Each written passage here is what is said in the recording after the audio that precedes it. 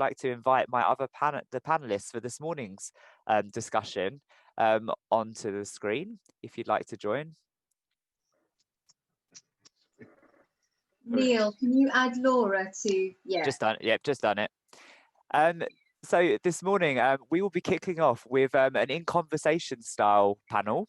We'll be looking at the impact of gardening and outdoor space on our mental health and well-being, and how individuals and communities living in urban areas can create green spaces. And I'll hand over to my colleague Jaya, who's chairing this session. Thanks, Jaya. Thank you, Neil. Welcome to the panelists.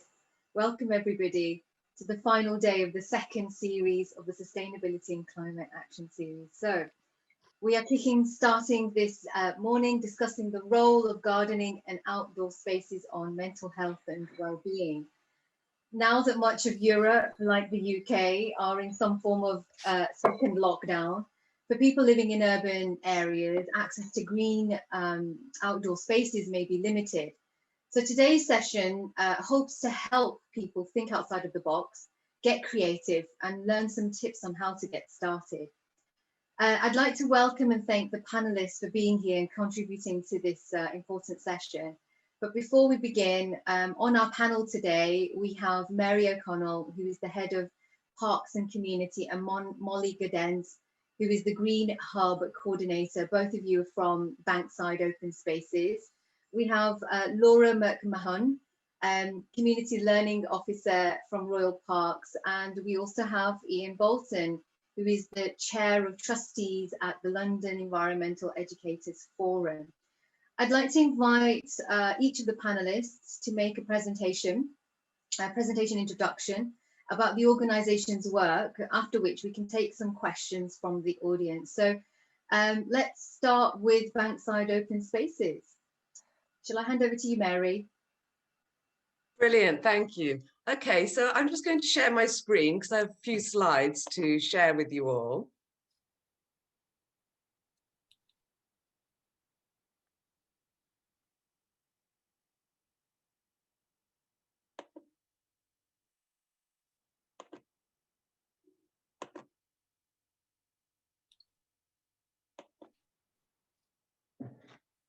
Excellent. So I'm Mary, head of Parks from Bankside Open Spaces Trust, and I'm joined with Molly, who'll also be talking at the end of our presentation.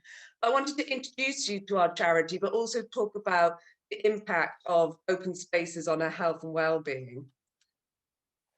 So our charity is an environmental, community and volunteering charity working to protect, preserve and enhance beautiful green spaces in the SC1 area and beyond.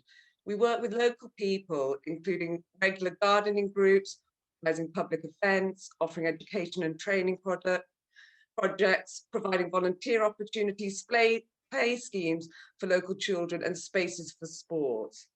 We were established in 2000 by a group of local people. So a group of local people wanted to make a difference in their area, and they decided to form this group to try and improve the spaces that are around SE1, because they felt that they didn't suffice the community enough.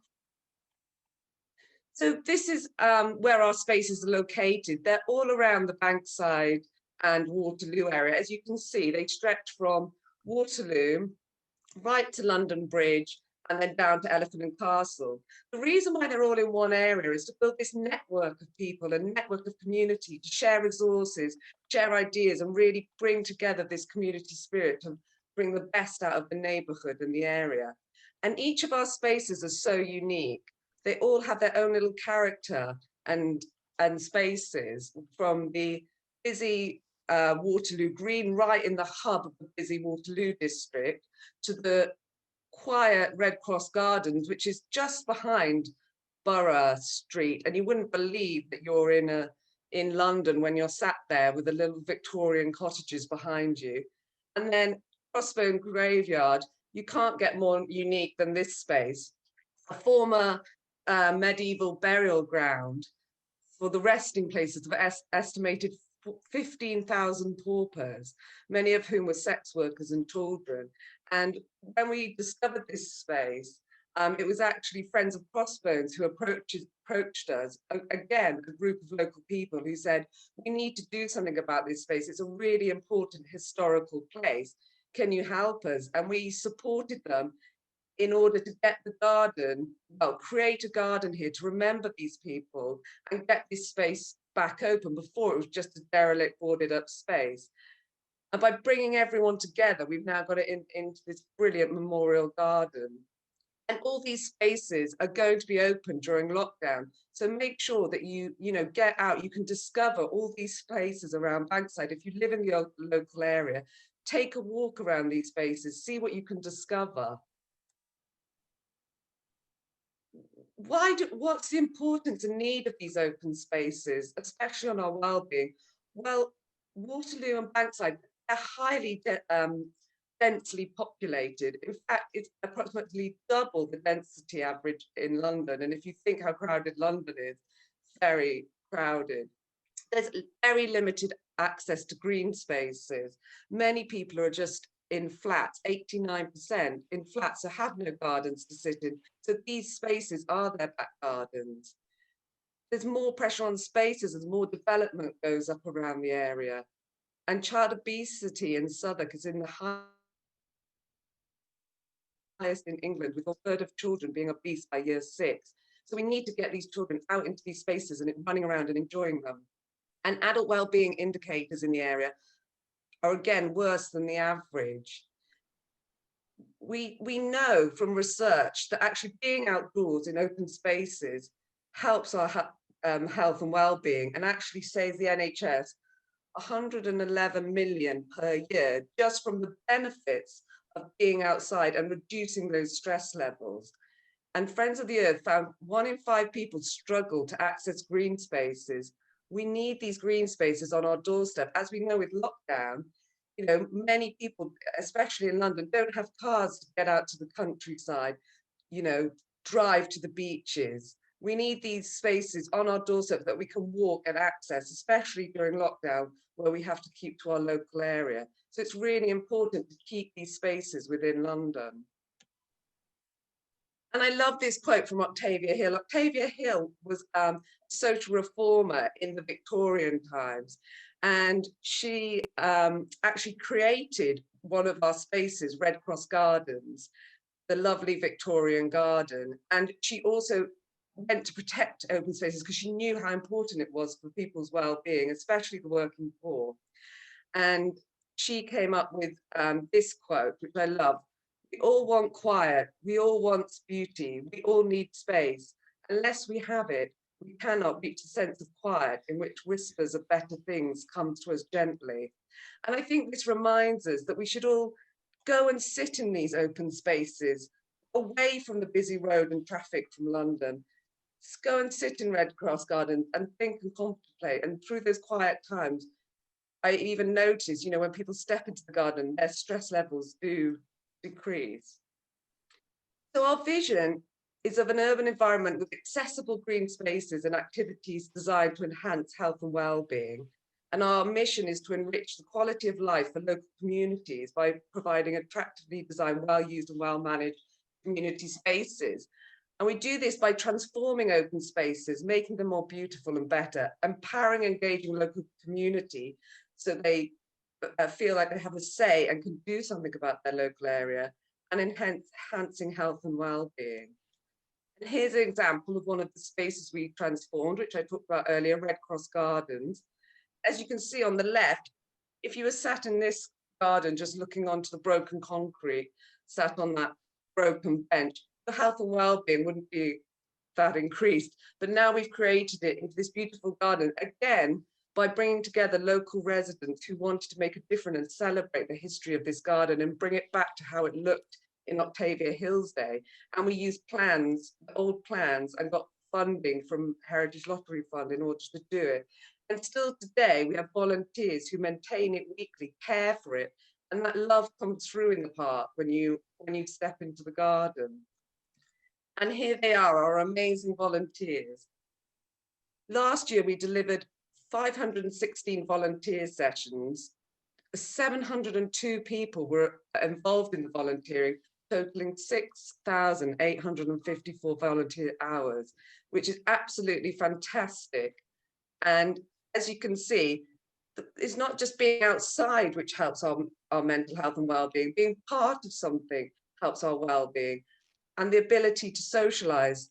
I remember one lady who was very confident said to me, I love this group because it's the only chance I have to speak to someone all week. And I was shocked because she seemed a very confident, sociable person. But a lot of the time in our busy lives, we don't have those people to talk to. And this is a time to share these skills and also talk to people and enjoy them. We also run corporate work days as well, so you can bring your business team. And we have an amazing Future Gardeners course, which if you want to get more involved in gardening, not just volunteer, you actually want a career in it, then we have this 10-week, and it's a free course so anyone can access it. And as you can see, the results are amazing. 76% of future gardeners who completed the course are now working into the horticultural industry. So it works. We teach you not only the gardening skills, but how to apply for jobs, give you support into applying them, and you also do 2 weeks work experience as well. It's not only gardening we get involved in, we want everyone out and enjoying these places. And the Marlborough Sports Garden, as you can see here, it is packed with children. Last year, we engaged over 500 children and young people in sports sessions in over 20 different sports. And that doesn't include all the schools and people who just used it for play as well. And as you can see, it's got a real beach sand volleyball court. So even if you just bring your bucket and spade, come along and get out there during lockdown. And it's amazing, a survey found that 3/4 of kids in UK are spending less time outdoors than prison inmates. We're not getting our kids outside playing, and you can see that it actually has benefits. Not only are they more physically active, they have more confidence, higher self-esteem, less anxiety, and better social skills. So let's get everyone out there enjoying these spaces. And even though it's, you think it's coming to autumn, is it too cold to go out? No, I'm just going to stay indoors. It's not. Autumn is one of my favorite times to be out there. You can go and look at the amazing autumn leaves. And once you get out there and wrap up warm, it's amazing what you see when you're out there. And take that time to actually look at the leaves and the different colors and absorb it all. We have our yearly community event, which attracts thousands of people, all from the local area, bring together to create all these fantastic activities. And it didn't actually stop us this year. This year, we managed, even in the middle of lockdown, to bring it on air. And we actually did a radio show with everyone contributing. Here's just a quick list of our impact.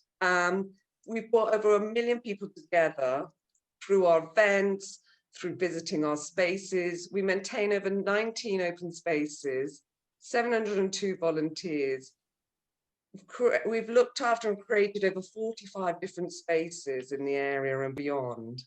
And we also have a play scheme for children, and 21 people gaining employment and the City Girls qualification. I'm now going to quickly hand over to Molly, who's going to talk about our Green Hub program, because this is specifically about what you can do on your local estate. So as well as joining in our volunteering, and please do inquire if you're interested in getting involved in any of that, we also have our Green Hub program, which is making a difference to your local area or local estate and how you can set up a community project. Okay, thank you, Mary. So my name's Molly, and as Mary said, my role is all about connecting with local residents where they live, and trying to help them connect to their green spaces immediately around them. So what we did was sort of kind of survey people who live in the area and get feedback from them about what the current needs were in the community. And one of the main things that we discovered was that there's not really any one size fits all to the way that people within our remit area prefer and or are able to connect with each other and their local green spaces. There are some community gardening groups that have already been long established. There's some amazing allotment spaces on several estates in our remit, and these groups are already very active, and they're mostly self-sufficient. So groups like this might often need help with things such as letters of support for grant applications that they're submitting, or resources to purchase materials that they need to kind of help maintain their spaces, or help from one of our corporate groups to complete a large project. Other groups, at the other end of the spectrum, if you will, might be completely new to gardening and are keen to get out there but just don't know quite where to begin. So we can help those groups with creating gardening spaces. So taking sort of maybe an overgrown patch that has sort of been neglected and creating a green gardening space out of it, and providing training and workshops for people who need help with kind of the getting started with gardening. So things like, what are some easy vegetables to grow if you don't have much experience, how to sow seeds, things like that. And then there's sort of groups that maybe fall somewhere in the middle. So maybe they had been active, but for one reason or another, their space hadn't been used in a while, and they want to kind of revive some activity there. So we help groups like this in ways of surveying their estates, flyering, raising publicity, saying that we kind of want to regenerate things. So this model on the screen now is what came out of all that feedback was to build this green hub program, which as you can see from the model, serves as a hub or a depot of sorts where everyone in the area can access us and get support for wherever they're at in the journey. And so you can see the spokes of the hub point to all the different ways that we've supported local gardening groups and local individuals to help them connect to their green space. So Mary can put the next slide up. Mostly what I've put on these slides are photos. And so the photos on this slide are people who have participated in workshops and different trainings that we've been able to offer in, various spaces around our remit. People are really keen to kind of learn because sometimes, kind of taking over and taking ownership of a green space can seem really overwhelming. You might see sort of trees and shrubs that look, really, really out of control, and you just don't know how to tame them. Or the photo in the middle is a pond in one of our community gardens called Diversity, and it hadn't really been maintained for a while, and even I needed to get some of the training in how to create a healthy pond and how to take care of it over the long term. So we've done workshops on pruning, seed sowing, composting, growing veg year round over the winter, and growing for pollinators, all sorts of topics. And we take input from residents who tell us, we wish you'd run something on this or that. And so then we're able to do that for people. So you can show the next slide, Mary. And, like I said, there are lots of community gardening sites around, and many allotments where people can grow food. And so the photo on the left, actually, I just took yesterday because we built some new raised beds on a local estate, and we had residents come out and help us who live on the estate. But the other nice thing about the Green Hub program is that we're able to connect residents from different areas of the remit. So the gentleman on the left in that photo is it lives in a state that's had a long established allotment. You know, it's just an amazing place. And so he came and showed the residents on this estate how to build these raised beds, and how to get started with growing. So not only is the Green Hub able to provide resources to people who need them, but we're also able to connect people from different resources. And so, you know, it's a great way, like Mary said, to not only get people to go into a park and enjoy the surroundings, but to really get involved. And of course, we know that helps with people's mental health and well-being. So, so thank you for that. Thank you. Thank you. And if you do want to get involved, please contact, there's our website address and our email. If you want to set up your own community project in the Bankside SE1 area or Lambeth, then get in touch. Or if you want to hear more about our volunteering schemes, do give us an email. Thank you. Thank you, Mary and Molly. What an impressive body of projects. You both highlighted the importance of empowering and engaging community. I think also working in collaboration came up for me, by sharing the ideas with one another and exploring a different London, which I'm quite excited about because I've learned something new there as well.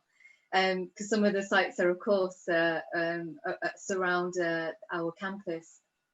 I also found that, you know, the importance of and the interconnections that you made between community gardens with health and well-being and getting active in sport, but while also training and upskilling the community. So it seems like it's a very holistic approach and an outcome. And I have to say that I particularly love the Octavia Hill quote. Just to also mention and share that we, London Southbank University, have been working, the work is slightly delayed because of the lockdown, but we are working with Bankside Open Spaces to, you know, rejuvenate some of the areas, the green spaces around the campus at London Southbank University, making them improving spaces for pollinators. So, and we call that the project pollinator. So that hopefully is something that we continue doing in partnership with Bankside Open Spaces. So thank you both for your presentation. So up next is Laura. Are you ready to make your presentation, Laura? I am indeed. Let me get the presentation up. There we go. Great. So thank you all for having me. My name is Laura MacMahon. I'm the Community Learning Officer for the Royal Parks, and I'm just going to talk to you a bit about some projects that I do where I work with our local community to engage with nature to improve their well-being. So just a bit of background about myself. My background actually is in fine art, but I trained in organic horticulture and I have about 8 years experience working in environmental education.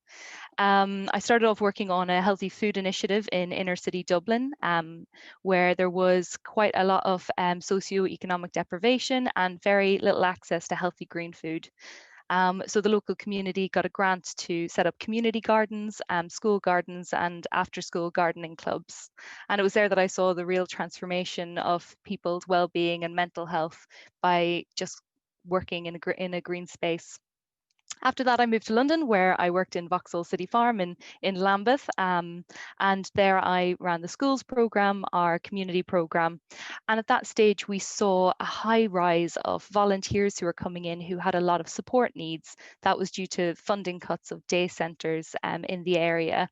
And we needed to develop a programme to support these people to be able to access nature in our farm. And there we set up a social and therapeutic horticulture programme that I'm going to talk a bit more about later on. From there, I moved to the Royal Parks, where I've been working for the last 4 years as the Community Learning Officer. So for those who don't know, the Royal Parks, we're a charity that support the 8 Royal Parks in London. So we have Greenwich over in the east, we have our central parks, St James's Park and Green Park beside Buckingham Palace. We have Regent's Park where we have the zoo, Hyde Park and Kensington Gardens, and over in the west we also have Richmond and Bushy Park. We also maintain some other green spaces like Victoria Tower Garden beside the government buildings and Brompton Cemetery. We have about 77 million visitors come into us every year, and we are free and open to all. throughout lockdown, we were very fortunate. We were able to stay open, and we will do again for this lockdown. And I think lockdown has really highlighted in people's minds the importance of nature for our well-being. So if you can get out to the park, please do. We have lots of self-led resources that you can engage with our spaces if you go onto our website. So the community learning program, it sits underneath our learning program. So we deal with schools and different groups, but the community learning program engages about 6,000 people each year. We have around 180 different events that we do, and they include things like discovery days for families. So we have kids up here doing meadow sweeping in our long meadow areas, finding some invertebrates that they can see in pollinators. We also do walking tours for adults, so things like identifying trees or searching for bats in the summertime. We also do natural craft workshops, so for adults, learning campfire skills, learning willow weaving, basket weaving, foraging. And I think for me, what I'm going to talk about most is our bespoke program. So I do a lot of outreach work for our local underserved community who face barriers to engaging with nature. So I'm going to talk about 3 case studies now that I do. So the first one is Learn to Grow. So Learn to Grow is a 6-week social and therapeutic horticulture program. So social and therapeutic horticulture, it's basically a body of work working with people to improve their physical, emotional, mental well-being through a green space, usually a garden. And you do gardening activities, usually over a long period of time. And we were specifically working with young people with learning disabilities from South London. 1 in 10 adults with learning disabilities are in employment, education and training. And these young people were really keen to get into employment and really had a drive to get into the horticulture area. So along with horticulture skills, we were also teaching them transferable employability skills like timekeeping, teamwork, working independently. But well-being was really at the heart of this program. So we worked with the students to have their own personal objectives that they set out throughout the beginning of the program, and we developed throughout. But we also checked in constantly on their mental health and their physical health. A lot of the students had physical health issues and mental health issues. And we had reports of their physical health being improved. Things like fine motor skills were really improved, especially when we look at things like seed sowing and how important that is for dexterity. But also gross motor skills and strength and stamina was improved just by doing things like carrying watering cans was a lot for some students, using wheelbarrows, doing lots of digging.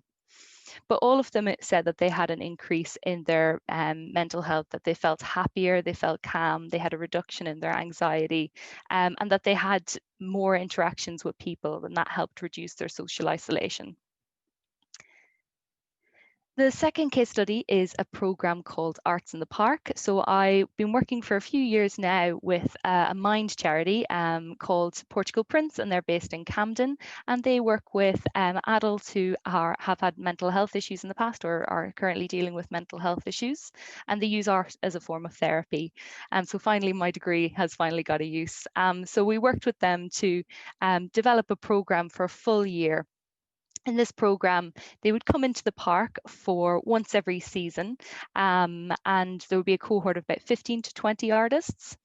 And we would look at the different ways the nature had changed throughout the seasons, and they would be inspired by their green space to create artworks. They would take away those sketches, those drawings, and those pictures, and they would develop that work throughout the year that would culminate in an exhibition that would happen in the Royal Parks and on our website. Now, unfortunately, because of COVID, we had to put pace to that, but we will hopefully start that back in 2021.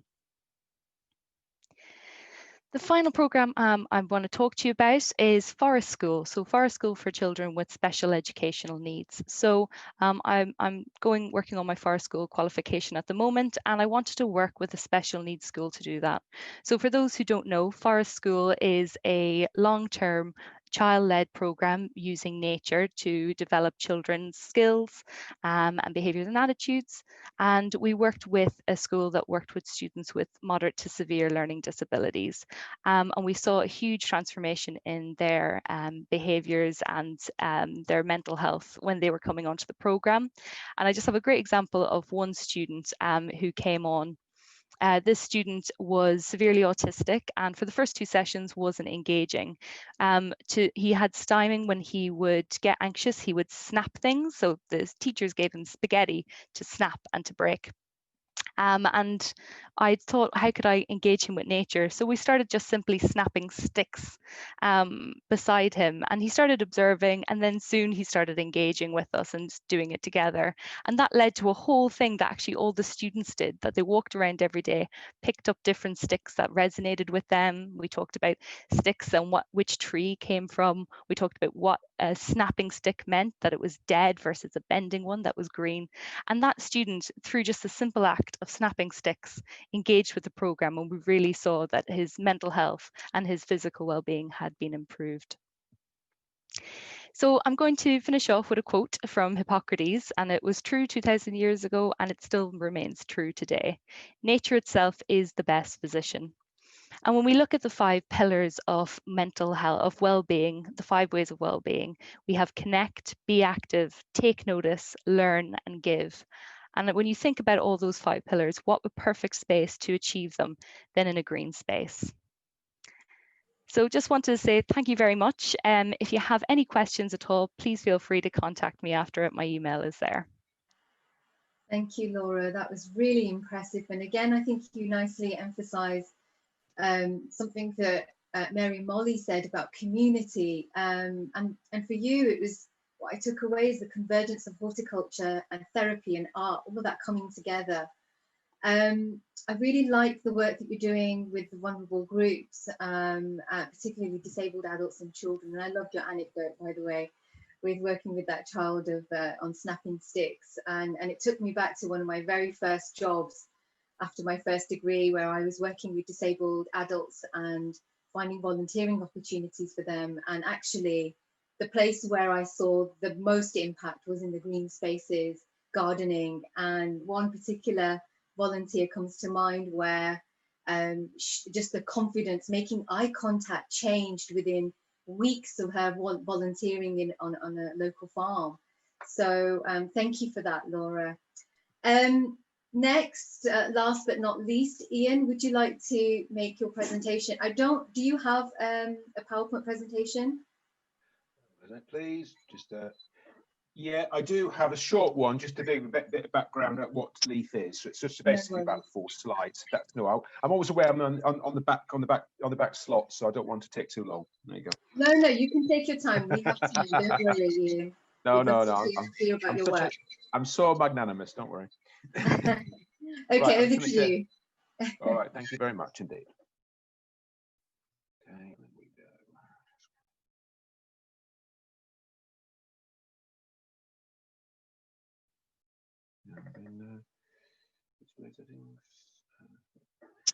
go. Okay, thanks and welcome everybody this morning, this lovely foggy morning in London. So just a little bit of background. I'm not going to go on too long. I've just got some slides just to give you a bit of background about what LEEF is.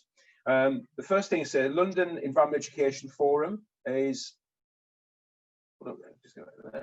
it's an organisation which is about enabling Londoners to learn about and care for their environment. And one of the strap lines we do have on our website, and it's one we've always embedded into a lot of our documentation, is if you want to go fast, go alone, but if you want to go far, then we go together.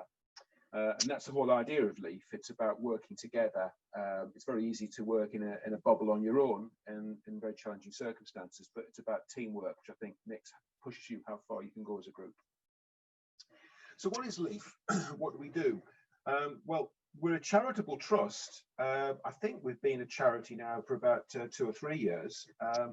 And we're also a membership organisation, which is for London's most passionate green educators. That's people who are working in the sector to educate children, adults and communities about the environment, about its qualities, but also what they can do to look after it and improve it.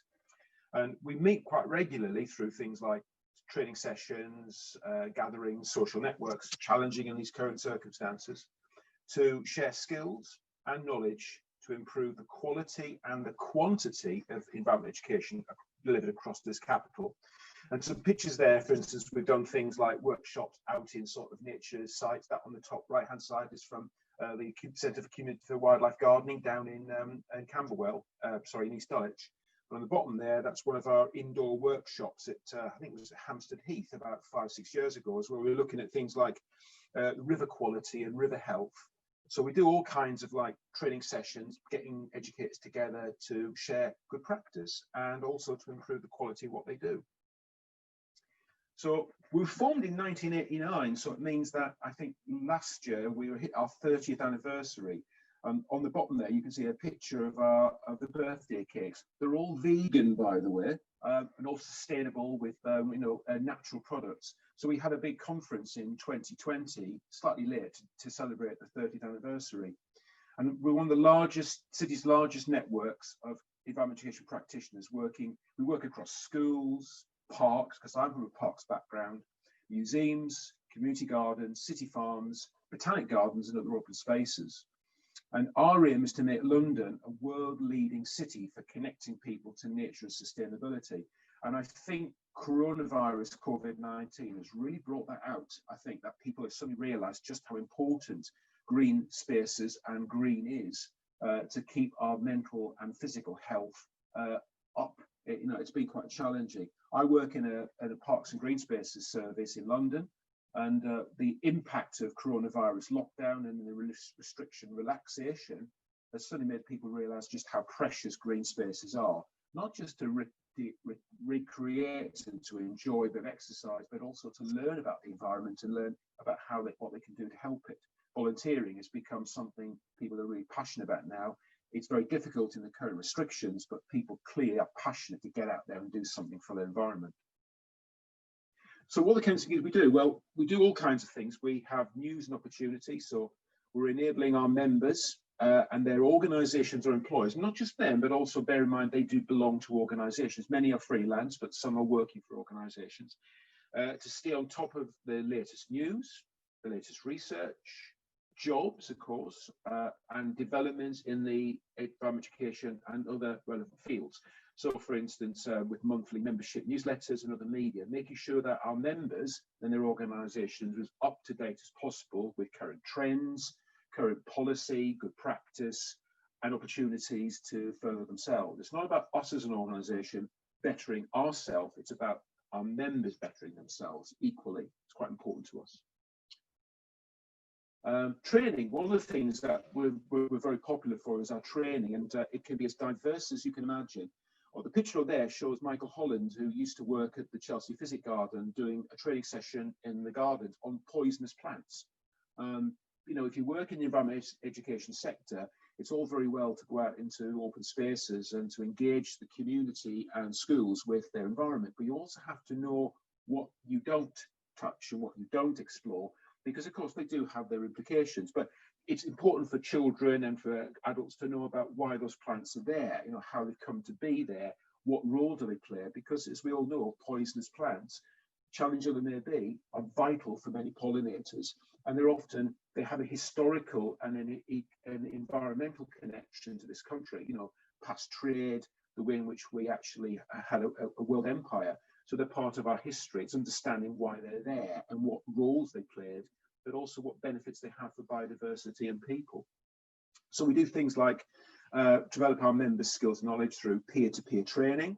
So getting members to train other members, workshops and seminars, which particularly important is that participants are sharing their activities. We're sharing things. We all have skills, but sometimes we can improve those skills because we can tweak them because we've learned something from somebody else. Expert advice. We know everybody's an expert in this current world, but expert advice that actually improves and develops what you do is really important. And of course, we know that teaching has become very innovative and new, because particularly in lockdown, we've had to learn new methods of teaching. We can't get out into some sites. So it's been, how do we teach people about the environment in ways which are not face-to-face contact? It's become quite important, hasn't it? And also, we're very keen on things like examples of best practice. Networking is really important for us. I mean, it's so frustrating in the current climate that we can't meet face-to-face, which is one of the keyest things about being in LEEF. So we've always had enabling our members and the participants in events to make and enrich lifelong connections with other environmental educators and groups across Greater London and beyond, because many of our events have involved people from outside metropolis. Very important. And we have good connections, places like Manchester, Birmingham, Bristol, Scotland, even into Northern Ireland. You know, it's very important that we don't see London as the only place in the country that matters for environmental education. And of course, we can visit sites and other projects, quite challenging in the current climate, for inspiration and self-improvement. I always remember going to the RSPB Rain and Marshes Nature Reserve to learn about outdoor education, which is an eye-opener. And of course, we crossed the border because part of Rainham is in Essex. So we were actually leaving London for the joys of Essex. And it was really fascinating to see different ways in which educators work in different counties. And there on the right there, you can see one of our networking events where people are obviously foods involved, as is alcohol and other drinks. But the fact is, it's about people actually talking to each other and then making connections that they will follow up later on. Very important.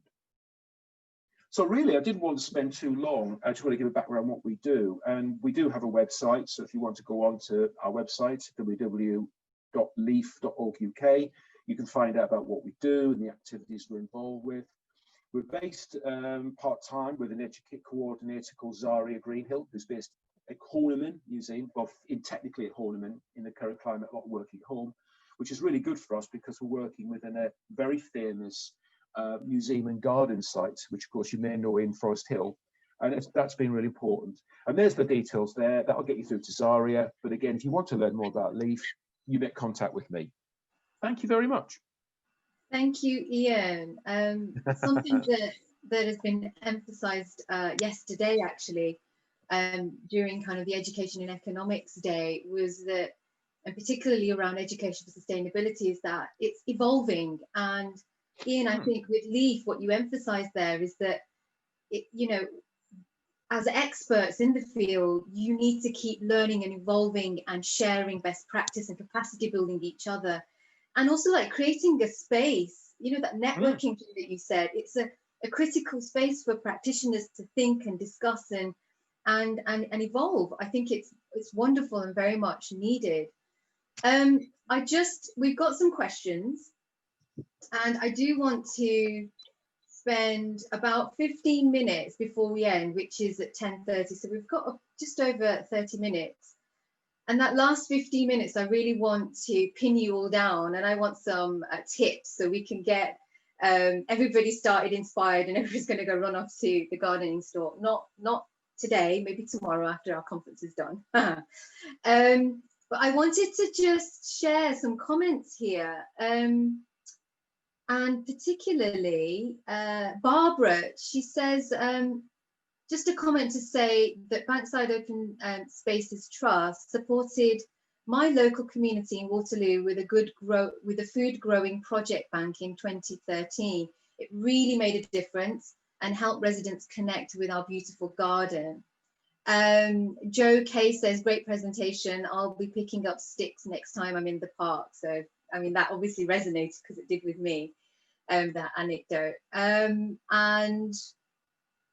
apart from great speakers and fantastic work, which is echoed everywhere, I am going to take you to, oh, here we go. Sam says, I visited the Horniman Gardens for the first time last week.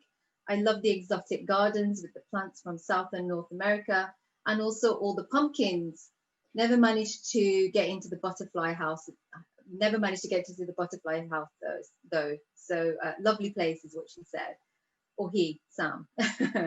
Right, okay. Let's go to some questions. I want to start with Carl, and he says, I understand that pesticides are really bad, especially for kids, like rolling on grass with pesticides. What's your approach on this? Anybody? Well, on our side in the rural parks, we don't use pesticides. You know, that's a big thing for us pollinators. You know, we don't consider them pests. They're very important actually for the environment. They're very important for us. So not using pesticides on our lawns are very important, and having wild meadows is very important. So you'll find that quite a lot in our rural parks. So next time you go rolling around in the grass, don't worry, you might just find a stag beetle or something crawling around, or yeah. It's the same at Bankside Open Spaces Trust as well. We don't use any pesticides either, and we use organic techniques, and you know, it's just as good. There's no need to use all these pesticides, and it's really important. And the same thing, you know, talking about lawns as well, you know, in summer, let those lawns go yellow. You know, we've got to think more about climate change now and sustainability. And you know, I go around my friend's house and they're all watering the lawn going, oh, I don't want it to go yellow. I'm like, that's the natural process. That's the natural environment. It goes yellow in summer and then green again in autumn. And, you know, we've got to work more with the environment now, as you say, encouraging our pollinators, thinking about our water usage, because we need to think about the sustainability of the planet. Yeah, I'll reiterate that as well. I mean, I work in a park service, and the amount of chemicals that we've used since I've been there 20 years has crashed down to a very, very small amount now. And that's mainly for things like invasive species, like the dreaded Japanese knotweed, where obviously but you're very selective. And I think what happens, a lot of organizations have got what they call an integrated pest management strategy, where why don't you tolerate, is what Molly and Mary were saying earlier, and everybody else. It's about tolerate first, and then decide on manual and mechanical methods before you resort to chemical. It's about scaling it down to where you can't do anything, you then choose the chemical, but you have to be very selective. And that's the policy. And it's not just economics, it's also about the reality of the impacts on the environment. And I think, you know, you're hard pressed to find a private or a public or even a charitable land manager who wants to use chemicals as first choice, because I think we as an organisations have done a lot to educate people.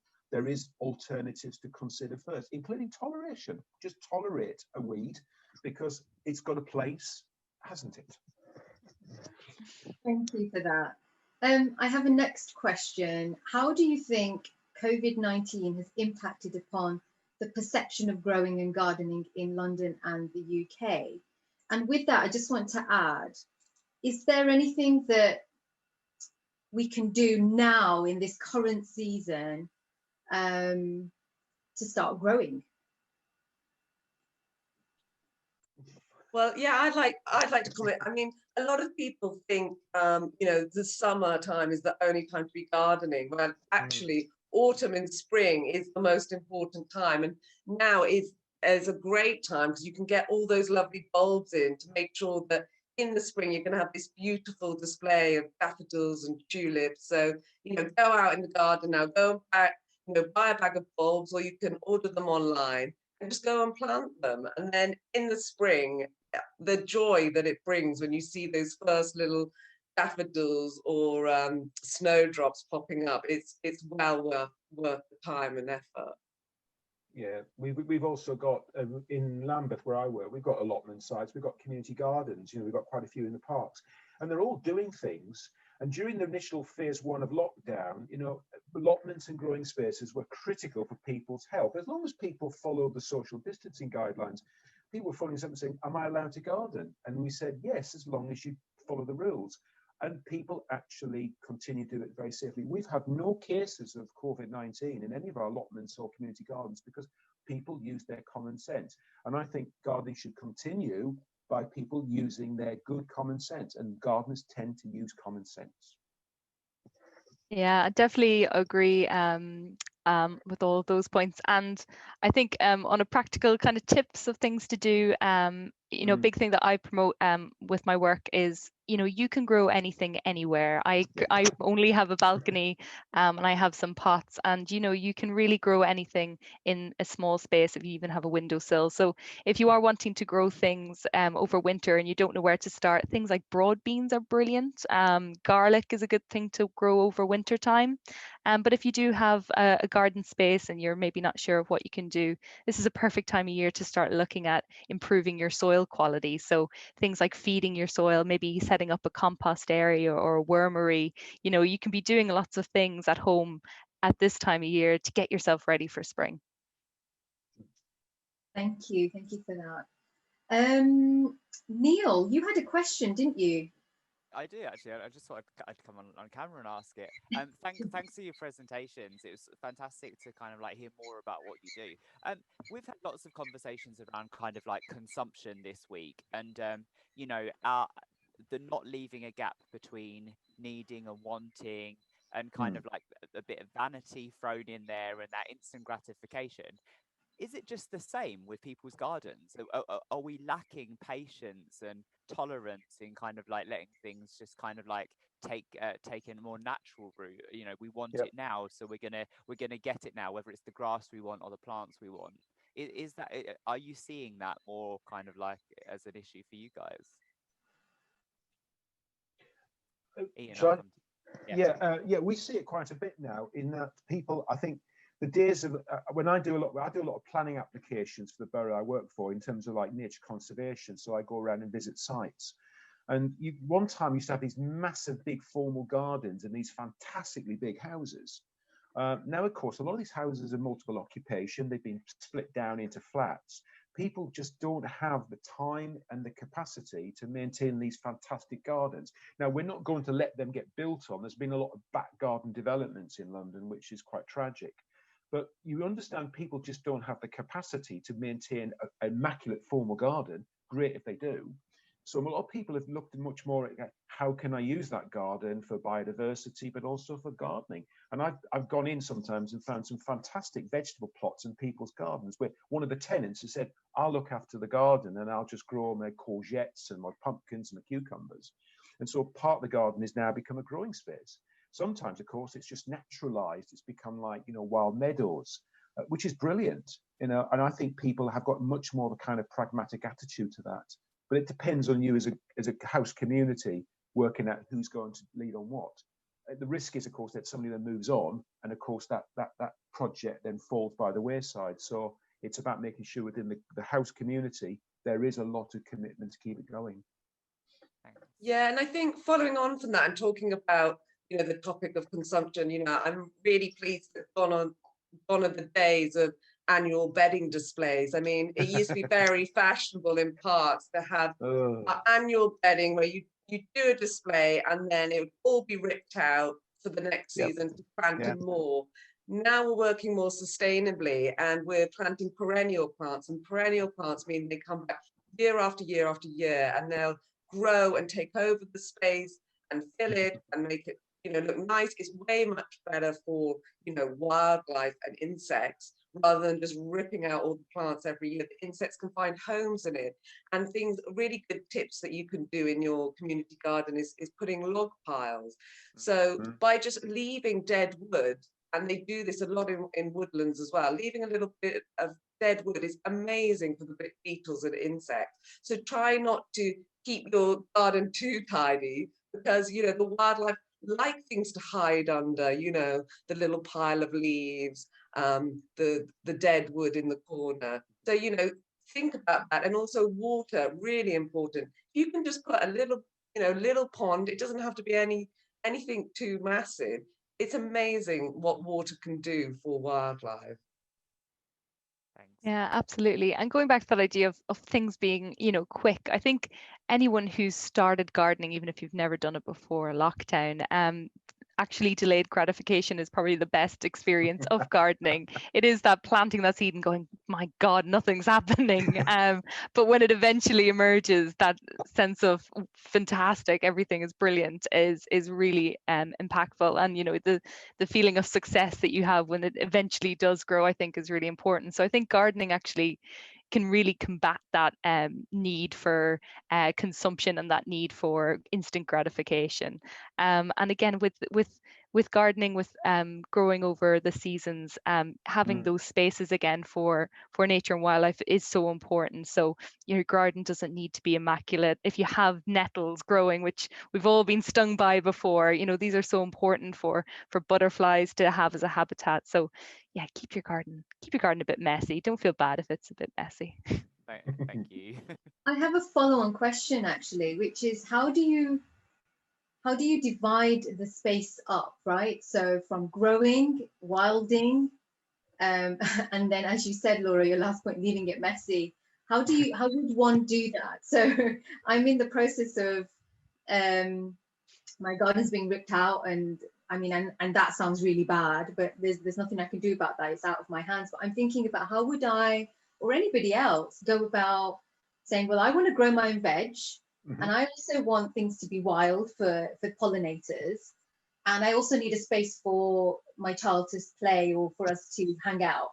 So, you know, grass or something. How would one go about doing that and managing that space? I was just about to say, I think, you know, you can definitely zone your garden. And I think things you need to consider are like the position of your garden, if you get sunlight in, if you're getting wind in a certain area. So you really want, if you're growing fruit and vegetables, for example, if you're growing vegetables that are perennial, so sorry, if they're annual, so they'll just grow for a year and die. You want to have it in the sunniest, sheltered area, really.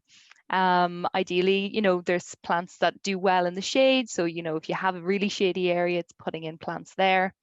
But when it comes to zoning, I think actually, especially when you look at organic methods, it's actually really important to blur them, because if you have your immaculate rows of carrots or you have your immaculate rows of broccoli, you are sending an invitation out saying, look at all these things, come and eat them. But actually, if you camouflage your growing vegetables with some pollinator friendly plants, you're attracting in animals that will possibly keep down aphids and things like that, like ladybirds. And you're attracting in your pollinators, and it looks beautiful too. You know, you can put flowers, you can put plants together, and it can be a really beautiful thing. It's what they call companion planting, isn't it? Companion planting, where you use other plants to deter pests and predators.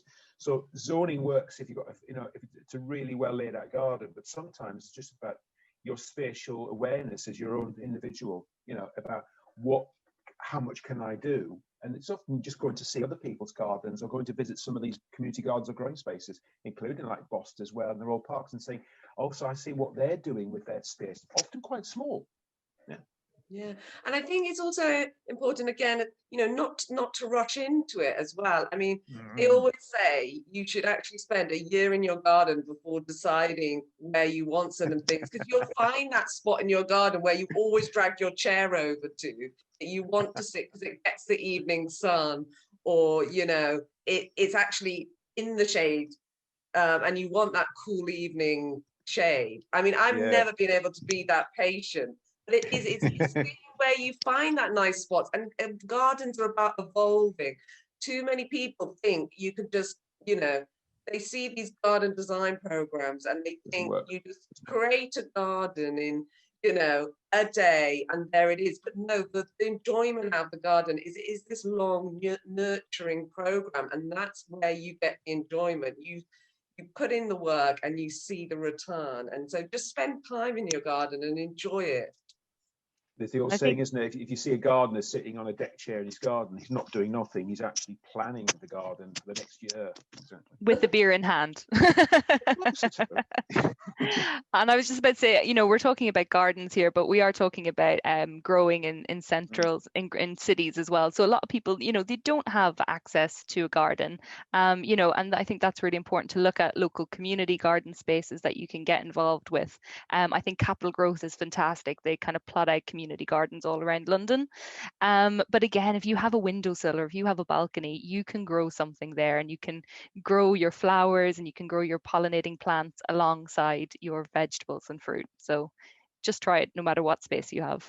And don't forget about house plants either. It doesn't have to all be outdoors. Some people think I'm mad because I actually name all my house plants, and I think that's important. I have this connection with and you start off with one house plant. If it dies, it dies. Get another one. Don't be discouraged. Learn from it and carry on. And, everyone talks about how spider plants, they're a great starting plant. And then as soon as they're producing more plants, you give it to a friend, and then they think you're the best person ever. Well, it's just a better point, isn't it, about how many housing estates do, and I'm sure as well, Mary knows as well, where people have just taken little spaces in the middle of an estate and just turned it into a paradise. you know, and it's evolved almost spatially, hasn't it? It's not been plotted out. It's just the way that the community has worked together to work out what space they need. I'm really into houseplants, I have to say. And actually, Mary, I've never thought about naming them, but they are really very special to me, my plants are. And to the point where I don't even like anybody watering them. The water needs to come from me, because I do it a specific way, which keeps them alive. I know many a person who's named a tree in a park and actually given it a name, and actually they look after it because they see it as a friend. Yeah. I mean, often now, outside on, you know, street planters, you'll see a tree, and unfortunately, they're not watered enough. So why not adopt a tree outside your front place? If you see it on the pavement, give it water, especially if it's a young tree. And in Lambeth, they actually, you know, did a scheme with putting little signs saying, you know, please help and water me. Because no matter how much with this hot climate, we need to be looking after our trees. So if you notice a plant out on your local street, go and give it some water, adopt it, give it a name. Yeah. I think that's wonderful. And I think it also personalizes, you know, the relationship between the plants and you know, it's giving it a personality and a name with that. I think that's a wonderful idea. I think that's something that we could take forward, actually. Going back to mental, going back to mental health and well-being, isn't it? Because it gives you a sense of, like, it must be good for your personal health and well-being that you feel proud you're doing something to look after another living thing. Yeah. Absolutely. I think I would like to take us back to small spaces, and I'd like to take us to kind of sharing some tips, as Laura was talking about, when you don't have a garden and, you know, we're all fired up now, we all want to get something going. What should we do? What's your advice for starting something as an independent individual in your own home, and then secondly, community? Shall we start with Laura, Iain, and then Mary? Great. I think if you're starting something small indoors now, you have to be aware. I would try something inside, maybe on a windowsill. Find the sunniest windowsill you have in your garden, but realize that winter you have less sunlight. So you want to grow things that don't need a lot of sunlight. A big thing that I always say to people to start with is herbs and salads. And it's just that they're really quick to grow. You can get kind of winter salad mixes that don't need a lot of sunshine that you can buy as a packet. And again, talking about sustainability, reuse those pots you have. If you have yogurt pots, if you have mushroom containers, use them. Some of them already have holes at the bottom. If not, puncture a few holes, buy a bag of compost and some seeds, and you can get going. And a lot of times as well, herbs that you buy in the supermarket that are in those tiny little pots that look lovely and lush and die maybe a week later, it's because they've got about 20 plants shoved into one pot. So if you split those plants and put them into some new pots, you can have them growing over winter, and then you could start thinking about doing things in the spring.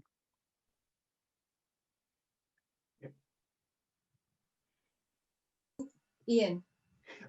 In terms of individuals, I think it's about, even as an individual, remember you can't always do everything on your own, and there will be times, as an individual gardener, you'll need somebody else to look after something for you. You know, you go on a holiday, lucky if we can do that now, but you will need somebody to look after what you've nurtured and want to protect. So, you know, it's a great way to build a community spirit. If you're on your own or you don't have much family around you, you know, gardening is a great way to actually find a friend or a companion who can help you to garden. Don't try and do it on your own. Your neighbour might know more about a certain plant and a certain way to grow thing. So I think for an individual is, remember, great to have your own space to grow, but good idea to get somebody else or others to help you as well. It builds a community. For a community, people always want to create new community gardens and growing spaces. I'm sure Mary and Laura know all about that. But it's about get to know who owns the land and who your neighbours are, because that's the great success to a great garden. You know, build a relationship with who owns and operates the land, but also get to know who your neighbours are, because you can help them and they can help you. They may have resources and knowledge that you don't have to get started, and they can help you be successful. Yeah, I think echoing that, you know, there are lots of professional bodies out there who are here to help. So, you know, do a Google search. If you're not sure, then, you know, you're welcome to email Bankside Open Spaces Trust. Say, you know, I live in North London. can you suggest any groups who can support me? I want to set up a community garden, you know, or do a Google search, and get those neighbours involved. It could be simply a poster up saying, "Are you interested?" There's lots of neighbourhood groups you can contact. Next Door is really great. On Facebook, you find lots of community groups, and say, "I'm thinking about doing this. Anyone else want to join me in this bulb planting?" But again, it is important, as Iain said, to find out first of all whose land is it and get that permission. So it might be contacting your local council saying, "This is what I'm interested in doing. What support can you give me?" And everyone's there to help. If you want any learning tips, now's what a better time with all these online free lectures and conferences. There's a world's your oyster that you can learn from your living room. So have a look at them. Okay, thank you for that. We have a question here. What is your opinion to Southwark Council's opposition to guerrilla gardening? Firstly, I guess, explain what guerrilla gardening is, and if, I guess, Mary, you would know something about this? Yeah, so guerrilla gardening is where you adopt a space and you just decide to plant it up because you've seen that it's been full of litter for years and years and years, and you've just got fed up and you've decided, right, I'm just going to go in there and do it. But I would say is with guerrilla garden, it's better to find out first of all, what's the background with that, because you don't want to say, "Hey community, let's all go and clear up this space," and you don't have the proper health and safety procedures in place, and someone cuts their hand because there's broken glass and bottles. So there is this whole gung-ho approach, but first of all, get advice and support. And it's very simple. Don't be put off. As soon as it's just a simple thing. "Oh, well, wear gloves, do a quick risk assessment. We can help you with that," So there is support, but get out there and get some neighbours together and then make a difference to your area. Yeah, we've seen examples of guerrilla gardening in Lambeth as well. And I think, I can't speak for another authority, but I think we are very sort of, we're benign about it, as Mary said, as long as it's done in the right way. There may be a case that actually what's happening, there's nothing's happening with that space because there are plans for it to be transformed or changed. So it's heartbreaking to take over a site and suddenly find out that it's not there anymore because all the efforts then come to naught. So I think it is about understanding the site and its background is critical. There's a good example in Lambeth, actually, of guerrilla gardening, which can really work. I don't know if you know Bollington Square, which is near Vauxhall train station. It's an example where people took over properties and they took over the green space outside and it transformed it into a fantastic green space. So guerrilla gardening can expand into something permanent and sustainable. But it's about knowing what the land's future is going to be. Is it just as important as gardening it? And that's why you should, as we said earlier, make contacts with people, find out the history.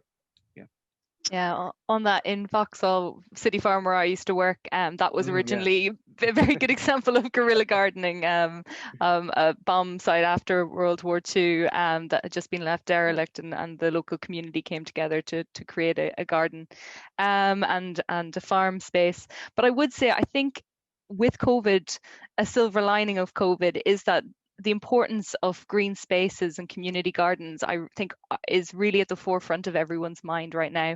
And we're seeing that with a lot of funding opportunities that are around for community garden spaces. So, I think more than ever now, local councils, different trusts are really putting their money where their mouth is in helping support community gardens. So get out there, find out what's available to you, get together with your community and maybe see if there is some funding you can get to help support you setting up your garden. But I would say, as important as the land is and as important as the planning is, the really key thing in a community garden is the community. You need to have everybody together willing to work on it together, because it can't be done by one person. You need to all have buy-in by everybody that's willing to engage with it. So as many people as you can involved is the best way to successfully have a community garden, I think. It's worth mentioning is that actually what's coming up, I don't know if you know, the Mayor of London had his Grow Back Green funding scheme as well. And a lot of that was the emphasis about communities coming together and about mental health and well-being. So as you said, there is funding there. It's about making sure your project slots into those priorities. Can it deliver a community? That's the key thing for a gardening project now. Yeah, and I think as well, don't be put off if you've organised an event and only one person turns up. That's an amazing accomplishment. Don't be disappointed. Only one person turned up. I'm not going to do that again. One person, that's amazing. You've engaged one person, and the next time, hopefully it'll be two, and it will grow and grow. These things take time for people to hear about it, get involved, and it will grow into something really amazing. And that's what community gardens are. You start small. Don't get overwhelmed and think, oh, I need 20 food growing beds and I need the pond. And, you know, start small. Start with one tiny little, you know, might be just a little planter somewhere, or you've dug in your bulb. Start there, and it will evolve over time. Yeah. Can I just make an observation here? One of the things yesterday that I kept emphasizing is that nature isn't just about consuming from nature. It's also about giving back. And I think this session has really helped to draw on that, actually. It's about how can we engage by giving back? So how can we create wild spaces for the pollinators to do the jobs that they need to do and keep them alive and stop killing spiders and insects and using pesticides, but also the reciprocal relationship between us getting something and us giving something. So when you do see a plant or a tree or whatever in public spaces and it needs watering, give it some water, and that's us giving, isn't it? So it doesn't need to be massive. It's these small acts of giving and these small the sometimes understated relationship of how we can improve our well-being by being in the green spaces and having a relationship. Yeah. And much like Mary said, going back to that point about naming your plants, I love that idea. I'm going to go to two questions, and I know we've only got 5 minutes, and perhaps we can end with these two questions. So the first one is, and it's quite an interesting question because I asked my husband this question yesterday, actually. And it's, I have a concrete shed in my garden, and I'm thinking of something like a living green roof. Could I do this? How would I start? And I'm really not green fingered, but really like the idea. There's fantastic examples right across London, Southwark and Lambeth, of people who've put little green roofs on bicycle sheds. They put them on out sheds. They will work if you keep it simple and small. There's websites out there which will tell you how to create a living roof on a very small building. We had one big development near King's College Hospital where they put green roofs on 10 bicycle sheds, and all of them are thriving because they were simple and they were easy for people to look after. It can be done. You just got to make sure you do it small. I mean, big green roofs on big developments are fantastic and very expensive to maintain. Go small and check out some of the local websites about what people have done at a local level.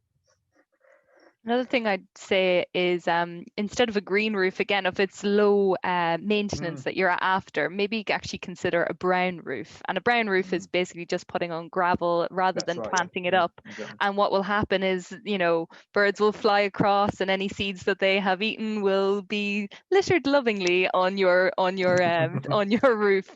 So instead of just having manure all over your roof, you can actually have seeds growing up, and that allows then for better, you know, you don't need to look after it as much because the seeds will grow, they'll die down, they're maintained by nature, rather than you planting something and then seeing it dying. So that's another way as well you could go around it. Exactly. Yeah, and at Crossbones Graveyard, our green roof on our shed actually, and the water runoff actually goes down and fills up our pond. It's very technical. That's right. And I think that's one of the most simplest things you can do in your garden is get a water butt. It's very simple. You just attach it to your, you know, your downpipe, your water runoff, and then you have this, you know, rainwater to collect, you know, water your plants. And it's a great addition, as well as the green roof, to invest in a water butt and save that water. Thank you for that. Thank you for your answers there. It's got me really inspired, actually. I particularly like the gravel because it means that you don't have to do very much, actually. You just let nature do what it does. What about contaminated soil And is there a kind of inventory of safe soil in Southwark or London? And that's from Stephen. Yeah, well, we actually found around the Bankside area, it did actually have a really high level of metal in the soil. So it wasn't great for food growing. So what we did instead is we built raised beds so that we weren't actually using the soil from the London area, and then soil was brought in to the raised beds. So we lined the raised beds and then grew the, the vegetables safely in there. If you're wondering about your soil in your back garden, you can send it off to be tested to find out whether it's safe for growing. If it's not, plant flowers, great for the bees, and then have a separate area of a raised bed for your food growing. Yeah, this one goes back to earlier about knowing the history of the site as well, doing the research, so that you find out what the background was, and that might, as Mary said, that might then dictate what you put on the site. And bear in mind, some contaminants, although we have to be careful of them, it's about what their chain through the food chain is as well, understanding how quickly they'll migrate through the food chain. So a bit of research and a bit of asking, like for instance, like local city farms, etc., can pay its worth its weight in gold. Yeah. Yeah, and again, I'd echo the idea of raised beds, especially with food growing. And you can do, building raised beds can sometimes be a bit daunting, especially if you haven't got money. But there's no dig beds that you can do that are basically like lasagna sheets of cardboard, of manure, food scraps, and soil that you can build up. Actually, at this time of year, you can build that up on top of the soil, and then it will be ready for planting in the spring. So you don't need lots of fancy equipment and things like that to set up a no-dig bed. Thank you so much, panelists. This has been a real pleasure for me, I have to say. I feel really privileged to be in this position to have chaired this wonderful session. Can you just confirm that gardening stalls are open? Because I heard on the radio that they are during this lockdown. Is that true? I don't know myself, actually. I don't know if anyone else is aware. I'm still confused as to the rules of everything at the moment, so I'm not sure. Let's see if somebody's posted anything in chat to confirm. Nobody has, so I'm not sure, but I know, last time when they were locked down, there was lots of people who were doing online deliveries. So, a lot of them have adapted, and you can order your plants instead. I would think they would still be open, especially places like B&Q, which have the the garden plants centre as well to the side of it, but I'd have to look at the rules. I think garden centres are allowed to remain open, but I think as long as they obviously manage numbers coming in and out. So it's about them using their common sense about you'll get the piling in. It's about managing it, isn't it? Really? Yeah. So Zoe says garden centres are open, and Barbara says that there is a shop in Lower Marsh that remains open, and I think I heard on the radio that they are open, but there we go. That's a positive. Thank you so much for this session, and we end 1 minute past our time. I wish you a wonderful lockdown if there's such a thing, and the festive season is approaching too. So thank you so much, everybody. Thank you very much indeed. Thank you. Thanks, everybody. Thanks, everybody. Have a lovely day now. All right. Bye. Bye. A huge thank you to all of our panelists for that brilliant session, Jaya. It was awesome. It was brilliant. I really enjoyed it. I was visualizing all the things that I'm going to go away and do, and some really easy tips, like just putting water out for insects and just watering things, naming your plants. I mean, that's a really good quirky one, I have to say. So well, the thing that comes out of this, if anybody does have any questions or queries, and I'm sure the panelists will be very happy to answer them. So, if you do think anything comes out, say, oh, Iain, or we might have an answer, then by all means, just get in touch. Yeah. Thanks, Iain. Thank you Thank so you much, so Iain. much. I feel bad that I've not named all of them. I did get one for my birthday. A couple have got names. I got one for I got a dragon plant for my birthday, and that's called Joella. But and a Vera plant that's called Vera, obviously, because I'm not very imaginative. But I'm going to go around naming them all this evening. That's my Friday night lockdown activity. What you want to do is actually move on to naming fungi. That's a challenge. This is the fungi season, so if you really want to blow your brain by trying to identify them all, you'll be there for weeks. Well, I know what I'll be doing, spending my lockdown doing. Thanks, everyone. Thank you. Yeah, it's a pleasure. Thank you. We are going to take a short break, but we'll be back shortly for our presentation with mental health charity Mind. Delighted to introduce Kerry to you. But take a 5-minute break, pop to the loo, grab a cup of tea or coffee, and we'll see you shortly. Thank you. Will do indeed. Take care now. So I'd like to invite my colleague Thomas and Kerry, who's joining us from Mind, for our next session.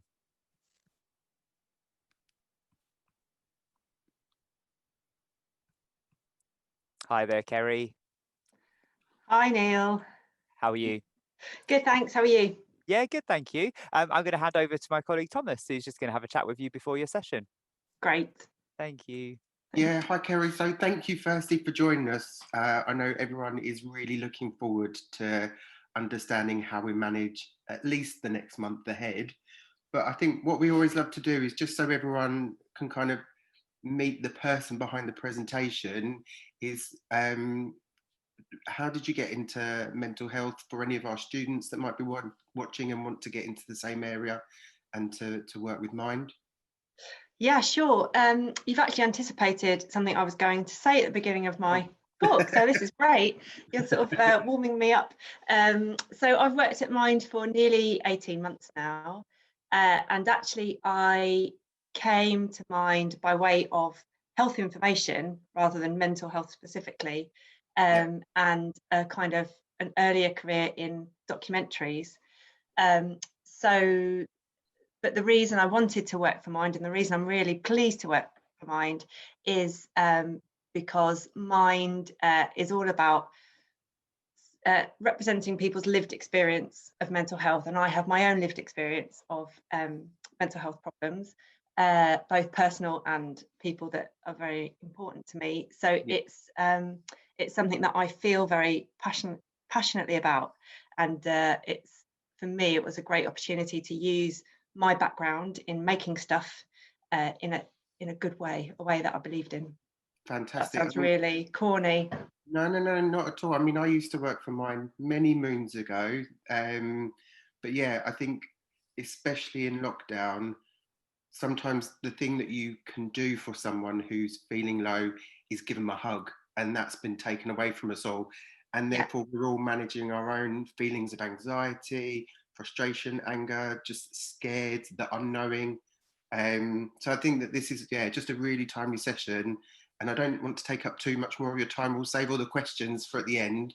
So anyone that is listening, please do pop some questions in the Q&A box, and I'll ask Kerry those at the end of the session.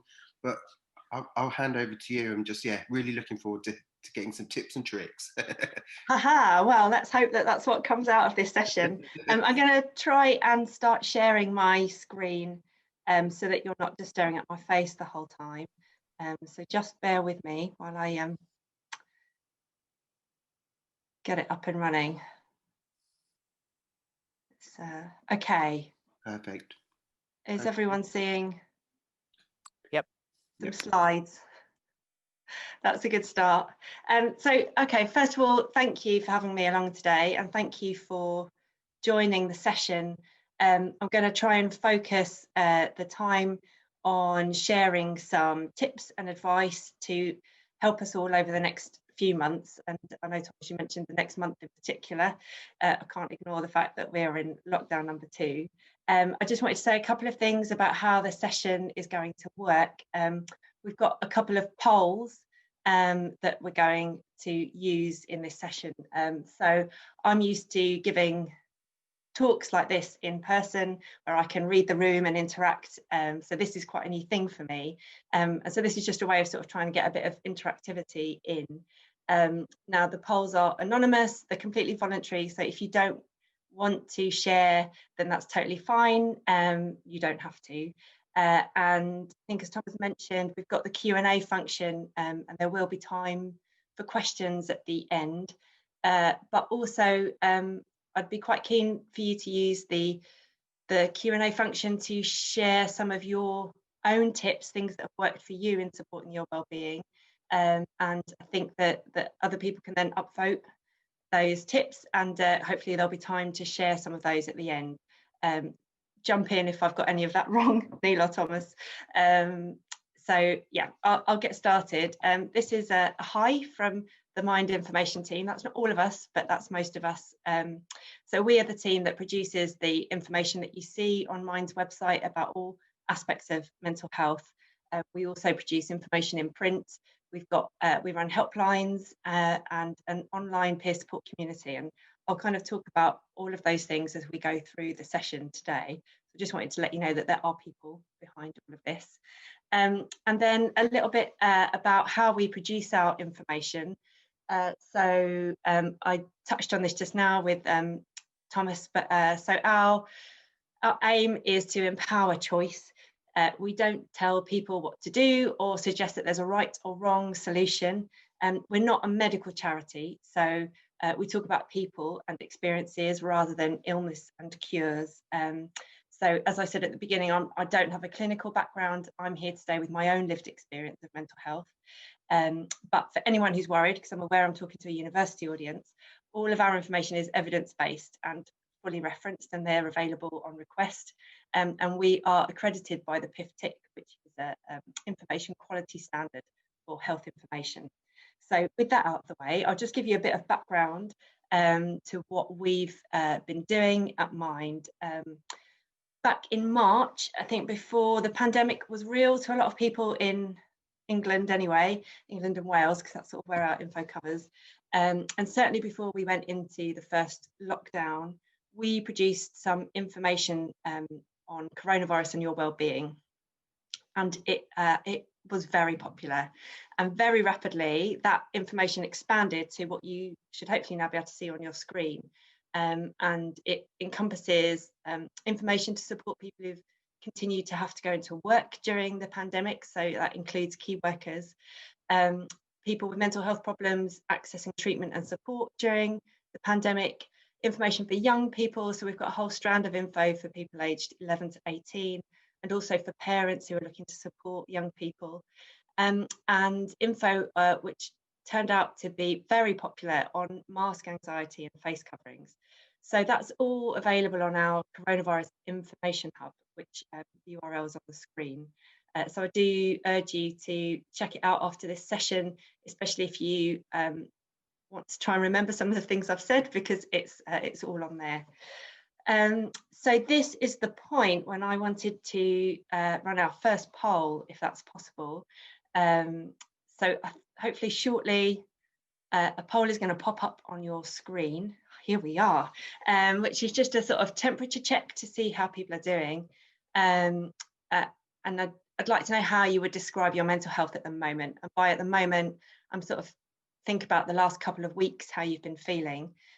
Would you say it was very good, good, okay, poor, or very poor? And like I said before, it's completely anonymous and you don't have to share. So I'll just leave that on screen for a few seconds to give everyone a chance, and take a sip of water actually.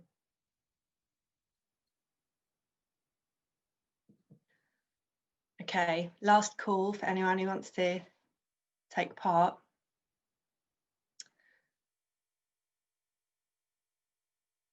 Okay, if that's long enough, let's see how we've got on. Okay, a lot of people are in the middle. That's understandable, but actually quite a range. Okay. That is good to know. And for those of you who would describe your mental health as poor or very poor, I hope that some of the tips and advice that I share over the next few minutes will help you. But there's also going to be quite a lot of signposting on where to go for further support. And please feel free to use the Q&A and chat functions if you have any specific questions that you want to ask. Okay, so, oh, hang on. Sorry, my slide won't move on. There we go, got there. So what are we all feeling at the moment? I think it's fair to say that we're probably feeling a range of emotions. It's really important to accept that there is no normal way to respond to what's happening. We're not following a roadmap here, and our feelings might change from day to day. They might change within a day. I know that that's true for me. And you know, they may include feelings about getting sick, the kind of changing restrictions, or struggling to see when the pandemic might end. So some of the feelings that we are hearing about, that we know people are feeling, is sort of feelings of low mood, feeling hopeless or tired, worried, stressed, scared, lonely, isolated. You might be grieving. You might be feeling angry or frustrated or feeling unsupported, because a lot of the ways in which you would normally seek support are restricted or even closed at the moment. And these are all completely normal responses, because there is no normal. And I think it's worth acknowledging that what we're feeling is influenced by a lot of outside factors at the moment. So our own personal situation, obviously what's happening at the moment is not the same for any two people. We all have our own views about what's happening and what we think should happen next. And there are, and this is kind of a big thing that I want to emphasize, there's a lot of things happening that are outside our control. And I just wanted to share a quote that I came across at the beginning of all of this. And I'm sure this is familiar to a lot of you and you're probably rolling your eyes, but I really loved it. It's the writer Damien Barr, and he said, "We are not all in the same boat. We are all in the same storm. Some are on super yachts, some have just the one oar." And I think that's a really great reflection of just how this is playing out for so many people. So at that point, I wanted to pause again for poll number 2, if that's possible, which is, I just kind of want to check in on what people are feeling at the moment. So you've sort of shared your mental health, but I'm just sort of wondering how, if there are any of these feelings that have appeared on your screen that you've been feeling in particular over the last few weeks. So I think the options are, have you been feeling burnt out or tired, despondent or helpless, angry or frustrated? Are you not sure how you feel? Are you feeling positive, or do you feel none of the above? And yeah, it says multiple choice. So you can actually choose more than one of those if more than one applies. And again, I'll just give a few seconds for everyone to have who wants to have a chance to share.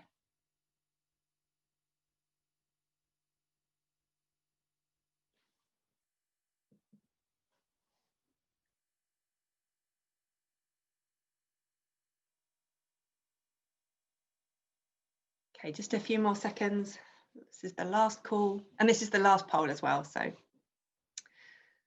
if you're not into polls, you're reprieved. Okay, do we think that's long enough?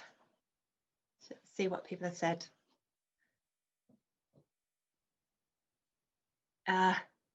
Okay, a lot of people feeling burnt out. That doesn't surprise me. Angry, frustrated. Okay. But quite a lot of you feeling positive.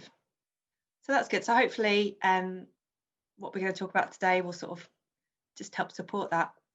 But okay, that's really good to know. And if there's anything else you want to feedback on that, then again, please use the Q&A or chat functions. Okay, so now we're going to move on to the kind of the tips that I've promised. And it's just worth saying that what I'm going to share with you is a mixture of kind of evidence-based information about what we know supports your mental health, but also some of it is tips that we've heard from our users, members of our online community, who are really great at feeding back supportive tips that can help other people. And I don't know, it never wants to move on after the poll. Okay, So if there's a thread that goes through what I want to talk about today, it's these three things. So I mentioned earlier that a lot of things are happening that are outside our control at the moment. So one of the most powerful things that we can do is to make choices to control the things that we can. And you might find it helpful to write a list with 2 columns, and on one column list the things that are out of your control, like government restrictions, case numbers, things like that. And on the other list have things that are in your control. So an example of that might be the way you access news and information. So we know that for a lot of people, news and social media, that they're a great lifeline and they're a way to stay connected with the outside world, but there can come a point where they can feel overwhelming or unhelpful. And if that happens, then it's totally okay to switch off and walk away. That is something that is within your control. You might find it useful to just check in once a day, or if it's really bothering you, then have someone you trust just make sure that you know the things you need to know, and switch off completely. There's the second thing that runs through everything I'm about to say is to learn what works for you and what doesn't. So for those of us living with mental health problems, learning the situations that can actually affect our mental health is a really good way of helping us to then plan ahead for them and put factors in place that will help us manage those situations. And the same is true for the tips that I'm about to share. They're not going to be for everyone. If they resonate with you, then give it a go. But if they really don't, then that's okay. The one thing I would say is that it's sometimes worth trying something that you think you're not going to like, because you might surprise yourself. And then in terms of planning ahead, you might want to sort of look back to the first lockdown and find some positives from that, either things that helped you then or challenges that you overcame, and sort of think about how you can adapt them for now. So for instance, if that, one outing of daily exercise a day really helped you then think about how you can adapt that for winter months. Another example is that we know Christmas is a really difficult time for a lot of people, even before the pandemic. And for those of us who might be experiencing a difficult Christmas for the first time this year because of the pandemic, it's worth sort of planning ahead and thinking about what you can do to manage that. And we've got some information on our website actually that I didn't signpost to earlier on Christmas and mental health that is worth checking out. If you're already finding things difficult and so planning ahead doesn't feel right for you, then think about short-term goals, things that you can do right now that might help you and without thinking too far ahead. Okay, so find ways to connect. This is a big one. It's really important to reach out to people in whatever way you can. We know that connecting with others and sharing our experiences with others is really key to a sense of well-being. And if you're feeling low or anxious, then talking about it with someone who you trust can really help and is a great first step in sort of helping you to feel better. We know at the moment in England, with the new lockdown restrictions, we are allowed to meet one other person outside. So if you can safely do that, then do, because we're keeping those connections going. But if you can't be with people physically, then find other ways to connect. So I'm sort of almost reluctant to say it because we've heard it so much, but those video calls, the Zoom quizzes that were so popular during the first lockdown, they do actually work. And extra points to anyone who can name the film in the picture on the screen right now. I don't know if this is going to say more about my age and demographic than anything else, but this is a scene that I really love, in a film that I really love, of two people who are in their own homes watching Casablanca together while on the phone. So if video calls feel too much, then phone calls, text messages, letters, postcards, these are all great ways of reaching out. And if you're worried about the conversation drying up, then things like planning an activity that you can do together but separately is a really good way of kind of structuring that connection. So watching a film, watching a TV program together and talking about it, reading a book, doing puzzles or games together, these things can all help.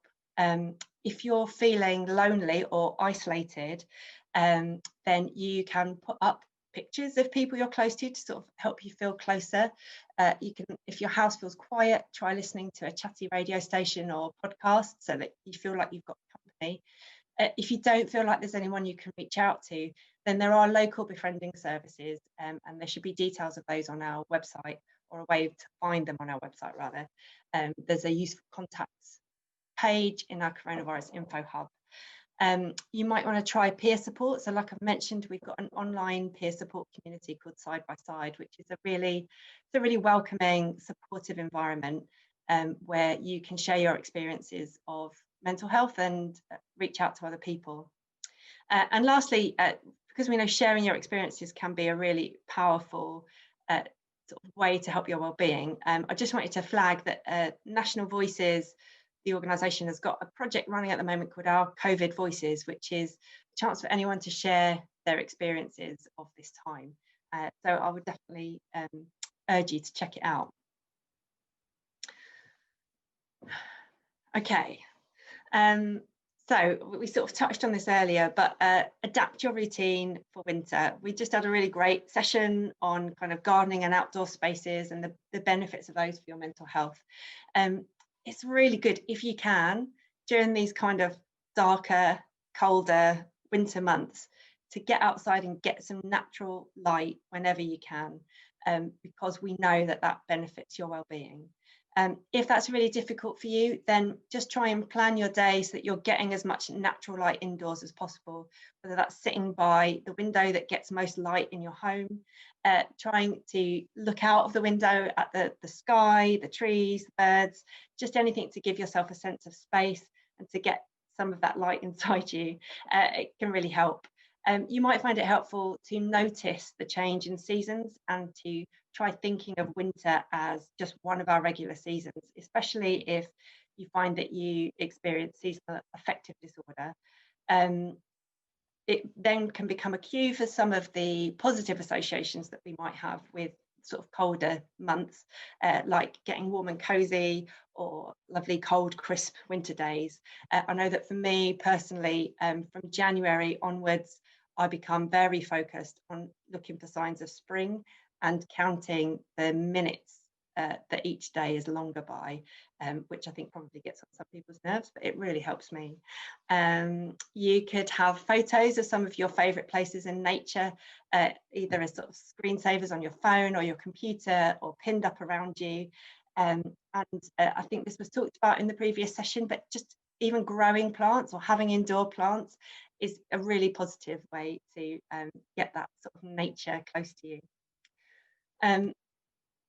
Okay, so next point is to find ways to relax and be creative. When I talk about these things, both these words, relaxation and creativity, can cause quite strong reactions in some people, and I think that's because of the associations that we have with some of these terms, that relaxation necessarily has to mean a kind of, you know, deep meditation, for instance, but that's not necessarily the case. So I just want to start by saying why it's important, because it's about switching off, learning to take notice of the present moment and expressing your feelings.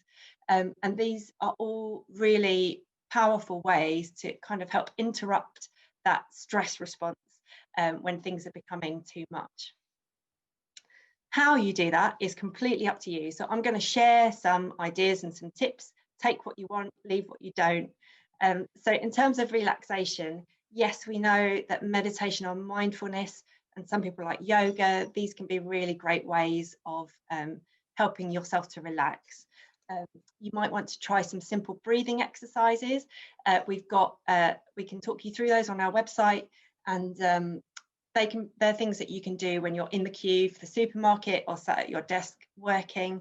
They can happen in the moment. You don't have to go to another space to do them. If time is an issue for you, or you kind of don't know how you would build things like meditation or yoga into your day, for instance, then just going for a walk, short or long, whatever you can manage, running a bath, listening to some music as you go about your day, they can all help you relax. It's basically about stepping away from the situation that you're finding stressful.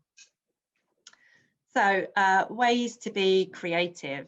I think the important point that I'd make here is that try not to worry about the finished product and just enjoy the process. So it's not about making something good, it's just about expressing yourself. So some people like to do crafts, some people like to cook, that's making stuff, or DIY, that counts too. You might like to try painting, drawing, writing, journaling. If you're musical and you can play an instrument, that is a great way of doing it. I find just kind of singing along to the radio, or I'm a big fan of a front room disco, they can really help me just kind of dance out my feelings. I think I'm probably sharing too much, so I'm going to move on to the next slide.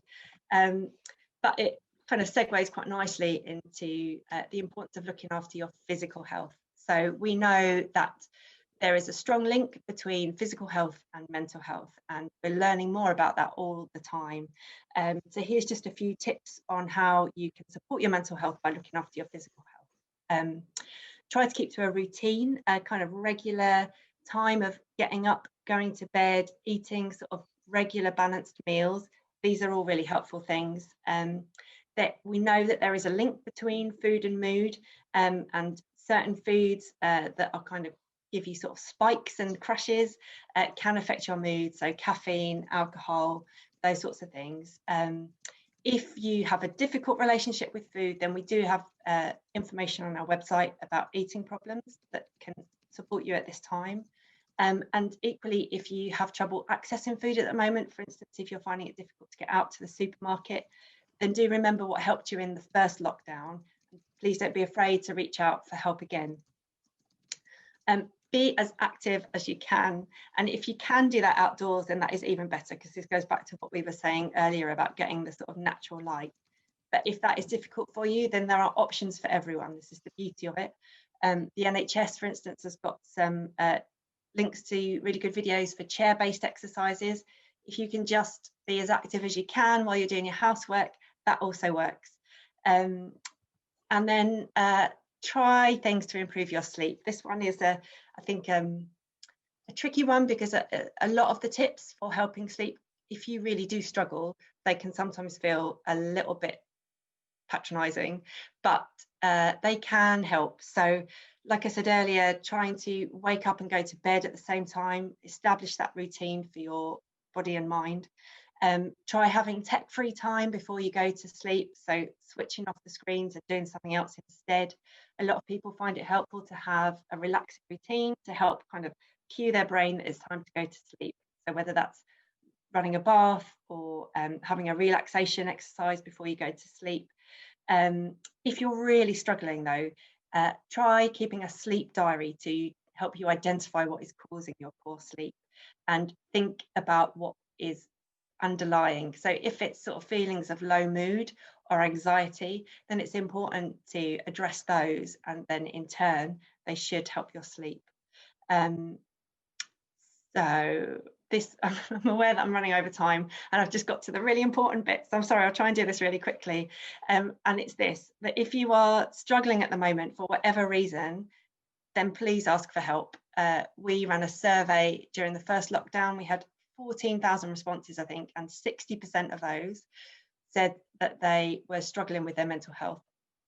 And I can't remember the proportion, but it was quite high of people who said that they hadn't sought help because they didn't think that their mental health was a priority. So it's become my mission over the last few months to say as often as I can, your mental health is a priority. And if you are struggling, please do reach out. There is support available. So if you're finding that you're feeling low or anxious, or you just know that something isn't right, and these feelings have been going on for a while, or they're affecting your ability to live your day-to-day life, then it's really important to speak to someone about how you're feeling. If that is your GP, then brilliant, because that's a great first step to getting support. If that feels too much, then just trying to reach out to someone you trust is really powerful. Also, don't worry about using the right words. Just try and be honest about how you're feeling. And sometimes just saying, I'm struggling right now, is enough. So I'm going to end on this slide, which is a kind of some signposts to places that you can go to for help. I'm going to, if it's okay, I'll sort of maybe leave that screen up for a bit so that people have got the chance to kind of absorb it. But I would just end by saying, you know, remember things might feel hard right now, but this is a very unusual situation and it won't last forever. So thank you.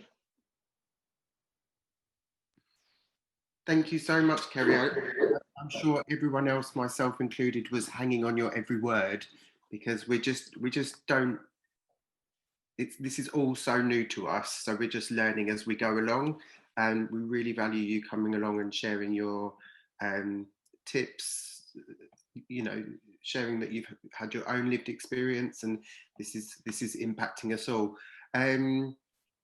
I loved your tips. I'm booked in with Mum to watch Strictly over our mobile phones together this Saturday, just because I know I haven't seen her for a long time, and just to have that time together is going to be really important. I loved your tips on sort of taking time out. I know that by the comments in the box, everyone's doing the home disco. So I just think it's a few people that are doing it on TikTok, but most of us are doing it behind closed doors. Yeah, mine is definitely behind closed doors. And I definitely got into like just colouring in the last lockdown, because it was a way of just zoning out from everything that was going on and having a little bit of me time.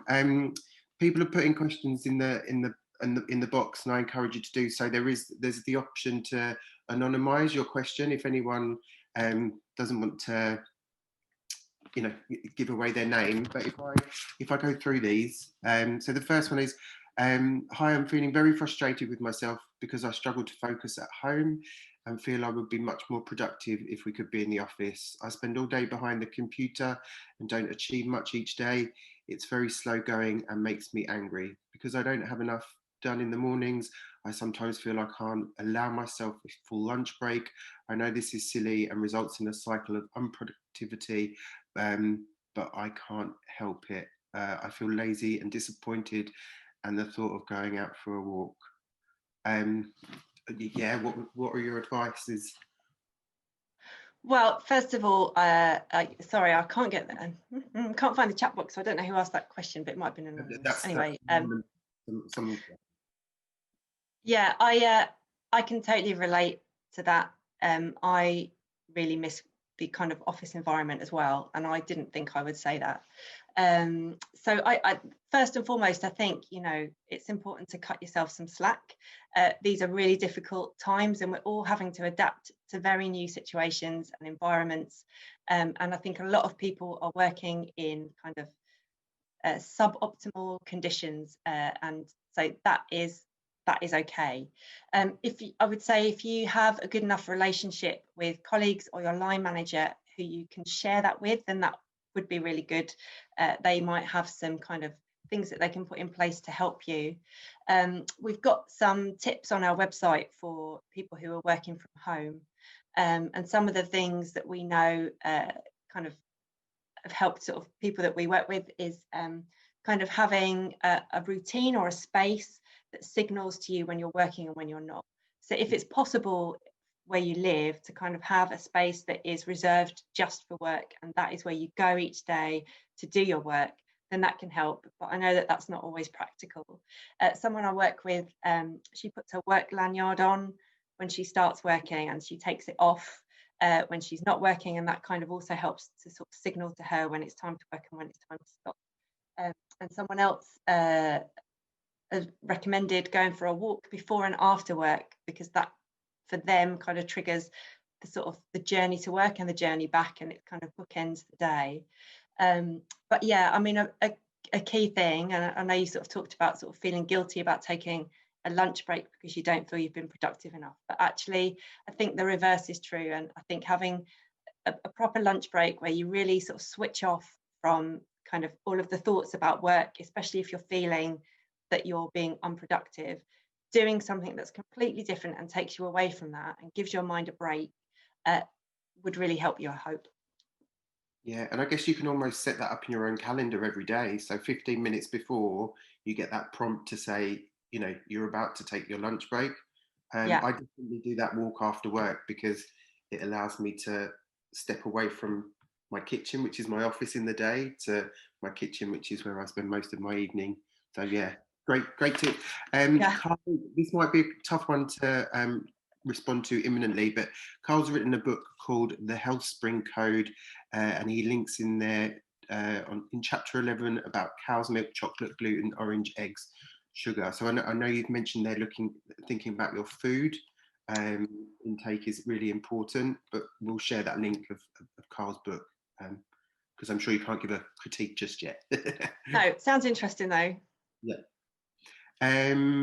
Jenny's asked, thanks Kerry for great tips and advice. I think it's important sometimes to allow yourself to cry and be upset. It helps us let it out. Not allowing the anxiety to take over the whole day is key. So for me, sometimes watching something funny helps, or going outside for fresh air. Yeah, that sounds great. And you're right that sometimes allowing yourself that moment to have a cry or whatever you need to do is, that's what you need at that moment, and that's totally fine. Yeah, I've cried a lot in lockdown, and one was at an advert the other day, but if you all see it, you'll know which one I'm on about. Another anonymous attendee, they've said, any advice for students when work seems to take up both school time and home time? Yeah, so I guess it's quite hard because I can't kind of go back to check that I've understood that right. Is that about sort of kind of your work bleeding over into your sort of personal time? Yeah, I think so. Space? Yeah, any advice for students when work seems to take up both school time and home time? So yeah, I guess the overload of work. Yeah, I think again it's kind of a similar sort of things to the sort of working from home. It's about sort of putting some boundaries in place, and if possible making changes to your environment to signal when you're working and when you're not. So for instance, I know this person's mentioned they're a student, so I don't want to make assumptions about what that student experience is like, but if you're in kind of halls of residence or somewhere where your sleeping environment is the same as your working environment, and it's not always easy to make those distinctions, then sometimes sort of just things like changing the lighting, sort of closing a laptop, like making these kind of very physical changes that you're saying to yourself, this is it now, I'm switching off. And I think often when you're a student, you're kind of left to make those decisions for yourself, so you have to sort of decide when you've done enough, and that can be quite hard. I would suggest that if it's really sort of bleeding in and you're struggling to kind of keep up with the workload, then talk to kind of either your tutor. It's been a long while since I was in the education system, as you can tell, or make use of the services through the university to sort of counselling services or things like that.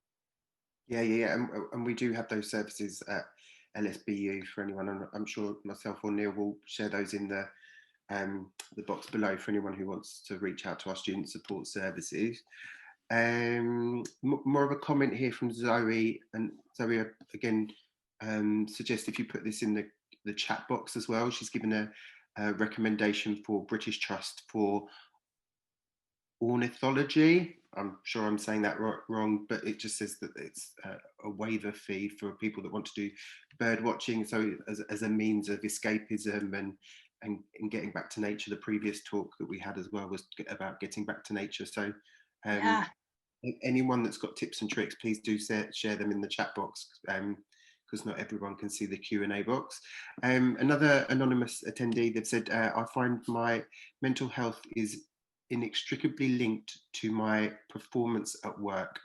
I love my job, but my workload is huge and has grown further due to COVID. So many 12-hour days. I'm sure my fellow academics can empathise. Yeah, and we kind of I sort of hear that a lot from people who sort of, since we have started working from home, those of us who are working from home, that having those boundaries and being able to stop at the time that you might have stopped if you were in an office or a workplace has become so much harder, and I'm hearing about a lot of people sort of working longer hours. So it is a really difficult one, and I think it kind of goes back to what I was saying about sort of you deciding when enough is enough and kind of making those sort of signals. And if it's really, if the pressure is coming from elsewhere, then it's kind of about finding people that you can talk to, who you trust, to address that, because yeah, it's a lot of pressure to put yourself under. And equally, I know of a lot of people who are having the opposite problem. I think it's less acute now that kind of schools and daycare is open, but you know, people with young children who have found it difficult to meet the hours required to do their job because they've got caring responsibilities, and that's kind of, you know, the flip side. So I think it's just part of it is just acknowledging that it's a very difficult time for a lot of people. Yeah, and just letting your colleagues know that this is stuff that you're struggling with, I think, is just important. Yeah. Become more empathetic and understand.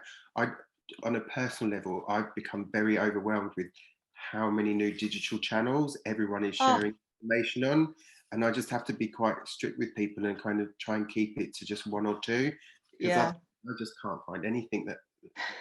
Yeah, I think I can relate to that. There was a few questions in the chat box. One was about, will the slides be made available? I know we're recording this session, so when that's live, I'm sure Neil will send a message out to all attendees, and there'll be timestamps so people can rewatch this. But yeah, would the slides be available? Yeah, they can be. I can send them across to be shared. That's okay, fantastic. No problem. Jenny's asked, Kerry, have you or mine seen a difference in mental health since COVID/lockdown? So are there sort of patterns and trends that you're seeing in regards to people's well-being? Yeah, that's a really good question, Jenny. And the short answer is that we have seen some changes, but they're not kind of, they're not at the point that we can report on them yet, because it's too early days. But so, for instance, I mentioned the survey that we did earlier in lockdown, which did seem to suggest that the pandemic is having an impact on people's mental health. And it's all over the news at the moment. It feels like, maybe I'm just attuned to it. People are sort of talking about a kind of mental health emergency. And I think we will start seeing that as the months go on. We'll sort of start to see if that plays out. But we know that, for instance, calls to our helpline, we're getting a lot of calls, and they are longer, so that, you know, there are a lot of people who are realizing that they need to reach out for help at the moment. Yeah, and I think that with lockdown 1, we were very lucky that we had 3 months of really good weather. Yeah. So we just have to enjoy the cold as much this time round, and put extra layers on, and go walk and see the leaves changing and whatnot. Yeah, someone said, and I've heard it a few times, but that there's no such thing as bad weather, only bad clothes or something. So I've been trying to internalize that and make sure that I'm sort of embracing the cold and the wet. I find that hard at times, but yeah, no, agree. The last one here is, and then I'm going to ask you to give like a final takeaway or for anyone. How do you think the tips you have given can be used to help others in our lives that we might like to help? Yeah, that's another really good question. So the tips can be used by anyone. Again, it's that sort of the thread that runs throughout, which is that what works for you might not work for someone else, and it's about finding the thing that works for you. I think some of the sort of ideas for reaching out and connecting with people, that can work for if we're trying to support someone else. So, you know, I know me personally, I've got some family members who live alone, and so I've been sort of trying to make sure that I'm checking in with them as regularly as I can. But beyond that, it's kind of up to them to sort of decide what's going to work for them. And I think that's sort of one of the things that's sometimes quite hard when we care for someone, or we're trying to support someone who is struggling, which is that we have to accept that they need to reach out at the time that's right for them and in the way that's right for them. But certainly the tips can be adapted if people are up for it. Yeah, and this is a real academic response to that question as well. We obviously spend our days teaching people, and everyone has a different learning style, so different pedagogies. So if you know that, I think if you know that one of your friends is more likely to listen to a podcast or watch a video on advice as opposed to reading a document, it's maybe about sending them the right source that will work best for them. I know I prefer a video or a podcast as opposed to reading a long document. So I guess there's, yeah, different materials that you can share with people. Absolutely. I know, ITV have done some kind of work around promoting sort of mental health messages lately, and someone that I'm very close to had got the kind of best advice that she's ever had about mental health from watching Loose Women, which I would never have signposted to. So that was a learning point for me. Yeah, perfect. I'm conscious that that's time up. You've got one last minute. Is there any parting thoughts that you have for anyone? I think if I had a parting thought, it would be that if you are struggling, to reach out in whatever way is right for you, whether that's sort of talking to someone that you trust or thinking that, you know, yeah, it's time that I got some support. That would be my main takeaway. To seek that support. Yeah, brilliant. Yeah. Kerry, thank you so much for your time. I believe now that we've got Dr. Daniel, I'm going to pronounce that surname terribly. Kolubinski. Thank you, Neil. Saved me just in the nick of time. Yep, we're going to hand over. But Kerry, thank you so much for your time. It's great. Thank you so much for having me. Thanks, Kerry. Catch up soon. Bye. Thank you. Thanks, Thomas. Thanks, Kerry. Dan, I'd like to invite you to join us. Good morning. This is my colleague Dan. Dan is going to be talking. You're not what you think. How to manage your internal self-critic. And Dan, I'll pass straight over to you. Thank you. Thank you. Thank you very much. It was so good effort there in terms of the last name. It's you're not the first person to stumble. You won't be the last. It's a life curse, I'm afraid. But I'll introduce myself. So my name is, as I say, Dan Kolubinski, and I'm one of the lecturers at LSBU in the Division of Psychology. And in addition to that, I'm also a cognitive behavioral therapist and a metacognitive therapist. I've been practicing primarily in private practice for about 15 years, and I've been with LSBU for coming up on 2 years now. Now, just before we start, there's one question that I'm going to throw out to the group, and I have a slight interaction in terms of one of my slides. And so if you have the chance here, we'll just take a moment. There's a website, paulev.com, and then my own username here, which is just my name minus the I, 724. And you can access that either through a web browser, through a phone, whatever it might be. There's just one question that I have that I throw out to you. Just to really see my audience, who I'm talking to, and who's relating to some of the material that I'm going to discuss. So, paulev.com/Dan Kolubinsk or just 724. That will come up as well in the slide itself. And so there are a few things that I hope I'm able to get across out of this particular talk. The first one is, first I want to highlight some of the default settings that come with being human. We're going to talk a little bit about the brain, the way that it's wired, and how we're coming to this world sort of naturally. And then with that, everybody, the vast majority of us anyway, have some sort of self-critical thoughts. And I'd like to raise some awareness around your own self-critic and the relationship that you might have to them. And because sometimes how we relate to those thoughts are far more important than the thoughts themselves. And then also we'll look at some ways of being able to manage that critic, to be able to step back and be able to increase things like self-acceptance, self-awareness, self-compassion, self-care. And we'll define those terms perhaps a little bit as we go along. Okay, so first I'll give you a quick crash course in brain chemistry. Now, the way that the brain works is, for most of you, you're probably aware that the brain is considered to be one of the most complicated things in the known universe. So I'm really going to oversimplify, but I think this oversimplification really does give us a good foundation for what we need to do in terms of how we manage that self-critic. And I'll start off by saying that the way that we feel, just our emotional responses, fall into 3 categories. The first one, the strongest one, the one that evolved first, is fundamentally tied to all of the uncomfortable feelings we feel. And it usually comes from this sense of threat, this fight or flight alarm system that we're all born with, that is meant to go off during times of danger. And so all of those uncomfortable feelings that we feel, whether it's about feeling angry, feeling anxiety, feeling a sense of loss or jealousy, is really fundamentally tied to that alarm.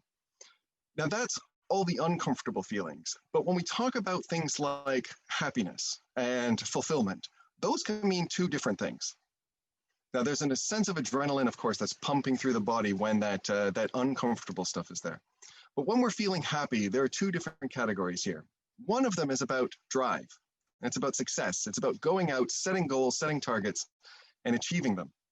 And as a result of that, some of the ways that we feel include feeling satisfied. We can feel a certain sense of pride in ourselves, in our team, what's bringing us together. And we have a sense of elation. There's this subset of happiness, a particular brand of happiness called elation, which is that feeling of arms outstretched, hurrah, I did that. It feels really great. It also goes very quickly. It tends not to last very long. There's this chemical there called dopamine. It's tied to that reward center of the brain. Feels really good, and it decays quite quickly. So any of those milestones that you might have reached in your life, whether it's about achieving a particular qualification, getting a job, whatever it might be, we feel really good on that day. We feel pretty good about a week after, but after a few years, you can really see how that would fade away.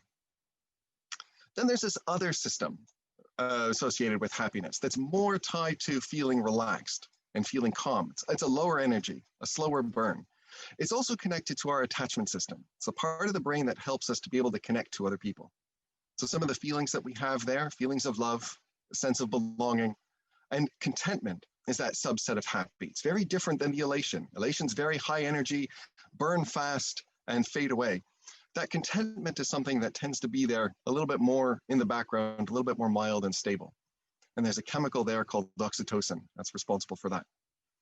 Now, the reason why I like to draw this out, particularly in red, blue, and green, is because there's this complicated relationship between these 3 systems, but effectively all of the feelings that we feel are some sort of combination of the red, the blue, and the green. And I choose those colors because it's very similar to the computer screen that you're looking at right now. Looking at your phone, looking at a TV, whatever it might be, is that the little pixels, the tiny little dots that make up all the different colors, really just come down to red, blue, and green. How you combine those 3 colors, you get the whole spectrum of the rainbow. How you combine these 3 systems, you get the whole spectrum of our feelings and our emotions. So why that emerged? We have to look at this from an evolutionary perspective for a second. So that sense of threat was very much about life or death danger.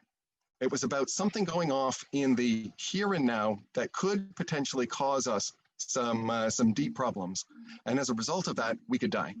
So that alarm system goes off and it has a tendency to stick around until that danger subsides and then it goes away. From that, those 2 different happiness points of view, one of them was about rewarding when we got stuff done. So in that evolutionary point of view, you strip away society, you put us back into those hunter-gatherer times. It was about the hunt. It was about gathering. It was about getting stuff done, finding new sources of water, building a shelter. Just again, about keeping the body alive to some extent. And then being the very, very, very social creatures that we are, that green system was about the tribe. It was that glue that would bring people together and keep them connected. Now, we have this society that's built up around this and these ideas, but they don't really quite apply in quite the same way now as they did back then. And so now that blue system isn't really so much about food and water. We have the shelter for the most part, that most of us have those basic needs met. But we still have that sense of elation when we achieve goals, whether that can be our academics, building on our career, whether that's about dating, getting to know somebody new. There's a goal there. I want you to like me. And there's accomplishment that comes when we form those relationships. It could be about something as minor as a pub quiz. Of course, some people take that very seriously. It could be a very major thing as well. But anything that does allow us to get things done. The green is very much about that spending the time with people who matter. We've defined what we mean by our tribe. That could still mean our family, our nuclear family. It could mean our friends. I can mean our colleagues, those people that we do interact with on a regular basis. That green system is still there. We still want to be liked. We still want to feel a part of that group. Now that threat system, though, is what's really changed. There are those times we still have those life or death situations, but primarily now that threat system goes off when we think there's some sort of danger, some sort of threat to either the blue or the green. What if they don't like me? What if I don't get that promotion? What if my proposal is rejected? Those threats that do emerge now are usually some sort of threat to me being able to get stuff done, or that sense of belonging, that sense of status, that sense of relationship with other people. Now, the fascinating thing about the blue and the green is that if I know everything about that blue category for you, what you've accomplished, what kind of car you drive, what kind of house you have, how much you have in the bank, what you get done, I can account for about 10% of your long-term happiness. Most of it is about that green. It's about the connections we make. And again, we're very social creatures, and that tends to stick around a little bit longer. The problem lies, though, is when we start to define our sense of self-worth by these different areas, by the things that are tied to that blue system and that green system. So some interesting research around what we refer to as contingencies of self-worth. What is it that makes us okay as human beings? What gives us that sense of self-worth? And these are what I like to refer to as the top 5. Other ones might be available as well, depending on the individual. But some big ones are things like approval of others, very much a green thing. Our success, when I succeed, when I get things done, then I'm worthy, then I'm a good person. And that's very much tied to the blue. But there is overlap there. Sometimes when I succeed, that helps me look better in other people's eyes. Sometimes when I get that approval of others, that gives me a network to help me get stuff done. So there is this overlap between those systems. Things like being considered to be attractive, winning. The big difference between winning and success is we can all be successful, but winning means I beat you. There's a comparison there. And then virtue is about being a good person and doing the right thing. And we all look the same when we get those. Each of those 5 things. Very few people are saying, oh, I'm far too good looking. It's just causing me problems. Too many people like me. I just wish they'd all go away. We don't really say that. Far too much money in the bank. We all like that. We can all have more of that. The difference is when things go wrong in any of those categories. And so on the one hand, what we end up with is a spectrum where we could either feel completely neutral. Honestly, doesn't matter. This is something that really, I didn't get that promotion, I didn't get that job, not a big deal. On the other hand, I might feel completely and utterly worthless at the fact that I failed, at the fact that I was rejected, or I got things wrong. And what we end up with is a spectrum essentially of discomfort. We feel different levels of uncomfortable feelings, some not at all, some far too much. And the relationship between how productive that is, our sense of well-being and our ability to be able to make changes in our life. This isn't a linear relationship. Sometimes we think the more worthless I feel, the more I'll be able to change and get things done. It actually looks a little bit more like a bell curve. And what we end up with are 3 different types of people. You have the people who really honestly don't care at all. The people, on the other hand, who care way too much. And then there are those in the middle, where there's some sort of uncomfortable feeling that comes in. And what we find is that the people who are feeling complacent, they don't really do anything. They don't make changes. They don't, I didn't get that promotion. I genuinely don't care. So I don't do anything differently next time. But the same is also true of the people on that upper end, those number 3s. There's a sense of paralysis. It's very hard for me to change and get things different. So if we're trying to maximize our ability to move around, to improve, to make things different next time, we have to fall somewhere in that middle. It's like a Goldilocks zone. So this is where I throw this back to you. And again, the link is at the top, is where do you fall? If you had a choice between feeling mostly number 1, mostly number 2, or mostly number 3. All right, right out of the starting block.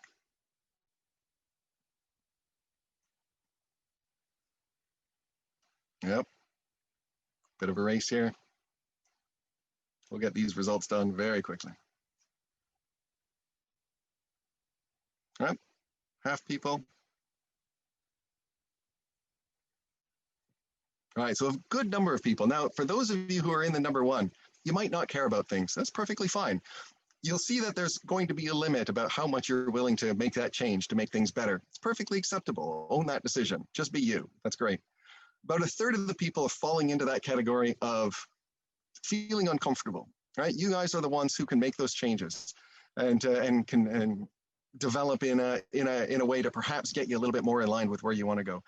But about half of you falling into that number 3. So good to know that at least half of this audience here is really up my alley. So some of the stuff we're going to talk about today is about how to move from that number 3 to number 2.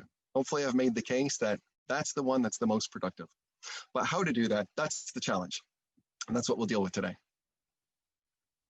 So first of all, we have to recognize why we're so hard on ourselves. And here are some rather interesting things that do end up coming up. When asked, what's the point of that self-critic? Why do you engage with that? Why do you beat yourself up about this when you get things wrong? What we end up hearing are things like, well, this can make me prepare for the next step. It can motivate me to practice harder.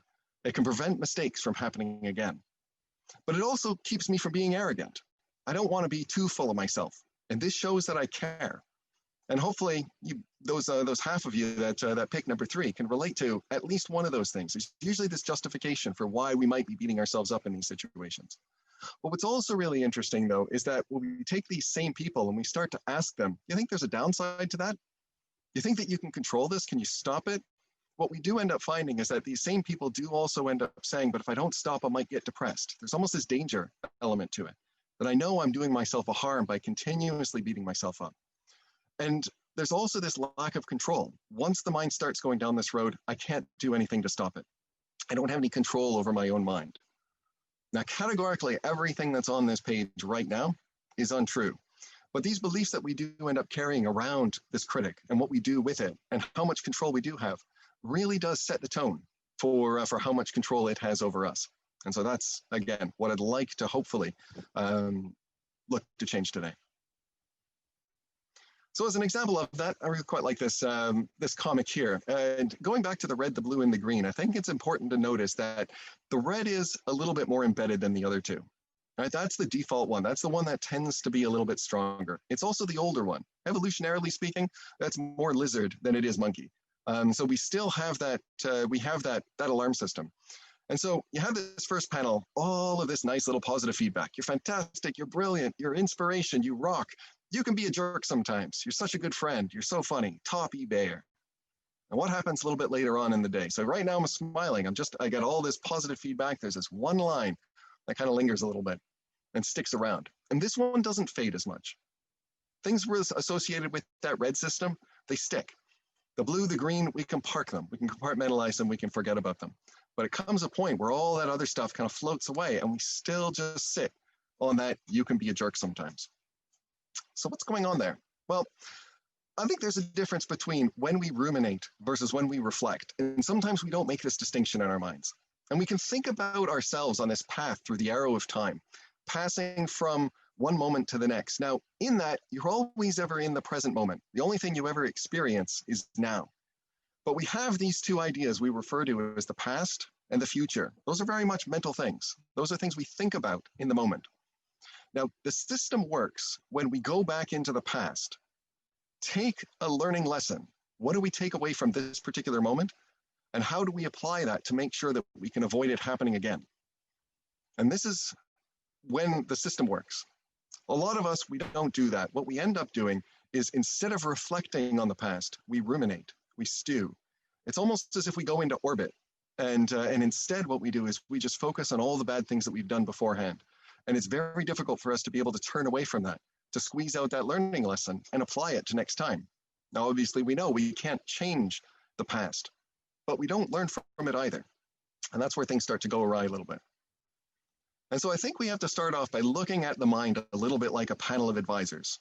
And I think that there is, for about 95% of us, there's one panel member that we can refer to as the self-critic. There's about 5% of the population, we refer to them as psychopaths. They don't have this critic. And so we're going to park those. We don't really talk about those people today. But most of us, 95% of us, have this panel member who is just constantly always debasing and criticizing us, telling us how we're wrong. And it has a role. And I think it's necessary to be able to reframe this as a coach, someone who is there to keep us in line, someone who is there to help us learn from those mistakes. But when it's just this sort of character focus, that can be really hard to do. And so I think we have to define this in terms of two different types of coaches that come in. If you have somebody who's playing football, let's say a little kid who's out there just playing with a small team of children, and the kid goes up to take a corner kick or a penalty kick, and he kicks the ball and just does an absolute horrific job of it. And the coach says, "Oh my God, that was so miserable. You had one job, you couldn't do that. What a failure you are. You're such a disappointment. Get out of my sight." Now, another coach says, "That didn't really work out the way we wanted it to. But I saw some things that you were doing, not really quite working for you. We need to practice a little bit more and make things better for next time." Which result do you think which coach would get the better result? Which coach do you think would improve the performance of the kid in the long term? Most of you would say Coach B. And that's true, right? This is Gordon Ramsay's style of management, I like to refer to it as, isn't always very effective in trying to enable that change. We get into that paralysis mode, at that third type of person. Now, one of the reasons why that's the case is people say, but I'd rather that guy than Coach C. Coach C is the one who's sitting there going, "It's a game, who cares? Let's go get pizza." Now, that's not going to be very effective either. And I don't think that I would want that coach coaching my football team. But where's that middle ground? That number 2 I was mentioning before is really tied into that Coach B. And so how do we manage that self-critic? I think there are a few different ways that we can do that. First of all, it's going to start by asking, which coach will we be to somebody else? If someone else were having a hard time, failed an exam, lost a job, lost a relationship, what would we be saying to that person? Most of us would probably be taking the Coach B approach. But the next question is, which coach do you end up being to yourself? And there tends to be this double standard. This when it's someone else, I'll be that Coach B, but for myself, I got Coach A being rampant. And that ends up being a part of the issue.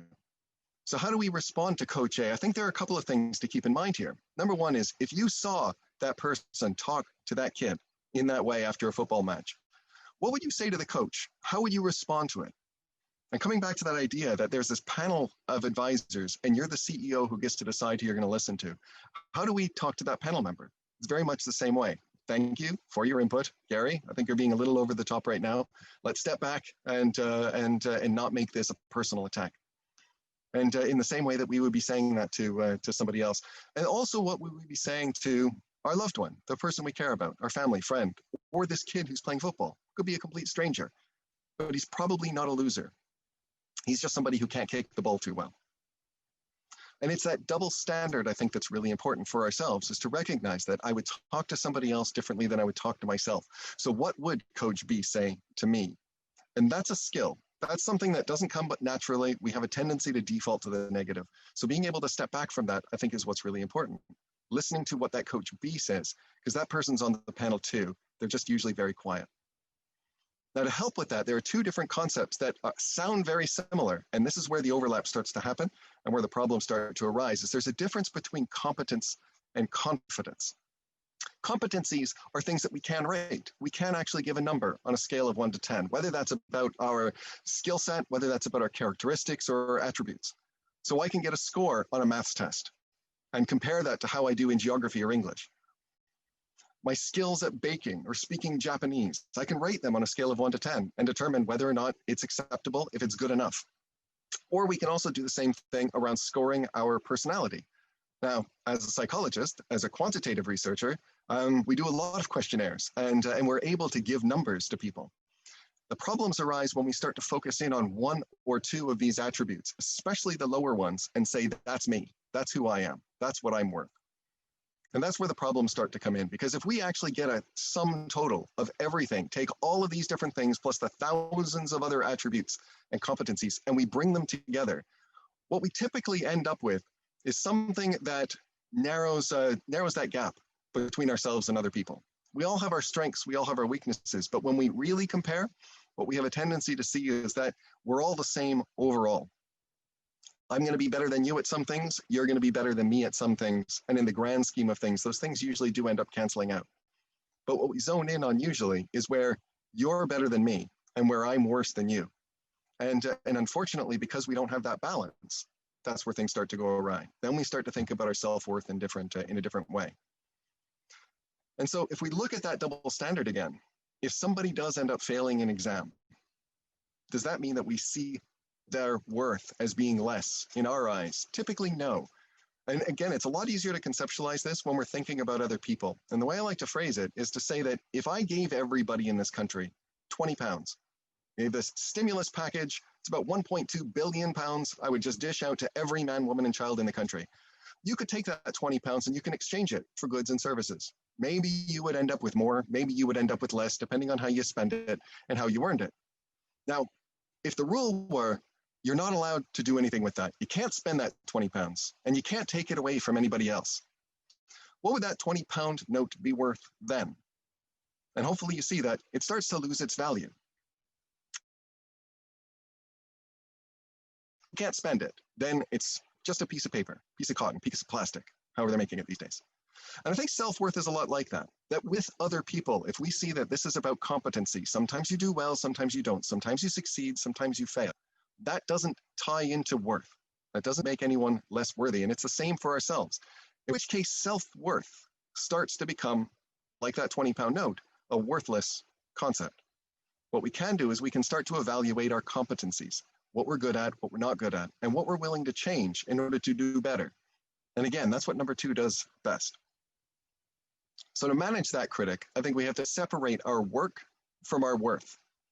We do this, I think academics, and when we're marking papers, we do that quite often, that we're giving feedback to a student. What we're not saying is, you are obviously a horrible person and you don't deserve to be here. No, we give feedback in order to be able to provide them with the opportunity to make it better next time.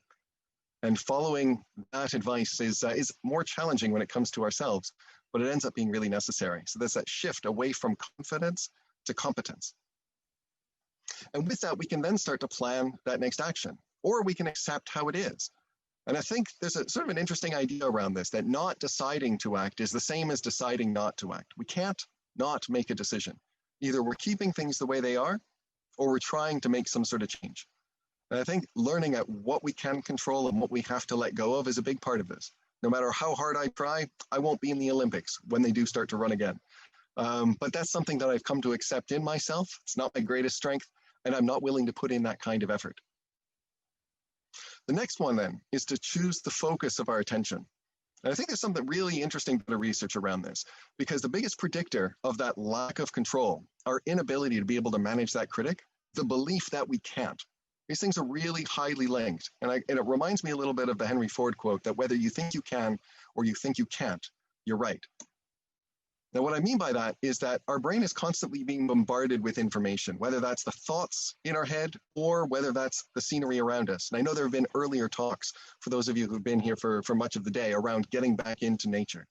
And I think we can start to make the distinction then between what's going on and playing out in our head and what's going on in our senses around us.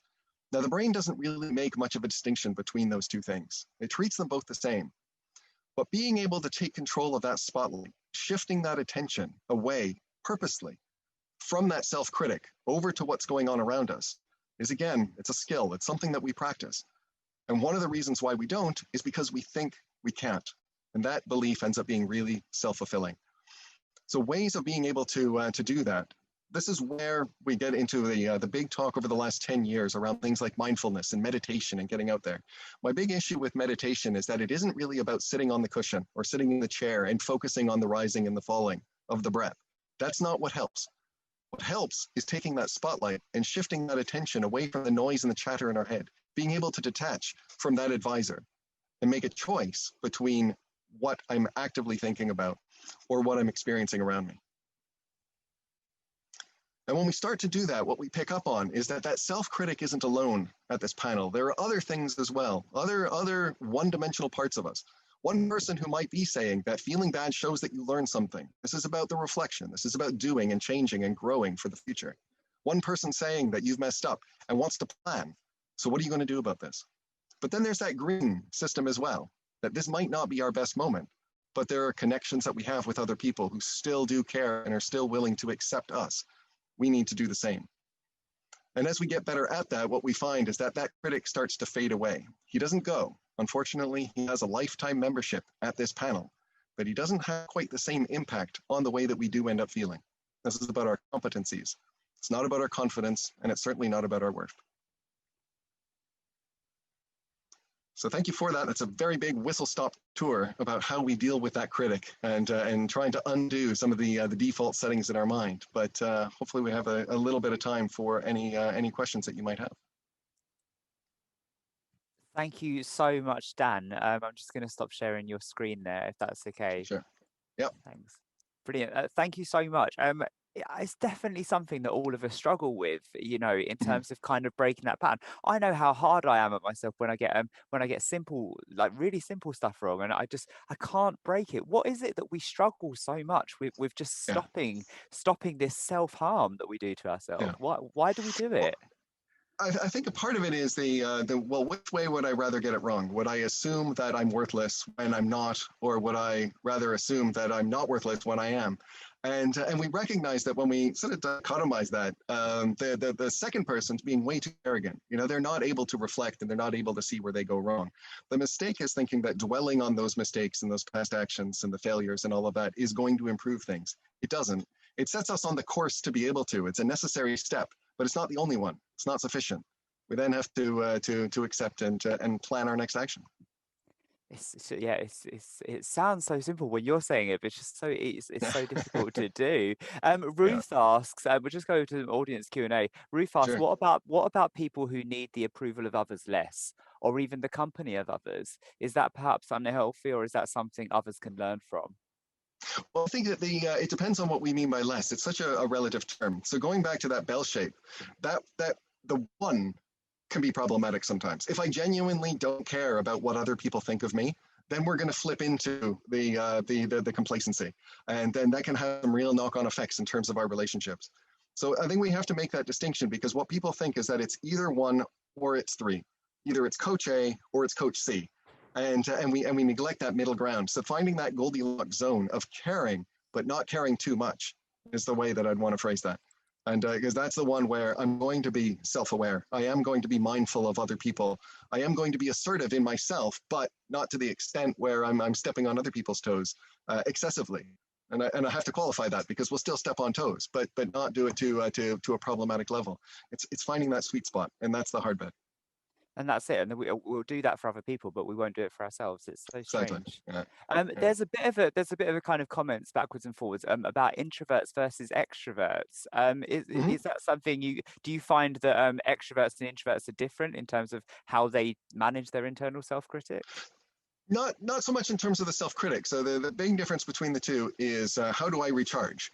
So introverts like people, and introverts want to belong. So there's that misconception that they would just be the hermits out in the category. I can categorically say, as a dyed-in-the-wool introvert, that I really do like people like me. So that's the bit that I think most of us, again, we're very much on the same page. But with introverts and extroverts, it's more about what drains us and what charges us. So I might like those relationships, but going out and putting myself out there can be really quite exhausting sometimes, and I need that alone time to recharge. So I'm willing to have that recharge time so I can get back out there, because I'm still motivated to have those relationships and build those connections. And so it's probably more an issue of things like, we don't really have time to go into it, but things like attachment style, how comfortable I am with those relationships, that would play a bigger role than the personality factors. Fantastic, thank you. We have a question. How would you work with a psychopath, considering they lack this self-critic advisor within themselves? Yeah, so I think I'd have to first of all define what we mean by work with. So as a therapist, that's very hard, and that isn't necessarily something I would put too much credence in being able to change. But also, there's also how we work with them as colleagues, and I think that is difficult. We have to draw that line. This is what I mean by being assertive. It's about standing up for our own needs while knowing that other people have needs as well, and that's fine as long as I'm dealing with another human being who also has that wanting to connect and be on the same page. That becomes harder to do when someone is only interested in themselves and just has this self-focus. So I think having particular boundaries about what is and what is not considered to be acceptable behavior, and having consequences to not coloring within those lines is really quite important. But it does end up becoming a lot more complicated when someone genuinely doesn't care what you think of them. And that's hard. I think one of the keys there is there's an acceptance of them as a person, and also a need to feel comfortable with that uncomfortable feeling in you. That's it. There's nothing I can do about you, but what I can deal with is my reaction to you. Yeah. And just to finalize, kind of like bringing back, so some people are kind of like, you know, there's not an obvious link between what you're talking about and sustainability kind of in climate action. Just bringing it back to that, why is this so important within the big picture of sustainability? Well, with sustainability, I think that part of it is coming back to that blue system and that green system. Yeah, I get on my soapbox a little bit here, but I think part of the danger is we have this society that is built up very much around the blue. It's about getting stuff done. It's about productivity. And I think what is most important for us to recognize is that real sense of contentment, that long-term happiness is about our relationships. Our relationships are, I think, a little bit more sustainable than constantly doing, pushing, growing, changing to get more. And so in terms of the sort of environmental action, it's slowing down some of that need for productivity and enjoying and appreciating the connections we have with our fellow human beings. That's fantastic summary of that. And finally, last thing, a lot of colleagues that I've spoken to recently have kind of addressed the issue of imposter syndrome. And obviously that's a part of your self-critic.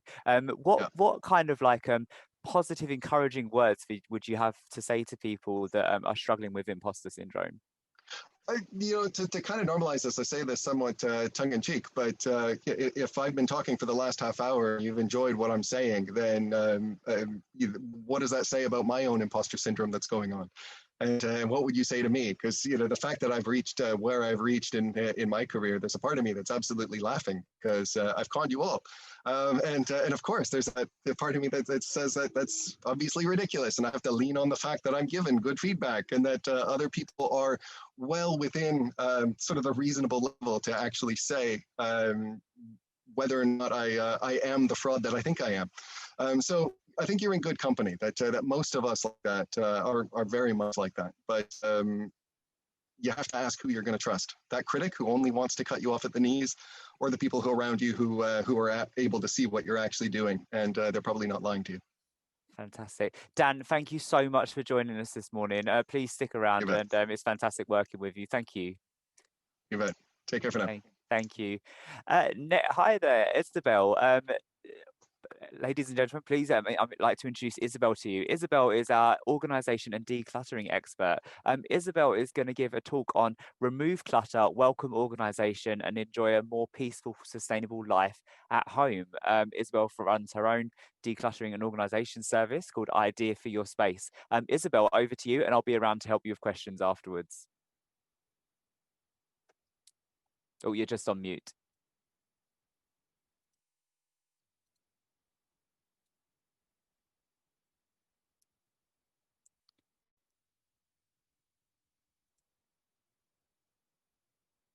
No, I can't hear you yet. You're just on mute, Isabelle.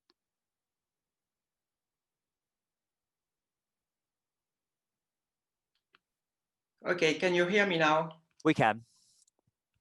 Wonderful. Can you see my screen? I can see your screen, but not your slides. All right, so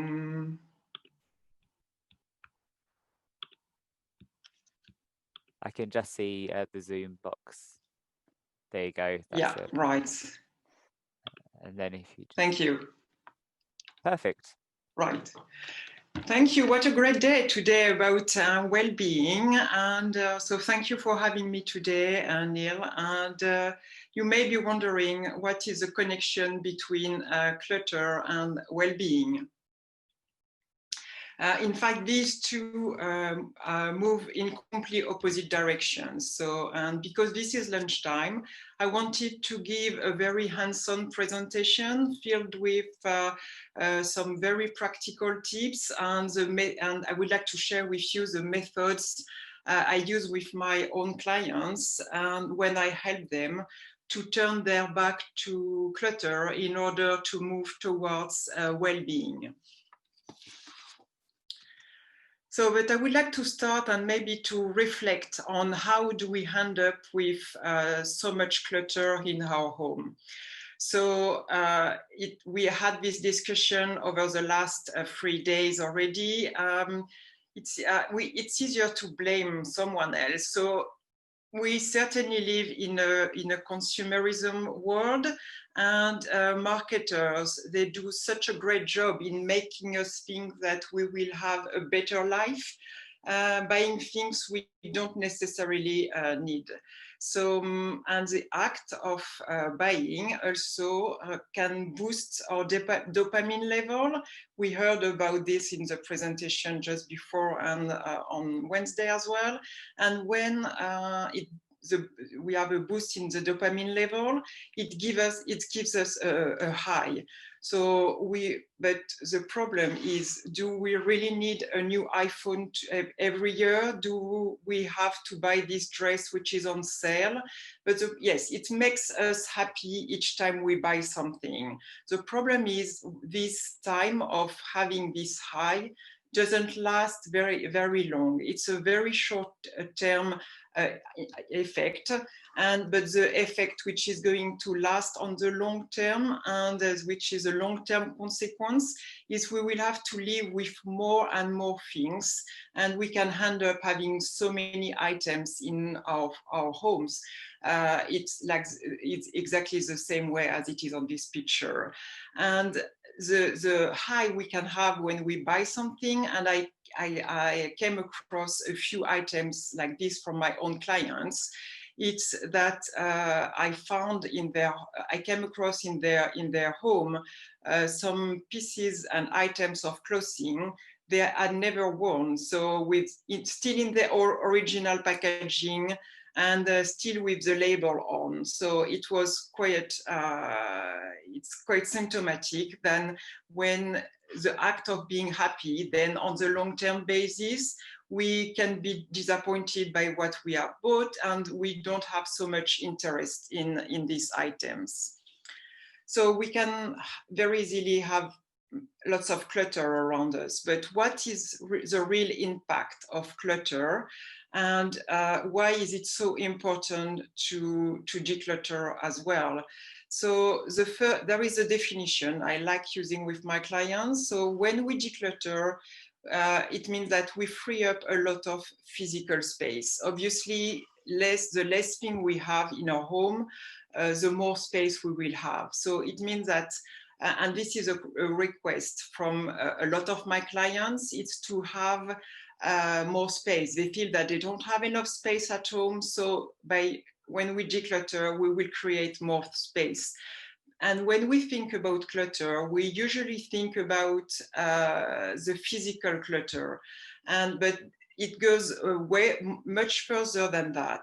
The clutter has an impact on our mood, our mind, and well-being. And this is the second part of the definition. So we free up a lot of physical space, but also a lot of mental energy.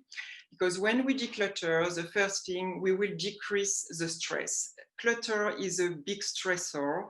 And for people living in a cluttered environment, we can observe a high level of cortisol, which is the stress hormone. And so when we declutter, we will be able to reduce the amount of stress.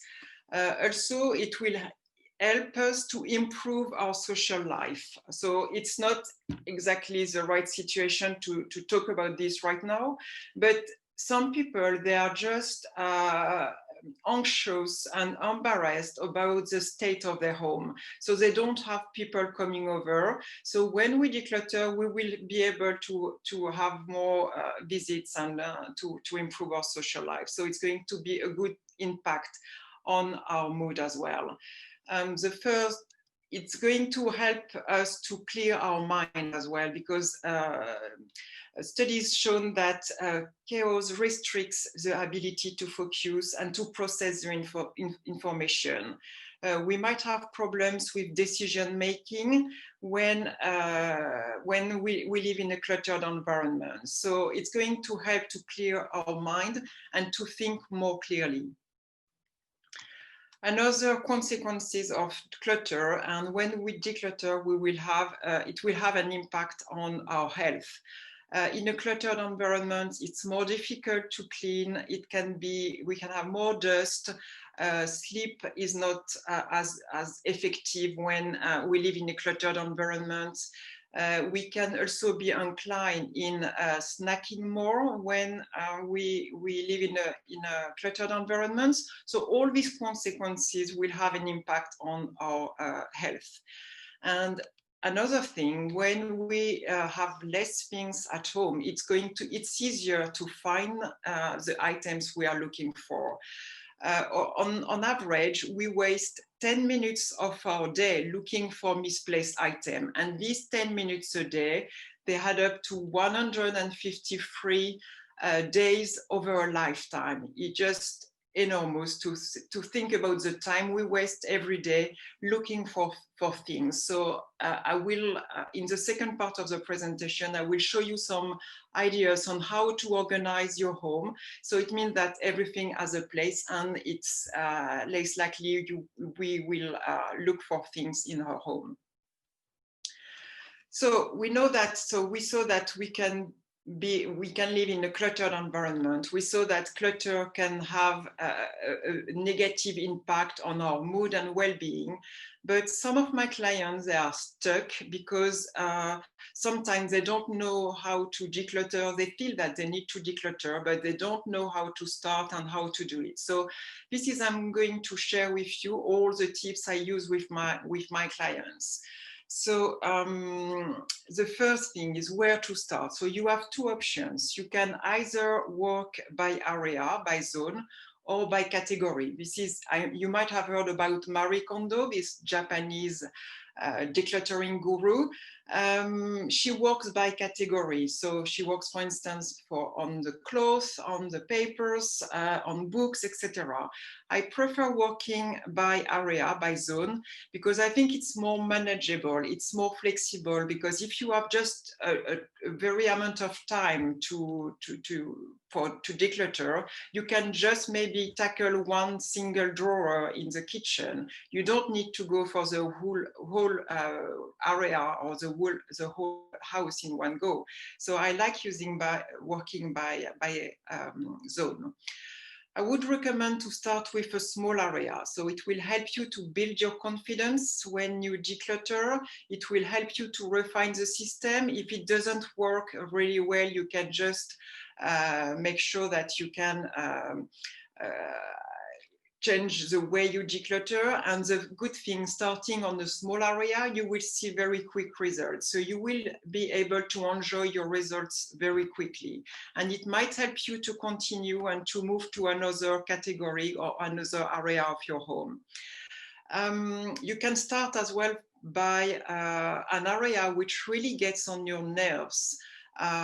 So if each time you are entering, and each time you walk through the front door, if you can see all the shoes, and all the shoes are scattered in the hallway. It can be something you could do, because working on something which is really annoying to you, you will get the immediate rewards. You will see the immediate benefits of decluttering, so you might be more inclined and more motivated to carry on and to work on other areas. Another thing I could recommend as well, when you start decluttering, don't start with sentimental items, because the problem when we declutter, it's because it's so difficult, and I won't lie, it takes time, it's very difficult. Because we are sentimentally attached to our things. All the things we have in our home, we brought them in for a reason, for a purpose, and we wanted to have them around us. So when it's time to declutter, it can be very difficult to start and to work on certain categories. I would say that pictures, photographs, books can be difficult as well. Clothes can be difficult. So it's try to start with categories or areas which are going to be easier to start with. And don't forget, this is what you are aiming, not for perfection, but better should be the goal. It just, and you just have to start, and you will see, and as soon as you will see the benefits of living with less clutter, you will be encouraged to carry on. So the best way to start is just to start. So how to do it? So the first thing to do is to take a picture of the situation and how it is right now before you start decluttering. It's going to be the best reward you can have to see the before, to compare the before and the after picture. And again, because we don't remember, usually we don't remember the state of the home, so it's a great way to remember and to make sure that, oh no, this is not something I would like to go back to. I don't want to go back to this situation anymore. So having this before picture can be very helpful. So how to do it? So the first thing to do, once you have decided on what area or what zone to declutter, so let's say we work in one of the kitchen cabinets, it's going to take everything out from the kitchen cabinet. And then you will have to take a decision on each item you are removing from the kitchen cabinet. And you will have to ask yourself some questions, and most importantly, to answer honestly some question. So is it an item which is in good condition? Does it add value to my life? Does it deserve to take up some space in my home? Do I like it? Is it beautiful? And Marie Kondo uses this phrase, does it spark joy? So there is a quote from William Morris, which is, have nothing in your house that you don't know to be useful or believe to be beautiful. I think these two dimensions are the main one to consider in terms of decision making. And on Wednesday, we had on this event, Lighten, and she mentioned that she was given a tea set from her aunt. She never uses this tea set, but she likes it very much. I think this is a good way and a good point to keep something, if it brings us some joy and some happiness. Then when you will decide what to do with each item in your home, so you will have to make and to create piles. So you can have like the items you would like to keep, the items you would like to donate, to recycle, to throw away, to sell. Maybe you will have some of these items which need to be put in another room, and you can also have a maybe pile. And then, because it might be difficult on the moment to make a decision on certain items. So, but make sure that this maybe pile doesn't grow faster than the other ones. This is not the point. So, and then you reassess this pile at the end of the session. So I use it in these photographs. You can see I use like some plastic box, but you can use any other type of maybe bean bags or just having piles with a Post-it note at the front telling you what pile is what. So it's very easy. And the last thing to do when we declutter is to make sure we take the things we decided to give away or to recycle or to take to the charity shop, to take all these items out as soon as possible, because it means that the process of decluttering will be completely done. And so it's going to be, you will have the satisfaction of having finished the process instead of if it stays around in your home. And the last thing, you can just reward yourself, admire the result, take an after picture and compare the two photographs, and just enjoy the new moment and your decluttered space. So the second step, once the clutter has been removed, the next step is to introduce organization, which is going to help to stay clutter-free on a long-term basis. I choose these two images because I think these are a great way to visualize what does it mean to be organized.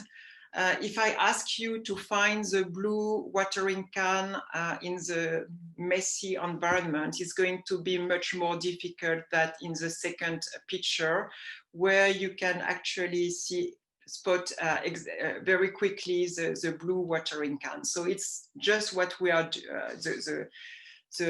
in tips I'm going to share with you right now. So when we want to organize our stuff, and there are 4 steps. So the 2 first steps, I would say they are really the foundations of an organized life. So the first thing to do is to group like with like. What does it mean? It means that create some categories with the items which belong to the same category or the items you use together. So for instance, we can have a category with all the pots and pans, having all the tools together, all the baking supplies together, the sewing kits, having everything together. And you can also have subcategories. If we think about the socks, for instance, having like a subcategory with the sports socks is a good way to keep things a little bit different, organized differently. And having everything of the same category in the same together, it means that when we need something and we only go and we know that it's going to be all together. If you need a specific tool, you don't need to rummage around the house and to go everywhere to find a tool, because you will know that all your tools are all together somewhere in one space. So this is the second point, which is to find a logical place for everything. So I think this is the clutter comes from, most of the clutter results from one, because we have too many things in our lives. But the second thing is because we don't have a specific home for everything. So it means that if we don't know where to put things back, we can put them anywhere. And and when we start having a pile of clutter in one area, and clutter acts as a magnet. So once you start having a pile with some items and having some clutter, you can add more things, say, oh, I already have a few, some clutter here, so I can add more. And this is a problem after we have too much clutter in our home. So having a logical place. So there is a quote from Benjamin Franklin. I think if you have to take something from this presentation, it might be this quote. So a place for everything and everything in its place. This is something my grand aunt used to tell me when I was a little girl. I don't know if it has had an impact on what I do today as a professional organizer, but this is certainly a good way to make sure we don't go back to clutter environments. It means that having a place for everything, each thing will be easy to find. And when you know where the things are, you don't have to buy a duplicate because you can't put your hands on a specific item. And more importantly, it's easier to put everything back once you have used one specific item. It's really a no-brainer. You don't think about where shall I put this item. You know there is a dedicated space in your home. And I insist as well, because it's not only to find a space, but to find a logical place for everything. So what does it mean? It means that you need to find a space where you use this item. So on the kitchen here, for instance, it's like it makes sense usually in the kitchen to have all your pots and pans near the hob. Same goes with the spices. If we think about plates, cutlery, They should live either near the dishwasher, because it's going to be easier to unload the dishwasher, or next to the table, because it's going to be easier to set up the table. So it's just where you think about the activities you do in one specific room and choose to keep your things in this room. Accessibility of storage as well might depend on how often you use this category. Still in the kitchen or in the wardrobe, if you think about the top shelves or the corner cabinets, make sure that you put there the things you don't use very often. So it means that everything else needs to be at easy reach, usually at arm reach. So it's going to be much easier to access your things. And the best habit to cultivate is don't put things down, but put them away. It's the best thing. And when we have a space, again, where to put things back, it's so much easier. So the third point, when we want to organize our home, is it might be useful to use some containers. So this is not something you have to do, but it helps to keep categories together.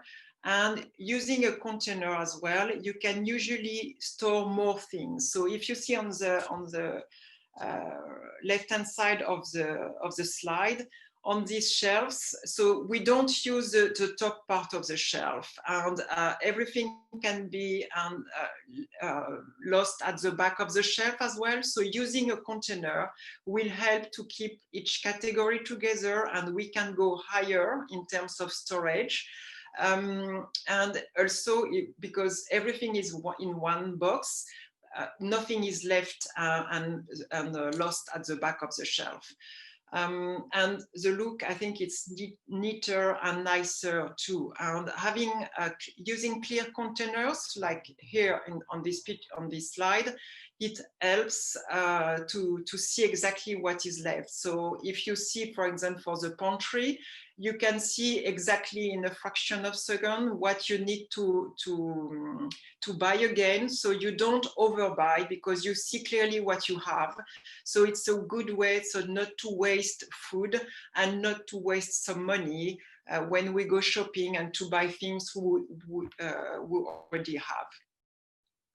You can choose any type of container. You can have clear plastic boxes, you can use clear jars, mesh baskets, wicker baskets, trolleys, soft drawers. There are a mountain of options. Choose what works the best for you, the things which matches your decor, your taste, your budget. But also you can just be creative. Jasmine on Wednesday said, okay, another way to boost our dopamine level is to be creative. So it's sometimes in this example, you see that I have upcycled some items we already have in my client's home.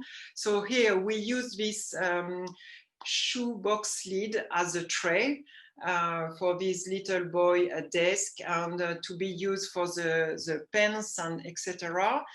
In this bathroom, we used these boxes like they were biscuits or perfume boxes. We reused them as container in a drawer for the bathroom. And again, we used these utensils pots to store the umbrellas in the hallway. So be creative and maybe use what you have at home. It's not, you won't be organized if you go and you buy just containers without thinking about what you are going to store and how you are going to use these containers.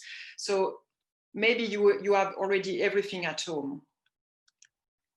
And the last point for being more organized, you can label your container. It's particularly interesting in a larger household.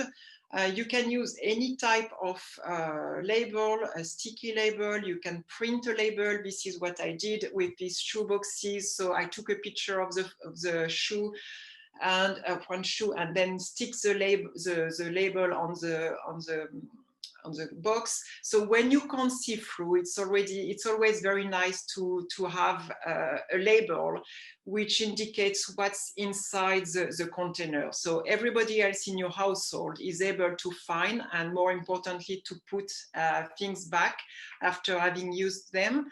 It's a great way to keep everything in a nice and organized way. And for when I work with kids, I try to encourage them to be part of the organizing process. So I make them create the labels. I think it's really empower them and to keep on with the organization system. They are so proud to create the label. Again, this is a way you can be really creative on having nice labels to keep everything organized. So I would like to just to finish the presentation with some wise words from Sri Radhe Maha, an Indian spiritual leader, which says that to live in a peaceful home is to experience paradise on earth. So I can tell you this is something I notice with my clients on an everyday basis, and they feel so much happier.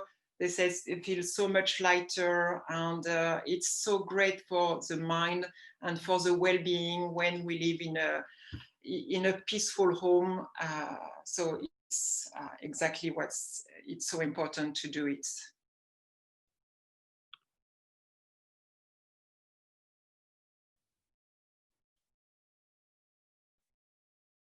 I'm on mute that time. Thank you so much, Isabelle. That was super useful. I feel really enlightened by that, and I know that that's what I'm going to be doing next weekend. So my husband, who's watching, that's what we're going to be organising everything this weekend. Isabelle, kind of like I'd love to have more time for questions. We've got time for a couple. Firstly, it's not an obvious career choice. How did you get into it? Yeah, because we moved so many times from countries to countries, and each time we had to move, I realized what was the importance of having an organized home with my family, and I think it was just a way to live a calmer life, especially with a young family. And I could feel myself the benefits of being organized. So this is why I decided to go to start this career, because I could see that so many people, they were just suffering from not being organized. So this is what I wanted to help so many people to live in a calmer environment. I think even your presentation kind of like reflects that in the way it's laid out. And just time for one more question before we move on to our keynote speaker, who you've actually worked with before. Yeah. How do you work with hoarders who for them everything is sentimental? Yes, it's very difficult, but I think it's just to make them realize the benefits they will get from having less stuff, because I worked with hoarders, and I could feel that they were just suffering from having too much stuff, and they could feel that they needed to do that. The problem is they needed to have some help, and to have someone else to help them to move forward. So I don't take any decision myself, and don't tell my clients you should get rid of this type of item or that one, but it's just helping them to make the decision, and the same as anybody else, they feel the benefit of going through this process. So this is a great way to move and to feel better as well. It helps them very well. Oh, fantastic. Thank you so much. And actually, we're joined by Aileen and Urine, who you've obviously worked with before, Isabelle. So, yeah. Hi, ladies. Thank you so much, Isabelle. I look forward to working with you again in the future. And thanks for being around in the conference. It's been great to work with you on this. Thank you. It was a pleasure for me to be here as well. Thank you very much, Tina. No worries. There's a few questions actually just in the chat box and in the Q&A box. So so feel free to stick around and get back to those. Yeah. Thank you so much. Sure. Thank you. you. Our next session is looking at IKEA healthy and sustainable lifestyle, and we're joined by Isabelle Lamy, who is the Live Legon program manager for IKEA, and we're also joined by Noreen Glaves, who, like Isabelle, is a Live Legon ambassador. But Noreen is also LSBU alumni and director of Feed Me Good. Noreen was at part 1 of our sustainability event series, and she's also joining us for part 3. So, Aileen and Noreen, thanks for joining us. I'll hand over to you. Thank you. Thank you. Hi, Noreen. Hi, Aileen. Hi, Isabelle. Okay, so if I share my screen, Neil, can you just make sure that you can see the presentation? I will do. This is where technology now fails me. It happens. It happens. Yeah, okay. Here we go.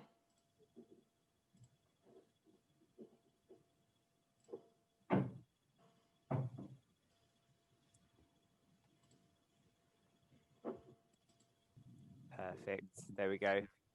And there we have it. Yeah, all good? Yep, all good. Oh, thank you. Well, thank you, Neil, and thank you, Noreen, for the invite along today. And it's fantastic to be alongside so many great speakers on such a fantastic topic as well about, you know, well-being, especially at this time. But as always, sustainability and living, sustainable living and well-being do go hand in hand. So my name is Aileen McCready. I'm the Live Legon Programme Manager for IKEA in the UK and Ireland. And it's a unique programme to the UK and Ireland. But yeah, you'll hear in a little bit why and how we're actually spreading out globally. So it started in the UK, but yeah, we're slowly making that ripple effects across the globe. So how many people in this room today, as they say, have an IKEA product? And it could be from like a potato peeler to a sofa to a Pax wardrobe.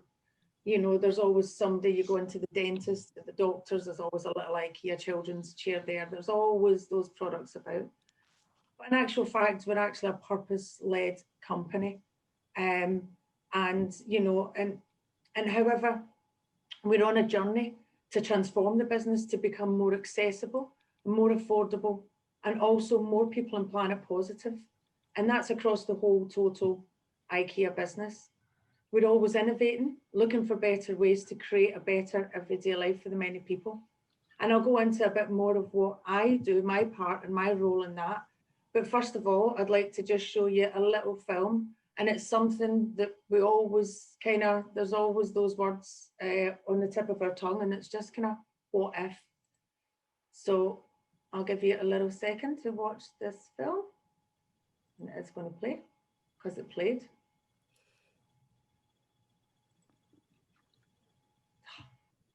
Yes, it's going to do it for me, isn't it?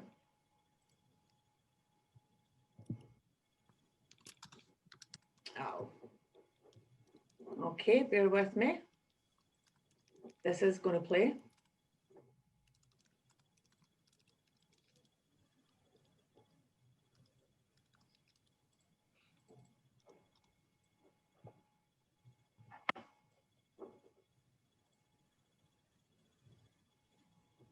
Maybe not, Neil. Do you have my presentation? I do. 2 seconds and I'll upload that. Give me a second. It should just all be there. 2 secs. Thanks for bearing with us, everyone. 10 minutes ago. There you go. Right. So let's just bring that up.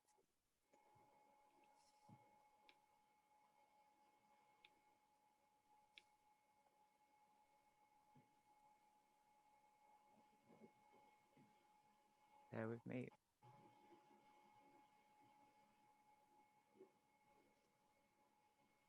See, I'm a people person. I go to the stores. I'm never out the stores, you see. That's what's, you put technology together.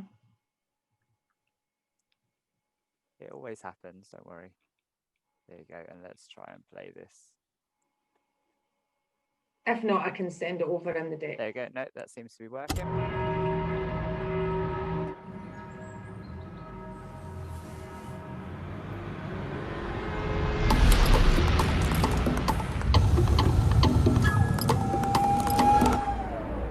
What if we could create a better everyday life for the many people?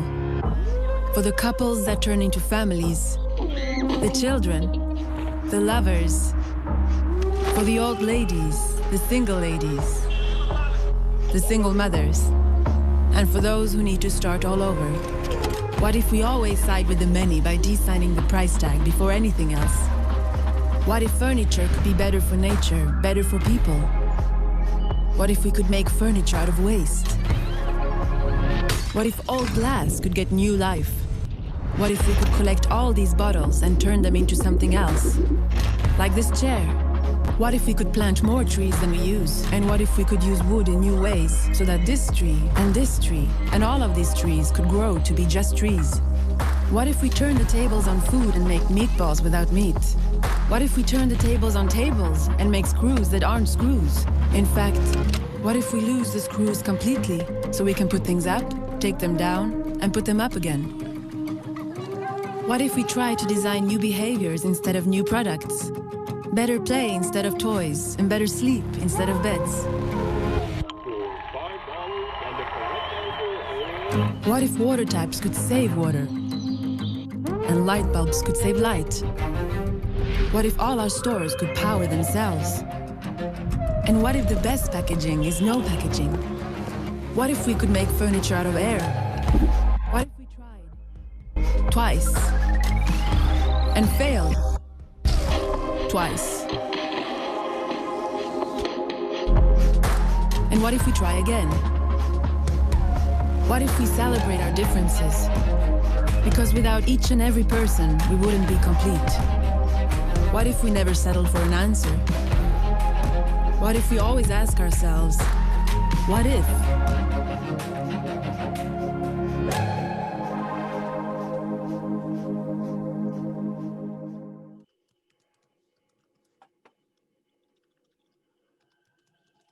Okay, so I'll take that.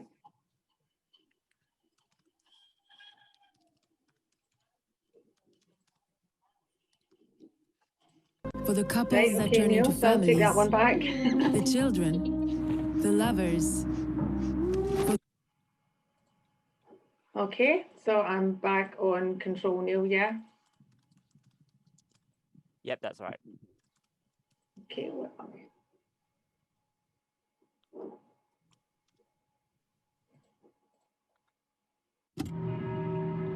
We don't want to watch it again, do we? Although it's a great film. Yeah, so our ambition is to become people and planet positive by 2030. While growing the IKEA business through our size and reach, we have the opportunity to inspire and enable more than 1 billion people to live a better lives within the limit of the planet. And within the People and Planet Positive strategy, we have sustainability focus areas. Oh, it's gone too far. And those 3 change drivers, one of them is the healthy and sustainable living, which you'll hear a little bit more about, which the Live Lag On programme sits under, although it filters across the other 2, which is to inspire and enable that 1 billion people to live within the limits of the planet. And an example in that, in 2015, we went all in with 100% LED of our lighting range, and that's throughout all our operations as well. And from 2010, we sold 523 million LED bulbs, and that's decreasing our climate footprint by 7 million tonnes of CO2 emissions. And then only a few weeks ago, we phased out our single-use alkaline batteries. We're also launching the buyback and resale in 27 of IKEA furniture in 27 of the countries across the IKEA markets. And then all single-use plastic products are being phased out in favour of a range of made from renewable material. Under circular and climate positive, all woods and the used in IKEA products will be 100% from more sustainably sourced materials by the end of 2020. And we'll also become climate positive through reducing more greenhouse gas emissions than we emit while growing our business by 2030. And under our fair and inclusive focus, to improve the overall well-being of millions of people, becoming a truly inclusive and people-centred brand, company and employer. 500,000 children have taken part in the IKEA Foundation programme, supporting their right to play, and that's been since 2016. And we've also launched a place called Home, which is an initiative for access to housing for vulnerable families with children living in poverty.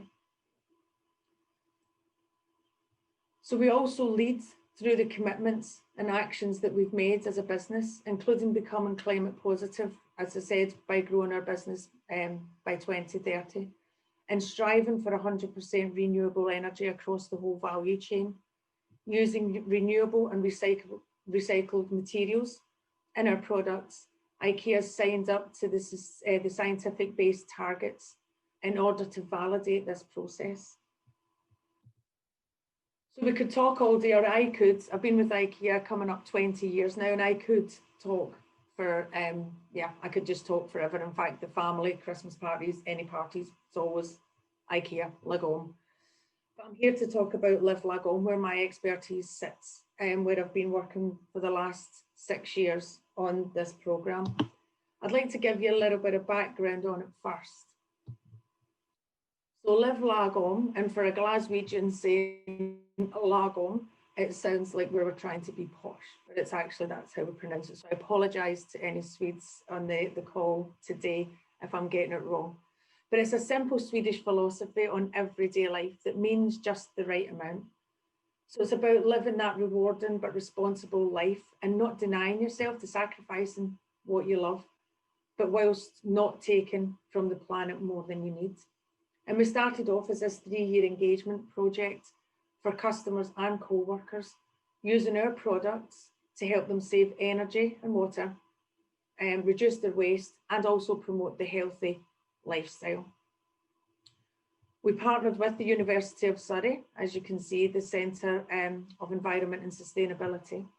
And we also partnered with Hubbub as a charity dedicated to communicating the sustainability to the mainstream audience. So we brought in the experts to help us understand, get the data behind the research, but also speak to our customers in a way that they understood what sustainability was. Because let's be honest, in times gone past, and still sometimes now, when you talked about sustainability, you were a tree hugger, you lived off grid, you had wellies and dreadlocks, and you know, it was just too expensive to do. So when we found out that these barriers were, that the barriers were easy, it wasn't easy, it wasn't affordable, and it wasn't desirable, we set ourselves that challenge to take on and break those barriers for our customers and co-workers. And at IKEA, you can see that a sustainable life should not be a luxury. With everyone, with IKEA, that everyone can afford a sustainable life. And there was born the core programme of Live Lagon. So a little bit of background about how this runs and how we bring people on this journey as we're going into our 6th year. So each year we recruit through our IKEA family database, we recruit around 210 households each year. Every store and every unit, including our distribution centres and contact centres, has a Live Lagon leader. And that's just, it could be any co-worker from any department, but they have this passion and knowledge, not experts, not sustainability gurus, but a passion for our products and a passion for sustainable living. And we find out, we bring on these customers and we find out, you know, what their barriers are to healthy and sustainable living. Because when we get the recruitment, it goes out and we ask people to write in 150 words, why would you like to join this programme? And when you look at some of that data that comes in, it's like, I want to be able to talk to my children about it. I want to leave a better place for my family. I don't know where to start. I want to be sustainable. I don't know what I'm doing just now is good enough. I want to do more. So it's some fantastic insights we get. We bring in a group of it can be between 10 and 20 customers per store. We give them the choice of products up to £100, and they choose the products, but we help them focus on that. We talk to them about how they live at home. people on night shift, people on different shifts, how many children, big house, small house, drafty house, brand new house, all different shared accommodation, student living. We find out how they live in a short, normal conversation that we'd have with our customers every day on the shop floor. And then we can help them focus on, right, let's focus on food waste for you. Let's focus on energy reduction for you, healthy living for you. We help them choose what is their main focus to start with. And then we have 5 workshops over a 10-month programme. And then we share bespoke advice with them. Peer-to-peer learning is massive. And we do this through not only through the workshops, bringing people together in the in-store workshops, now online, but the peer-to-peer is key, because when these people come on and our customers apply for this, they look to IKEA to be an enabler and to be that company that's going to tell them what to do. Help me, how can I make this better? I can do it in my home, I just need help to do it more and do it better. So when they get to meet us and they actually start, our leaders stand up and they say, we are on this journey with you. We are not the experts. We have our expertise in our products, our values, our purpose-led company, and me as a human being. However, you two have experience in life, experience in family life, how you live, and we both come together and we collaborate and we work. And that's what was really good about this project, that we really work together and we listen to our customers. And then we take on challenges and we set them challenges and we push the boundaries a little bit with them. And that's what Lighten was all about. It wasn't always roses and rainbows. We tried, tested, we got better as we went throughout the years. And we speak to our customers and they still continue this Lighten lifestyle over the years. So some of the impact you can see here clearly, some of the benefits on the environment and their wallet, that each year, through the research that University of Surrey collected for us, that our participants saved on average £1,440 a year. That's a whopping amount of money for anybody to be saving, just by being part of the programme. And this isn't selling them products, this is selling a concept, this is selling things that they've already got in the house and asking them to look at what they've already got and use that. Their average savings was approximately 317 kilograms of CO2 emissions. That's like planting 53 trees a year. 92% of the participants of the programme taught them new life skills. And our workshops maybe be like, you think, oh my God, it's making a draft excluder. How exciting can that be? But do you know what that means to somebody? You bring people together, they're learning how to sew, but not only that, we sit as a group, all on the same boat, all like-minded people, and we actually talk. You're sewing away and you're actually talking. You're sharing stories, you're sharing learnings, you're making new friends, and you're building this long-term relationship. And then again, you can see 90% reduced electricity, 60% on their gas bills, 60% spent less on their food waste, and 78% reduced the amount of rubbish they created. You know, we always talk about that black bin that goes out once a fortnight and it was bulging. And now they can actually fit some of their waste in this little container. And that's and it's a success. And that's what the customers and co-workers do, is we can't just keep telling them do this and do that. We've actually got to celebrate the success and the little things that they do, because that's what gives them that helping hand to go, I am doing good. I am doing right, and I can do more. So this is what this is about. And it is all about, and we talk about this, about connecting this with well-being. When people feel they're doing good, they share their stories, they feel better in themselves, but they also help those around about them to feel better. And then there was a significant shift in the perception of sustainable living. We found that people did find it easy, affordable, and desirable. And it wasn't an extra on top of their life. People say, I haven't got time for this programme, or I haven't got time to live sustainably. I've got to get the kids to school and get to work and feed, and you know, but this actually fitted in perfectly to people's lifestyles. We asked them how to do blogs. As I said, sorry, I should have mentioned at the start, we took a baseline questionnaire before they actually engaged with us. They wrote 3 blogs going through then a questionnaire, like the same questionnaire at the end. And then a year later, the University of Surrey again went back out to them and asked if they were still living this Lagom lifestyle. And then again, after that, but yeah, so we started off with baseline questionnaires. But the blogs actually showed how they were changing and progressing, and they were very proud of their blogs, and you can access them on the Facebook page and see people's transformation. And we saw this ripple effect that, that people were inspiring each other within their communities, within their schools, within their workplaces, that you'll hear from Noreen in a little bit. But yeah, how far can we take this? And there is papers and research papers that have been published by the University of Surrey showing these new behaviours, And at a time when they needed to question current levels of consumption, it's vital. And I thought this was something that I really learned from Patrick from the university, was the spillover effects, that you could teach. There's Juliet there from Nottingham store as a customer. She came on and her main focus was to grow her own food, and she did through her hydroponic system, which was fantastic. But from that, she realised, okay, hang on a minute, I'm now actually reducing my plastic waste because I'm not buying bags of salad. I'm now reducing my CO2 because I'm not buying a bag of salad in plastic from America or Spain. And then she then looked at something else. She would then think, okay, so how can I reduce more plastic?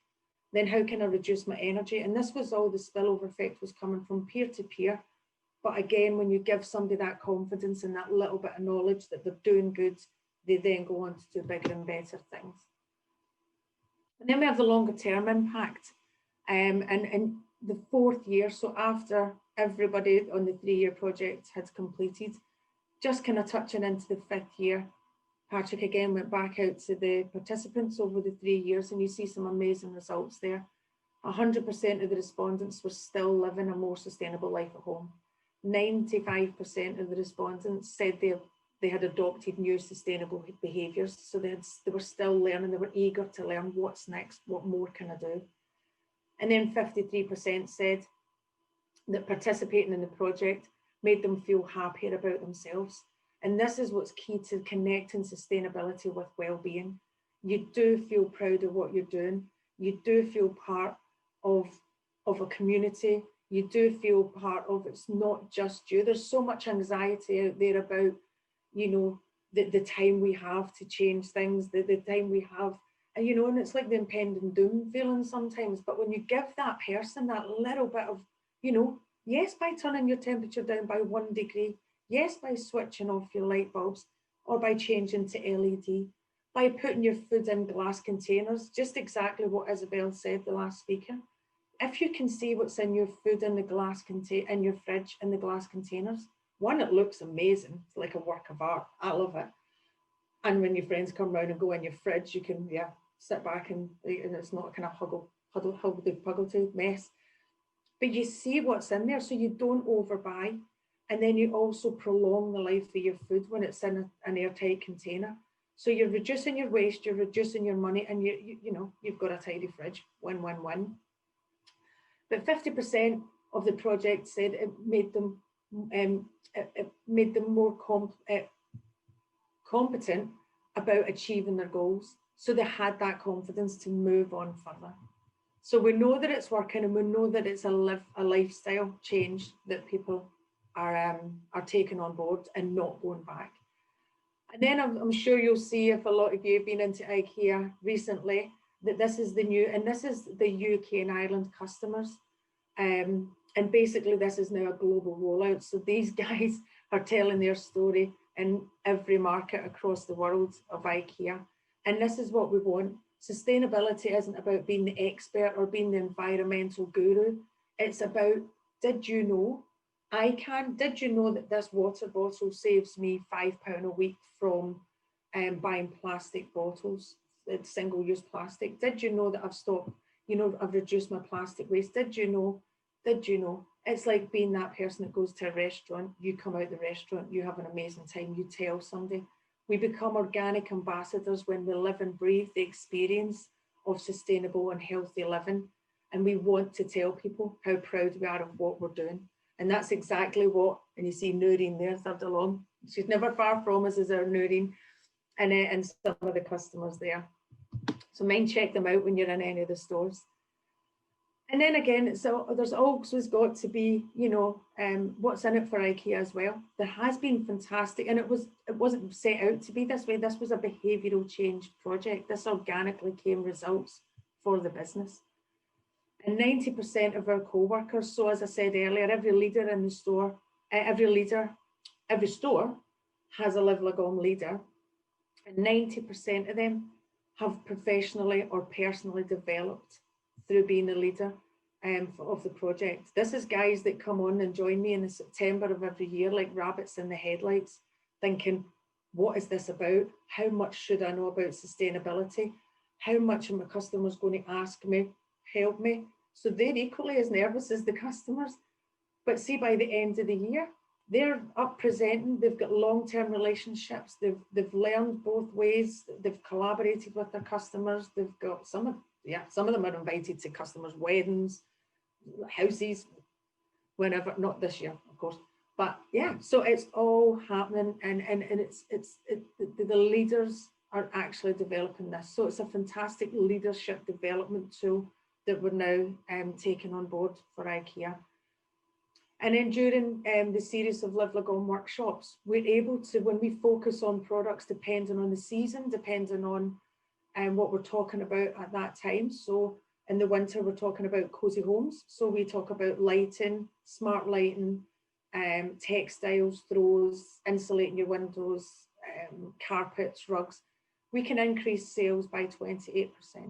So we know that when we talk on these small products to, you know, and it's not about forcing the products, we talk about the concept, because they've got carpets at home, they've got rugs at home, and they've got blinds at home, and they've got carpets and light bulbs. It's about, did you know that this can help you reduce your energy? So use what you've got at home, but we also have the products to support. And then the marketing campaign that it says here is actually the recruitment campaign. So we'll go out every year for 2 weeks, and that alone, our customers want to find out more. And the IKEA family data members, they want to find out more about Lagom. So as soon as they go onto the website and start looking, you've got incremental sales there already of 236,000 over a 2-week period, whether they join us on the programme or just investigating more on how to live a more sustainable life at home. And then we find out that they visit us almost twice as much, and they spend twice as much with us as well. And that is after we've given them the products. And 34% of those products that they do buy with us is actually more sustainable life at home products. So they're not buying just stuff, they're buying they're buying products that can actually enable them further to live more sustainably at home. But as we always say in IKEA, let the customers talk for themselves. And this is Lisa Cole. Lisa was one of the participants that joined us in the Bristol store in year 2. And the change and the perception for Lisa was phenomenal. And yeah, she's very strong-minded as Lisa. And now she's one of our biggest ambassadors. She's fantastic. So she was really skeptical of the Live Lagom at first. And how could a huge company like IKEA help me live more sustainably? Surely their remit was to sell her more stuff. Yeah, and then 3 years on, I'm amazed at how life-changing the Live Lagom experience was. Being part of a community was key. The workshops were amazing, and I'm still saving money, keeping warm and being kinder to the planet. The programme is so flexible and adaptable, and IKEA were just lovely throughout. I felt like they really wanted me to do well. And that is so true, and it's about the customers. We really focus on the customers' needs and what's in it for them, and that is our main focus. And there's a lovely Noreen who's never far from our harps or our phones. Yeah, and Noreen will explain a little bit more on this, but she started the Live Lagom journey to support her son's eco champion in school. And now with her Feed Me Goods business, she talks about Lagom constantly through it. I'll let Noreen take the words herself for that one. But yeah, there's some fantastic, and there's many, many more testimonials that you can see on the Facebook page that I'll show you in a little second. And these ones, I do love a quote in IKEA. I'll go quickly on this one, but you know, a massive thank you to University of Surrey, who were able to gather this data for us and be very patient with us with their knowledge that they shared with us, and us being a home furnishing retailer, working with such a fantastic team at the university. And Patrick, who was the Centre of Environment for Sustainability at University of Surrey, is now with Middlesex University, the Centre of Enterprise, Economic and Development Research. But as he said, examining the work of Live Lagon project for over 3 years, the data persuasively show that ambitious private sector business can take a key role in crucially needed transition towards a more sustainable tomorrow. And that this can start at home. And that was one of the key things, that we had never actually done this before, and collaborated and partnered with the university to gather this research. And from Iain Christie at university, senior lecturer, Live Lagon was the most ambitious and exciting sustainable behaviour change project I've seen from a major business, delivered via a complex but highly rewarding partnership. And I can't echo that enough from both of them. And then we hit the pandemic, and I know I'm on time here, just a couple of more slides, but we could never have prepared for this. And this is just a quote that came from one of our participants from one of the previous years. And she felt quite calm going into the first lockdown in March, because she felt that she was prepared. She had little projects to do. Her fridge and freezer was okay. She had food that had been bulk cooked and stocked up. And we'd never thought for 1 minute that this would have been, you know, something like this. But it made people take a different outlook in life. You know, that we can, you know, live. It was about living more frugal, but now we have to live more frugal. We're kind of forced into that recently. And from Emma there, that was, and you'll see several quotes and testimonials on the Facebook page. And then saving the planet, as we say, must go on regardless. So we've just onboarded another 208 customers on the 8th of October. And this is some of the workshops that we're doing. And we're actually finding that we're reaching more people, because they can invite their friends and family along onto the Zoom meetings. This is some of the co-workers taking the, this is the Edinburgh store, and then we've got the Lakeside store. Taking the customers in, equally inspirational, equally engaging, and we set them off on their challenge, and then they share back with us how they're getting on with their draft excluders, they're cooking the foods, they're making fermentation, pressure cookers. It's still also very engaging, and we're working hard, and it's something that we're learning as we go along our digital expertise learnings. So so we would like, one of my call out today is for people to join the Live Lagon Facebook page group, and see the community, and it's a safe environment to be in. Nobody's judged. It's all very organic. People can ask questions. Basically, the community run it themselves. There's a very small group of us, possibly 2, myself included, that actually look after the Facebook page. But it's the community that look after it, and kind of almost do the moderation themselves. And then you've got the Live Lagon impact report that comes from Hubbub, that they kindly made up in collaboration with ourselves. So there's a link there that I will share with you all. But just a message for students that are on, that think about, we had a couple of participants who were students, one in Belfast, one in Manchester. One paid off for student overdraft by being on the programme, and then saved to buy our own flat. And then Tristan brought his shared house together with all his student flatmates. And instead of having 5 lots of mouldy milk and 5 mouldy breads, they basically shopped together, put the money together, shopped together, cooked together, and socialised together. So it's not all about what we can do for the environment. That is the ultimate goal, but it actually brings people together, saving money and being kinder to the planet. And then for businesses as well, you know, that we want to be able to share our learnings, and we want to be able to share reports and papers that we have from the university, from Hubbub, and from some more of the learnings that we're getting now that we're in our 6th year. But yeah, so we would like to take that, you know, invite to people that want to come along, and we can't do it on our own, although we're a massive global company. You know, that the more we do together, the more and the bigger impact that we will have. And that is me. So thank you. And I take it that there may be some questions coming. I'm not sure, Neil. Hi, thank you so much. I will stop sharing your screen. Before we go for questions, I mean, collaboration is obviously key, as you said, and you know, the peer-to-peer working between customers and colleagues really reflects kind of like the essence of this conference. You know, all of us joining together, and you covered all of the themes of the conference. You know, consumption, economics, education, and well-being. So really kind of reflects everything we're doing.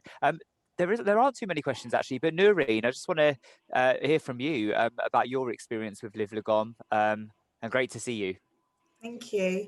So I started my journey in 2016. You know, when you apply for things, you don't really realize you could actually win. So I was like, right, I'm going to apply for Live Lagom. And they asked me a question like, what would you do if you had £300 to spend in store? And I said, well, I will teach my community because I already do community-based work. And I remember teaching one of my primary schools, like 65 kids. I was like, guys, you need to go. I need to check my email quickly during break. And I won, and I was like screaming, ah! And then literally, I remember like doing the program when there was like about 9 of us together from the Wembley store. And I was thinking, okay, this would be interesting because I don't know nothing about no sustainability. I don't even touch my blue bin. In fact, I just thought it was just there for decoration outside my house. And basically, I was just like, I wanted to do better because my son was an eco champion in primary school. So I was like, he's doing something, I want to support him. And then little did I know how life-changing my life would change from being on the program. So initially I went from doing the workshops, and I got my mum involved. I was like, Mum, you got to help me like a draft excluded because I can do food and nutrition. Sewing was a different situation. And then I met Hermina, who was my Live Lagom leader at the time for Wembley Store. She was just so bubbly, and she had so much common things with my mum for that church and stuff. So they connected. And then she just supported me throughout the whole journey. But I remember there was a turning point for me where I had a student from Essex, and he said, his name's Gavin, it doesn't mind if I say his name. And he said to me, Noreen, you know, I will only listen to you if you could show me what you're talking about. So I said, right, how about a challenge? Because I like challenges. And I said, right, I'm going to live based on a family of 4 for £60 for 3 weeks. All our meals, all our desserts, drinks, coffees, teas, whatever, you name it. I'm going to buy it food shopping and I'm going to document it. And initially, I was just like, I'm going to cook the foods and just post it on our Facebook group for Live Lagom. But I did it for 25 days. So I beat my own target, and I was based on a family of 4. And every day I'd be posting like all the dishes that I'd be making. And like I started putting recipes and stuff together, and there was something really here. And I was like, wow, like I already had this program called, How to Be a Smart Food Shopper, but now it's called How to Be a Sustainable Consumer, because of all the work that I've done with IKEA Live Lagom, but also the communities that I've learned from as much as me teaching them. And literally, I surprised myself, and I met Aileen, and I also met Hermina. We did like a lovely workshop together. We had leftover food, like just things you'd literally throw away, and we repurposed the food and we made new dishes out of it. And that was something beautiful. Then before I knew it, I was on one of the magazines of Live Lagom, which was like, Mom! And then afterwards, I did a workshop with Live Lagom, and that was so funny because I even had one of our apprentices from South Bank to help me deliver with Kalita, and that was supported by Hubbub as well. And that was so amazing, and it's just like a ripple effect. And I found myself, my business ethos and even the strategy of what we do changed so much because of Live Lagom. So like example, one of our participants from Acton, she was new to the area, so she didn't really speak great English. Like, she was new, she wanted to really build the community because, like, you know, she's on her own with her family and she doesn't want to be isolated. So she came along to the workshop, as many of our students, and she won the hydroponic system, because I literally was able to give her that. And she took the little tiny Kinder egg that Hermina was doing, like she was teaching the lesson, and then she grew a whole balcony of fruit and vegetables. Like, no one would have lied. I was like, how did you do that? Like, that is incredible. So it's just my life and how my decisions that I make has changed so much from being on Live Logom. And even recently, I slowly updated my flat, just bit by bit, by getting a few like items from IKEA, just to make life easy for when I do like online delivery. And instead of me throwing away my sofa, I went, Isabelle, lovely Isabelle, put me on a WhatsApp group that I found another lovely couple called Emma and Bernard, and they came over and took the sofa, gave to Josh, who just moved into his flat. And then afterwards, I was able to give the table and chair set to her. That was for my grandma, and now she's repurposed it. So she's upgraded the sofa, the table and chair set, and she's going to put some of the money to donation for a food bank. So it's just like a nice ripple effect. And I felt good, like, I haven't paid the council to come to take my furniture. I'm giving it to a new home. It's got a new life. Like, that is Live Logom, and that's why I feel really passionate that I will always have the Live Logom messages and always teaching that, because sustainability is inclusive. It's for everyone. Even if you feel like you've got those buzzwords, it doesn't really mean anything, because sustainability is from your heart. It's the actions that you take.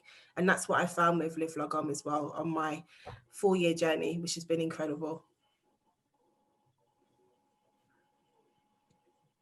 Oh, you're on mute, Neil. Yeah. Great. That sounds like an incredible journey. Thank you for sharing it with us. I know it's something you're really passionate about. We've got 1 minute left. Are you okay to just share some parting kind of words for our audience in terms of how they can live Logom? Aileen, we'll start with you.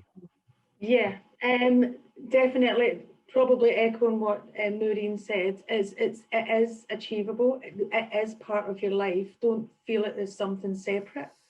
That it is affordable. It is, you know, easy. Join the Facebook page, Facebook group. You can actually just learn peer to peer. There's so many like-minded people on there that you can learn from. But it's something that you know, you can make a difference, and those small differences on a bigger scale makes a massive impact. So yeah. Thank you. Noreen? I would say that sustainability is the life skills that you would have learned from home, from your grandparents, from everyone. And I feel like it's really important to teach that. So if you do come from other countries around the world, remember, we will all live in sustainable. So it's just about bringing that here and understanding that it's literally for everyone. Don't feel excluded. This journey is for everyone, and yourselves included. Thank you so much. Thank you both of you for joining us. It's been a fantastic, insightful session. I'll be sharing the recording with everyone, so you can share this. And I've shared the links for Live Logom in there. And I hope to work with you both again soon. Thank you both so much. See you both soon. Bye. Thank you. Bye-bye. Thank you so much. We're ready for our next session, which is looking at mental health ecologies, space design and lived experience of distress. And I'm joined by my colleague, Paula Reavey. Paula, how are you?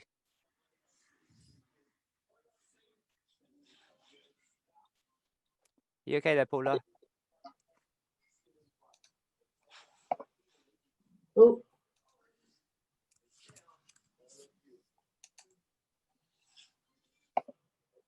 Hello? Hiya. Oh, hi. Hiya. Are you ready to share your screen? Yes, I'll just. Perfect. Is that? Yeah. It's not working yet, but. Okay.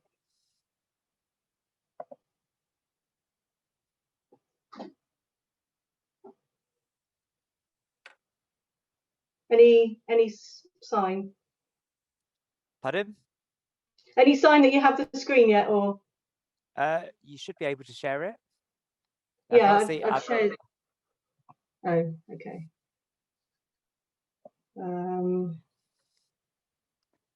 Not sure what's going on. Do you want to share the screen instead, Neil, just in case? Sure. Yeah. I don't think I have your updates, but I can share what I Okay. have. Yep. Yep, sure. 2 seconds. Sorry about that. I don't quite know what's. No worries. going on. There you go. There you go. So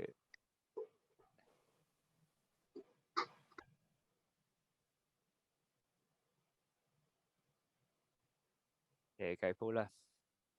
Okay. And do I just indicate when I need to sort of change the next slide, or? Yeah, just ask me to pop the next slide on, and then I'll pop that on for you. All right. Okay. Thanks a lot, Neil. No So thank you very much, Neil, for inviting me to give a talk to this wonderful event. And it's been really nice listening to the previous speakers talk about the sense of connectedness and building relationships that can come from sustainable activities, because that really feeds into the message that I want to get across today, in how by enhancing environments we can enhance mental health. And that's not just mental health for those who experience long-term distress, but obviously mental health for everybody. So it really feeds nicely into those messages that have been sort of communicated previously. And just to introduce myself, my name is Paula Reavey. I'm Professor of Psychology and Mental Health here at London South Bank University. And I'm also Course Director for the Mental Health and Clinical Psychology MSc. And the real ethos of that course is to promote an experiential perspective on mental health, which is concerned with how people's mental health comes from their life experiences, and also the meanings that they make from those life experiences. So it's very much focused on those who live with distress, rather than a more traditional biomedical model. So that's the sort of ethos that we use here.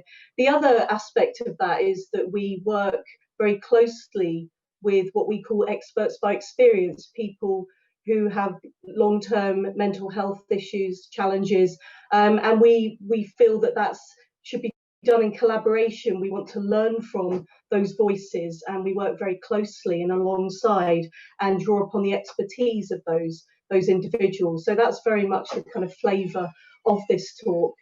But what I want to do really is to expand on this idea of how environments can or should be seen as integral to how we understand mental health challenges. So on the next slide,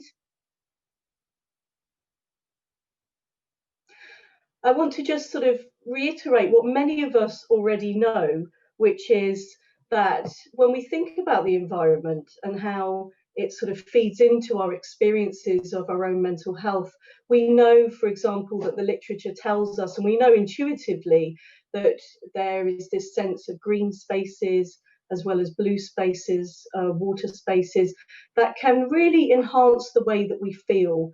It enhances the way that we feel, but also the way that we interact with others as well. So these spaces have been shown to have great benefit for mental health. Also in the literature and sort of through clinical experience, we know that certain spaces can be often therapeutic for us, and often not so therapeutic if we think about, for example, urban spaces. So this idea of how space and environment bleeds into our experiences of ourselves and our emotions is very much at the heart of a lot of literature that's come out in geography, but also in the service user movement as well over the past 20 to 30 years. And as a psychologist, it's interesting that we're never taught those kinds of those aspects of psychology when we're doing our undergraduate degrees. It's very much focusing on the individual as almost separate from the environment. And I think what's nice about some of this more recent literature, and a couple of years ago I edited a book on space and mental health with Laura McGrath, and really what we were trying to get across in that book was this idea that brains and minds and people don't exist in a vacuum. They exist in environments that can be either therapeutic or non-therapeutic. So that's the sort of essence of what we know. But on the next slide,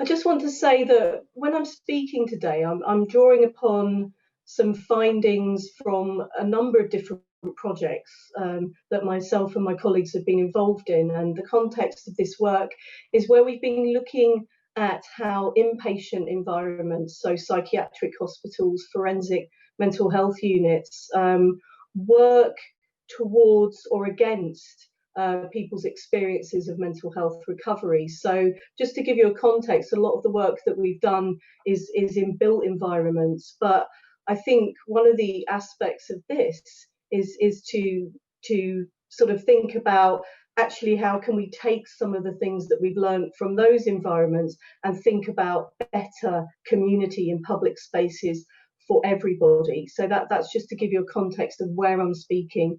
But on the next slide,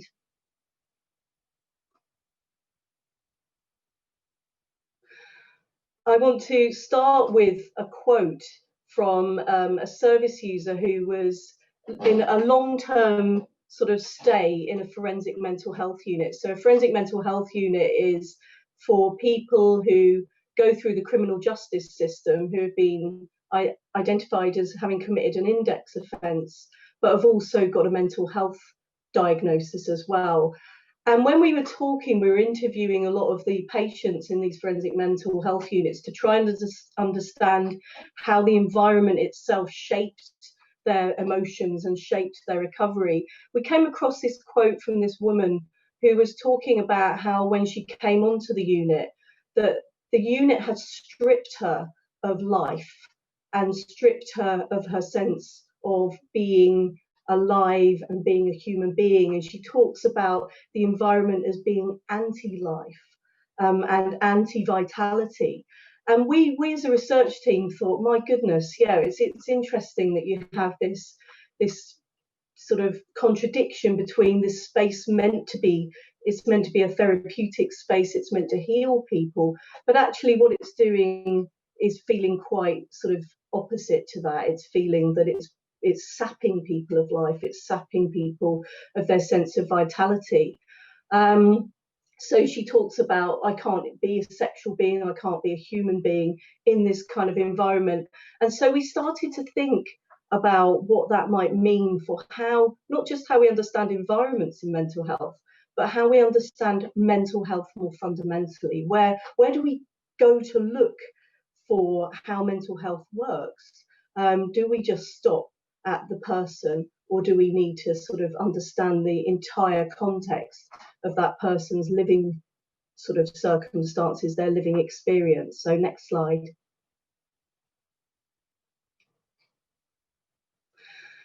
So one of the ways that we've done this is to look at some, I'm not going to bore you with a lot of theory now, but I do just want to draw out a couple of points from some of the theories that are out there around vitality and the sort of idea of how, as human beings, that sense of being alive can feed us and make us feel either sort of quite disconnected and dead and sort of divorced from other people and divorced from ourselves as much as anything else. And there's a philosopher and a German psychiatrist called Thomas Fuchs who talks about this idea of how, as human beings, our mental health can really suffer if we feel that the environment that we're embedded in is communicating to us a sense of disconnectedness and a sense of anti-life, and especially if that environment isn't allowing us to feel that we're being dynamic, that we're moving, that our body is moving. And I think that really sort of affected then the way that I started to think about mental health, because as I say, as a psychologist, we're often just invited to think about cognitions or emotions without thinking about where those cognitions and emotions come from. The other point I just want to make very quickly is that Levine, who was a social psychologist in the 1930s, talks about this idea of life space and talks about how every experience we have in any given moment has a setting-specific property to it. In other words, the world itself affords us to think and feel in particular ways. And so his argument is that we need to understand how urban environments, for example, afford a particular mode of engagement and a mode of being for us as humans. And that can be very sort of, that can shut us down as well as open up, but it's understanding how that environment is doing that. So these kind of theoretical sort of ideas just they invite us to think about how all of these environments afford us to be in a particular way, afford us to think and feel. And it's also about how that involves multiple modalities, the way things look, but also the way things sound, and how we touch things, our sort of tactile environments.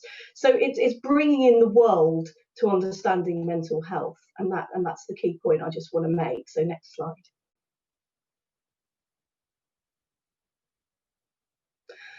And again, you know, I put a picture of a brain up there, but it's not really about brains. Partly it is, but it's more about people. It's more about humans.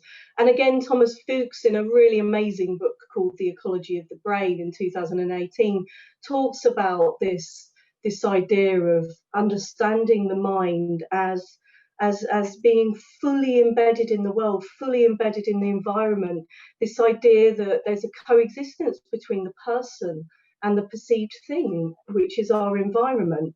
And again, he's inviting us not to see mental health as anything separate to that environment, but very much fully embedded in it. And of course, you know, that lends itself to us thinking about not just how we move in an environment, but also how we connect with others, because we know, you know, collective action and relatedness and connection with others is central and good for our mental health. So it's again bringing that idea of environment and person together, and thinking about the space that we exist in and our being in the world, which is a kind of long traditional sort of theory about the importance of the setting and our experiences.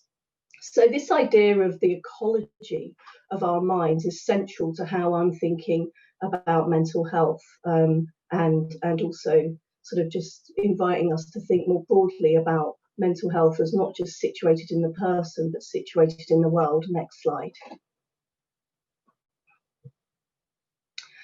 Okay, so this is, I don't want you to have to read this slide at all, but this is just taken from an extract in some of the work that we were doing in forensic mental health units. And again, the sort of essence of this very short extract was getting, when we were looking at how people who were patients, forensic patients, were existing on the ward, existing in the hospital. And it was really interesting that this particular hospital was a new hospital. It had just been designed, and it was designed with nurses. So there was this kind of co-production type approach.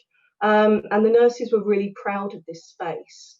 But what was really interesting is, even though there was lots of light in the ward, there was lots of light in the hospital, there was a garden, what we found was that the atmosphere of the place was still very, very sterile, still very much geared up to thinking about the risks that were sort of at play for patients of this kind. There was this idea that the patient was the only unit of concern, really. And what we were thinking was that actually, when we're thinking about environments, we have to think of the entire atmosphere. We have to think about exactly who's in that environment, their own cultural, psychological backgrounds, and how all of those people together exist in that space. Because it's not just about, as I say, the patients and how they experience the space, it's about the staff. But then the staff can be very much sort of distinguished by their cultural background. We found a lot of East African nurses were working as migrants alongside a lot of very well-paid, very well-established middle-class psychiatrists. And so when we're thinking about space, we also have to think about, you know, how people are assembling in that space. What is the assemblage of that space? How does that create a particular atmosphere? And how can that for example, play into power relations? Why aren't people working together more to sort of to think about recovery? And so it's really about how a space needs to understand all, you know, we need to understand all the different elements, not just the light, not just the sound, but how people are moving in that space together. And of course, one thing that changes in that space can affect everything else. So we found that even though spaces were designed to mitigate against risk, you know, a slight change in mood could actually, the mood of the patient could alter everything, and then everything altered as a result. So the space is this entire assemblage. It's not just one thing. Next slide.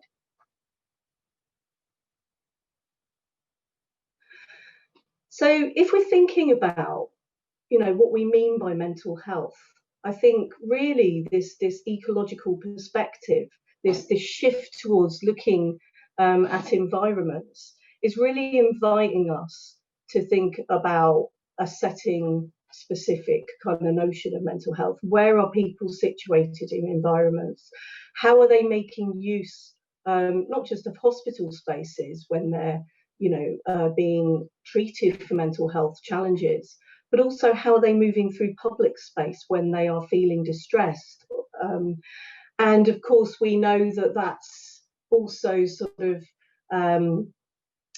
shaped by a person's social and demographic background. So we know, for example, that BAME individuals have a sort of experiences of feeling more threatened in public spaces or certain public spaces. Women, persons with disabilities, persons of a minority sexual orientation. So this idea that it's not just the space, as if the space doesn't change for or remains the same for everybody. It's about how different social groups move within that space as well. So it's trying to understand that relationship between, you know, where people are coming from, what's happened to people, and power dynamics that also sort of shape the meanings that those spaces have for people. But again, it's just moving back to this idea that the world is where these experiences emerge from. It's not just inside people's skulls. And as psychologists, we really need to understand sort of lived experiences of distress from this ecological perspective to understand how people emote, how they feel things, how they are experiencing their mental health. And of course, that's not just for people with diagnosed mental health problems, it's for all of us. So that's the sort of central message. Next slide.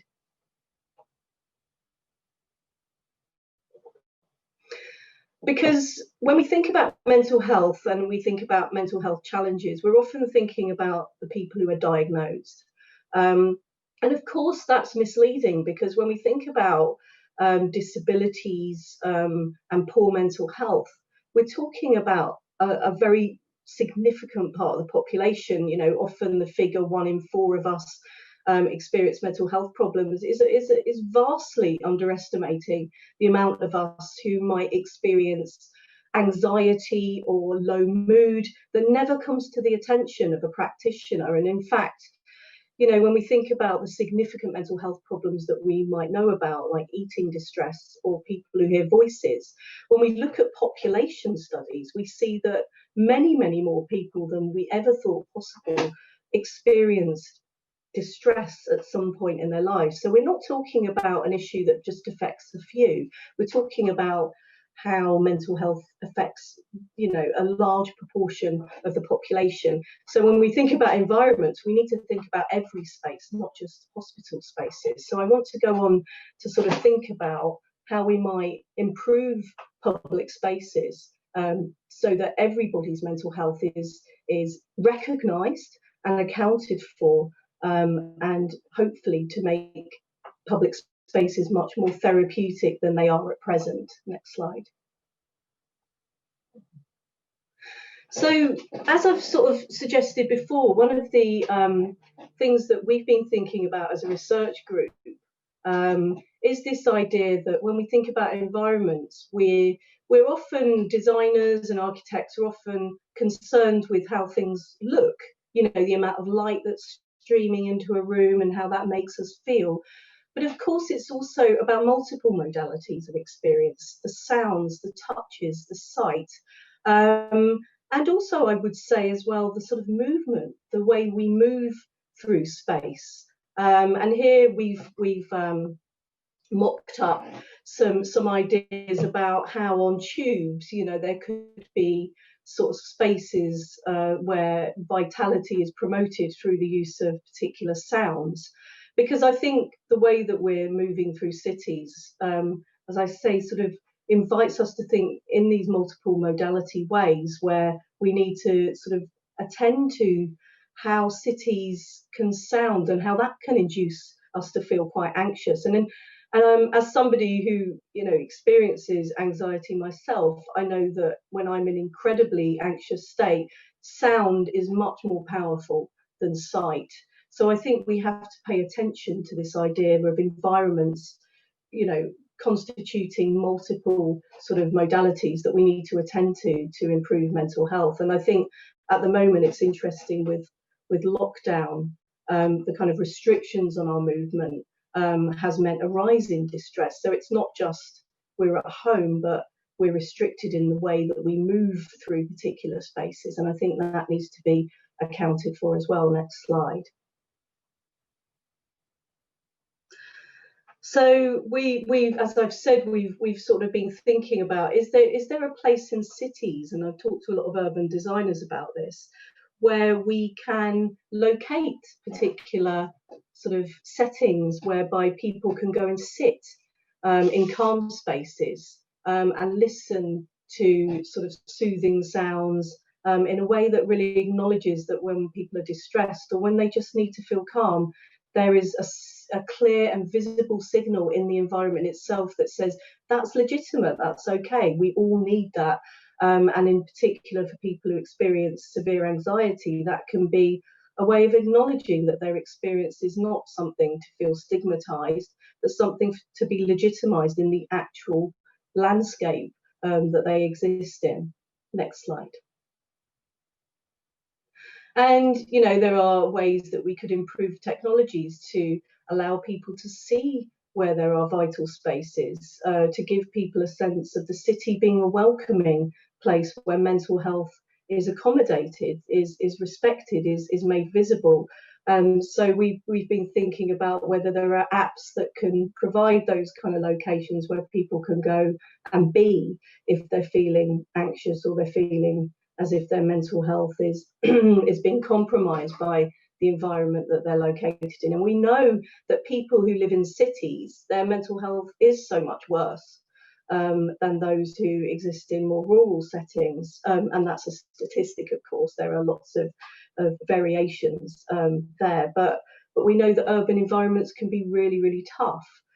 So is there a way that we can highlight and produce and give people that visibility around the spaces that they could possibly access?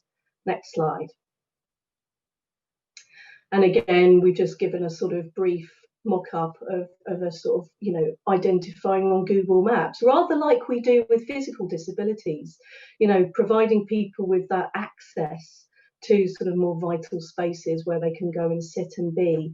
And I think once people have that visibility, there can be that connectedness with people, because they're not sort of sensing that what their experience is a private one. It can be something that we share, something that we're a bit more open about, and that we can talk about much more securely.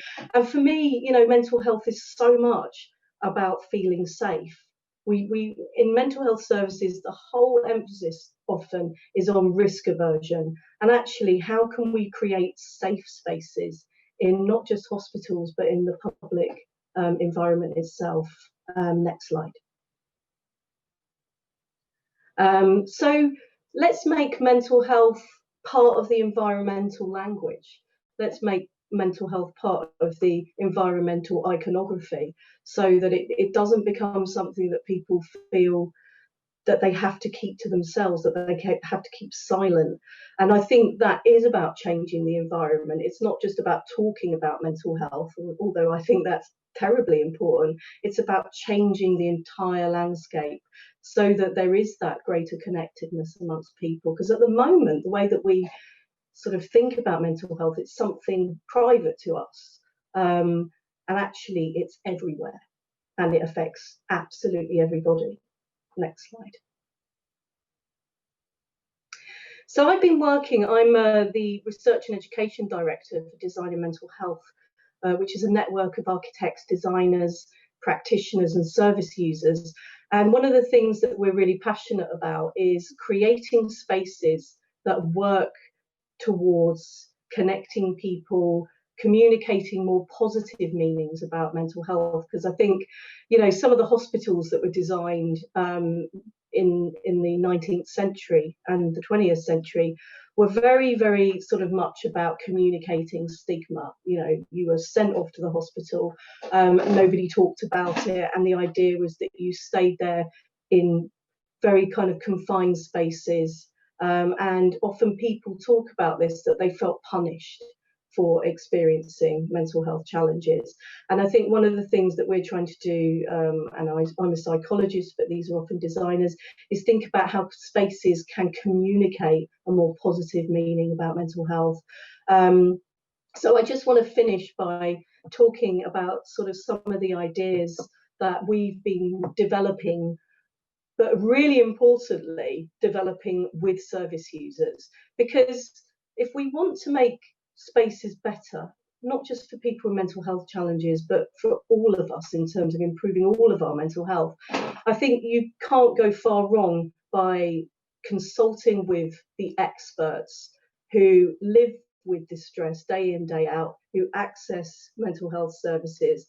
And they have some fantastic ideas about how we can improve environments, how we can make those environments more therapeutic and more livable. And I think that doesn't just, as I say, apply to services, it applies to all of our environments, our public spaces, and makes us just that bit aware of how the mind, our mental health and the environment all coalesce to produce a particular way of being. Okay, next slide.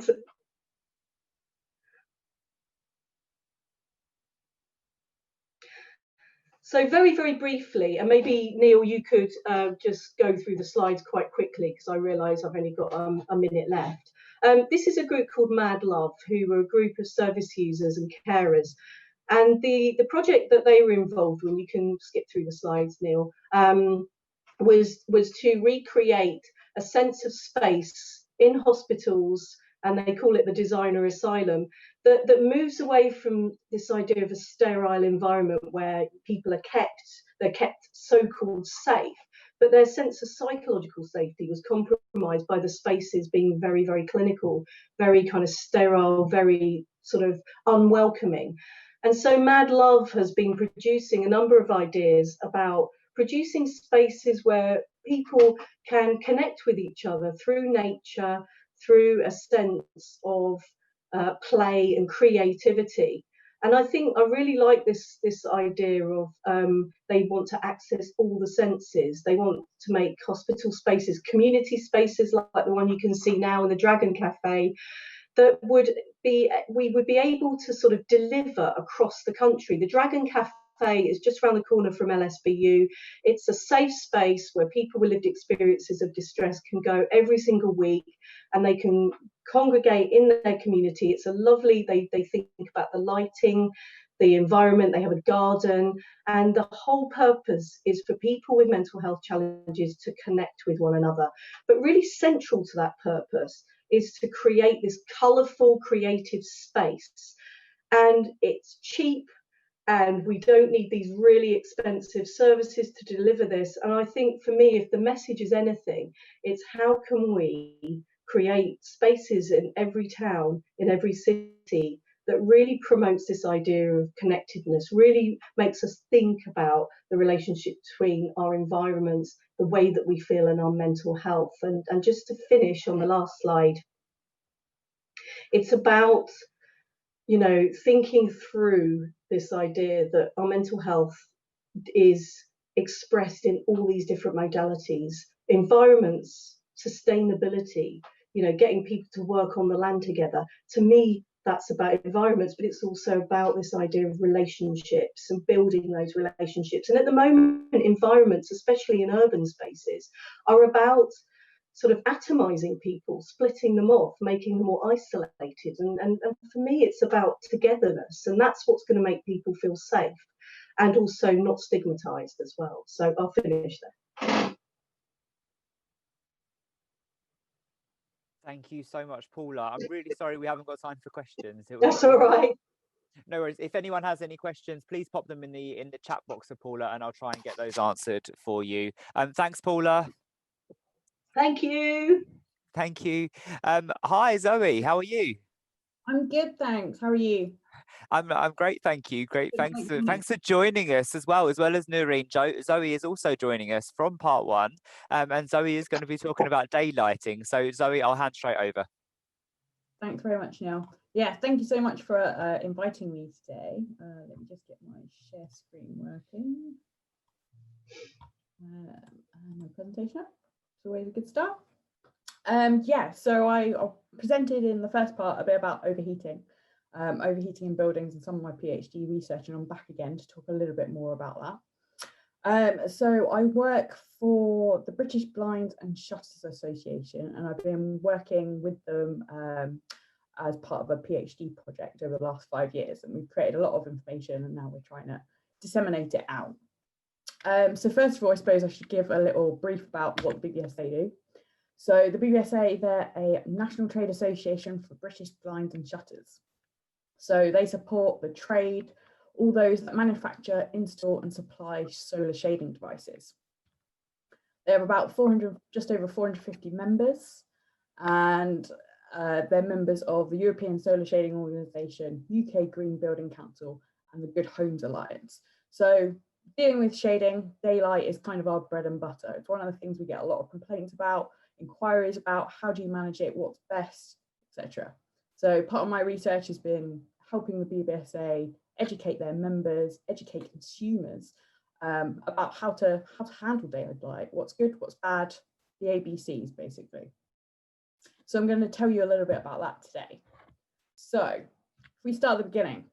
So 90% of our time is spent indoors, probably a little bit more than that now considering COVID.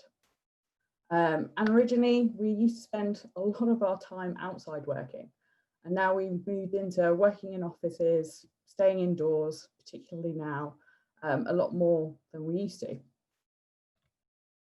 There's actually a really good video done by Velux, and it actually encapsulates all the aspects that can have a negative effect on us. So I'll put this link in the chat box afterwards, but I definitely recommend having a look at it. It's a 3-minute video, quite shocking actually, how much our buildings really affect our health and well-being.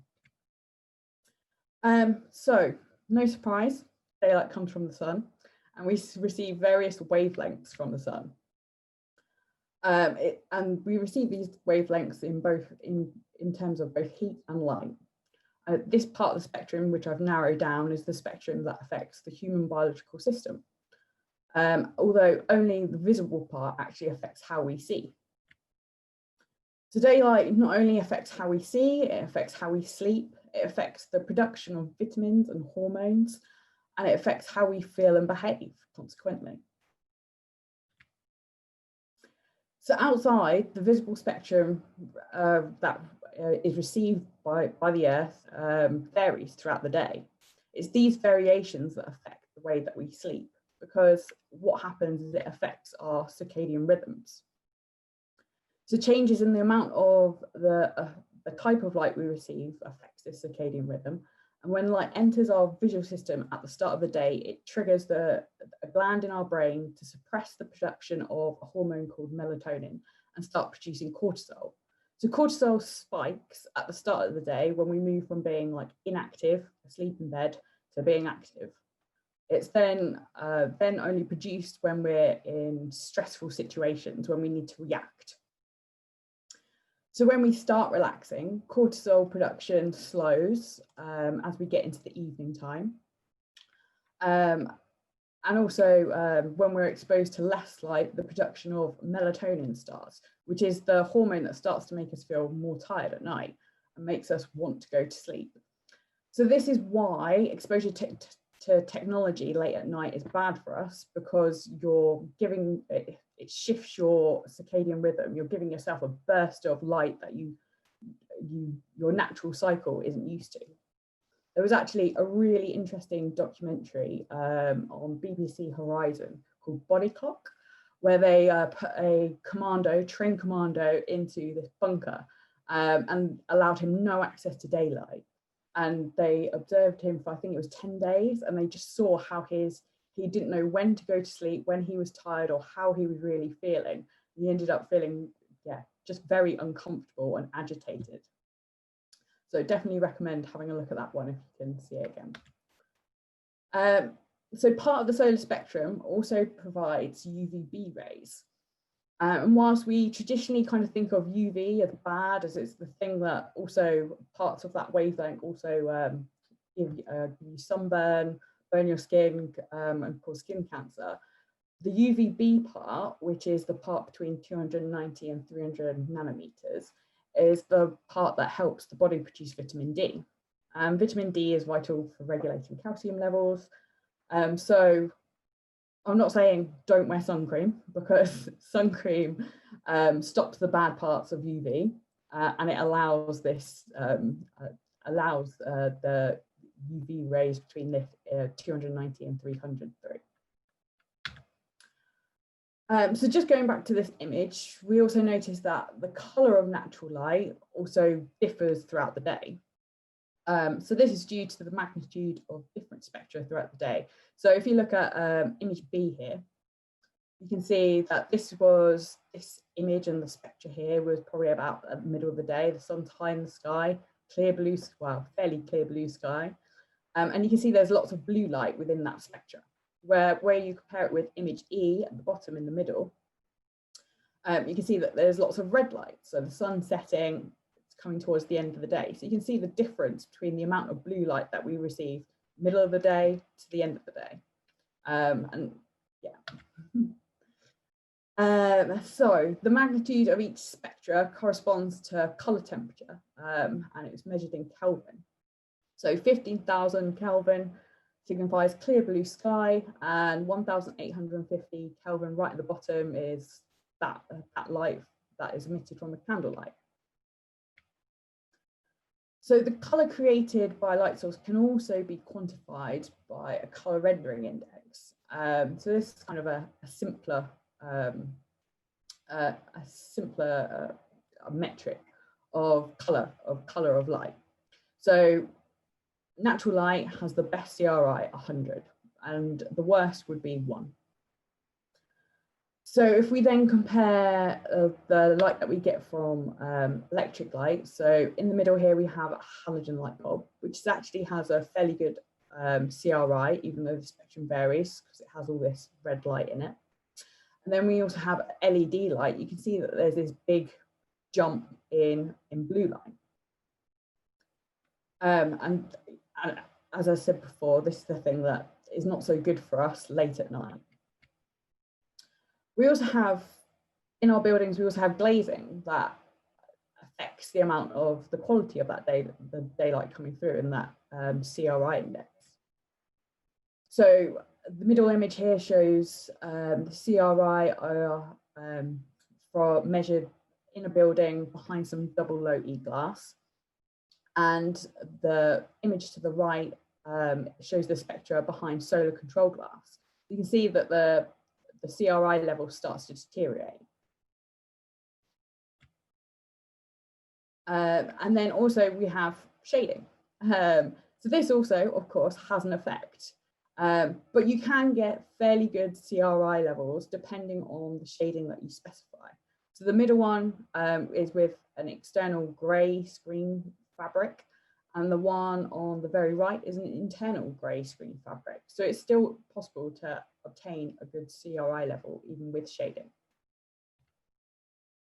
So there's lots of research and lots of literature around the benefits of shading.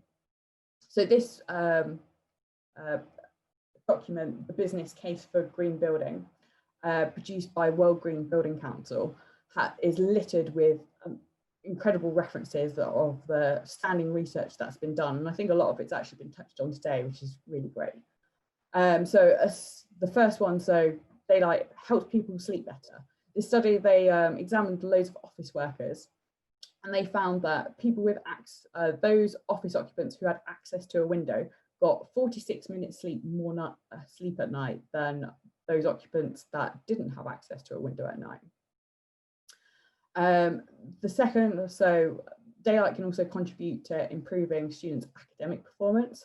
So Heshong Mahone Group, I'm sure I pronounce it wrong every time, examined 21,000 students in America, and they found that students with more daylight in their classroom performed 7 to 18% better on maths and reading tests. Patient or hospital stays have also been proven to reduce with increased daylight or access to views.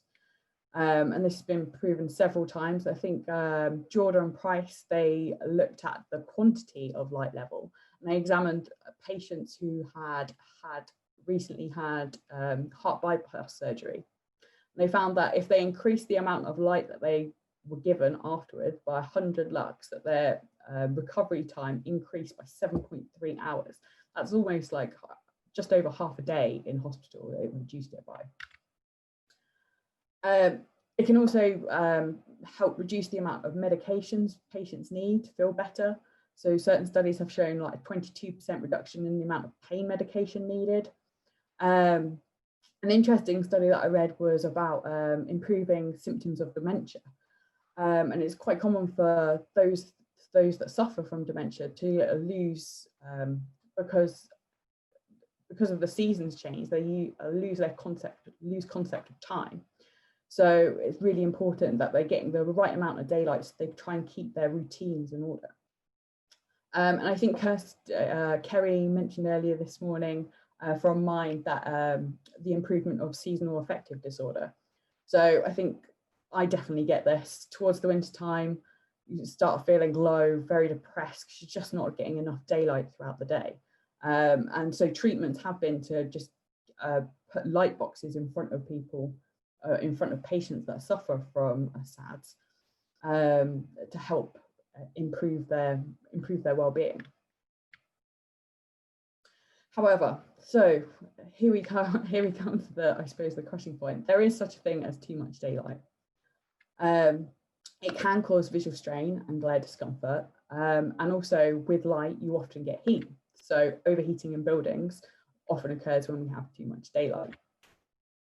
Additionally, light exposure at night can also stop us sleeping. My partner is actually a shift worker, so this is something I'm quite fixed on, because obviously he has to sleep during the day and things like that, so it does become annoying. So the quantity of light, there are guides out there. So CIBSE Environmental Design Guide gives values of lux that we should have in our buildings. Funnily enough, there isn't that many recommendations about domestic homes, other than safety aspects around stairs. But a lot of these are prescribed for non-residential buildings. So 500 lux tends to be the key that most people, the one that's most promoted, I suppose, because it's relative to offices and office spaces. We found that actually one of our members, he got invited to a building, designed this incredible glass building, had this glass atrium you can see in the picture. And on the right hand side of this image, there's a kind of balconies, and this is where lots of office occupants sat and did their work. And so the BBSA member attended because they were asked if they could look, they wanted to look at installing some shading. And the reason being is that when they went to attend this site, they found that the office occupants had stolen umbrellas from the cafe on the ground floor and put them on their balconies to stop the light affecting them in their workplaces. So I found that hilarious when we got sent the images through. So what they also did was they got the office occupants to measure the level of light that they were receiving. You can see this red bar on my graph, that's where 500 lux is, that's the recommended amount, otherwise visual strain, glare issues can occur. And you can see at various times of day, 9 o'clock, 11 o'clock, 2 p.m, they just get higher and higher and higher. And yes, this was in summer, perhaps it will be a lot lower in winter time. But you can understand why occupants were uncomfortable. A study that I carried out also, so I carried out this study as part of my PhD, was I wanted to better understand the impacts of shading on people. So I looked at, so we used the office occupants within the Clarence Centre at London South Bank University. They were my guinea pigs, thankfully. And in 2 of the offices, we installed blinds. And so these were permanently closed throughout the course of an afternoon. And then in the other offices, we had no shading. So here we got a couple of pictures, picture of what the office setup kind of looked like. And during this time, we gave them questionnaires, just asking them how they feel. And there were various questions, lots about lighting, lots about heat, air quality, you name it, it was pretty much in there. We also gave them some tests and we monitored the environment that they were in, so measuring the lux levels inside and outside. And what we found, so we found some of the obvious answers. So when occupants had the blinds open, they said the conditions were brighter, they were more satisfied with the view, the conditions were more acceptable in terms of visual comfort, the visual task was easier to read. Fabulous. Exactly what I expected and what I hypothesized. The more daylight, the better. Until you get to a certain point. But an odd result that came out is when these, so there's office occupants had the blinds open, and they also reported that when the blinds were open, there was less glare than when the blinds were closed. To me, this was just very confusing. Couldn't understand why occupants were experiencing less than glare. So in the closed blind office, basically, there was more glare issues, and it just didn't really make sense. So I'm really pleased that I included an additional question. And that was those that said that they were experiencing glare, we asked them, well, can you identify where the source of the glare was coming from? And what it turned out was that those that were in closed blind conditions were experiencing a lot of glare because of the computer screens and the internal electric lighting. Now, if you look at the office more closely, so here's a slightly better picture of it, you can see that they've got these electric light strips right at the top of their offices, which are literally over their heads. So when the blinds were closed, you were getting this odd contrast, you're getting this bright light from just above their heads that could have been glaring on their screens and causing discomfort. So it's not only about the quality and the quantity of light, but it's about that contrast of light around the work area that's also important. So in an ideal world, you have to graduate this. I mean, if you think of when you're working late at night and you're looking at your laptop, and now a lot of laptops, they have that ability to adjust your screen brightness to make you more comfortable. And this is one of the reasons why. I know definitely as it's got into the winter, I'm constantly adjusting the level of light coming off my laptop to ease my eye strain. So a lot of this is about finding the balance, good quality lighting, and also being able to attenuate the amount of daylight we're exposed to throughout the day. So I suppose this is where shading comes in. So screen fabrics, particularly in rooms that we work in a lot, and we may want to close to stop glaring issues, but we also want to let in a lot of daylight, are really beneficial. They have slightly bigger holes within the fabric, so they let in a lot more daylight. Yes, so they let in a lot more daylight. And then also the colour of the fabric is also very important. So lighter colours reflect more light and can cause more glare. And then darker colours absorb more light, reduce glare. And what they also do is they provide a view. So if you look in this image, you've got the left-hand side glaring light because it's a white fabric. And on the right side of this door, there is actually a fabric there. It doesn't look like it, but there is a fabric.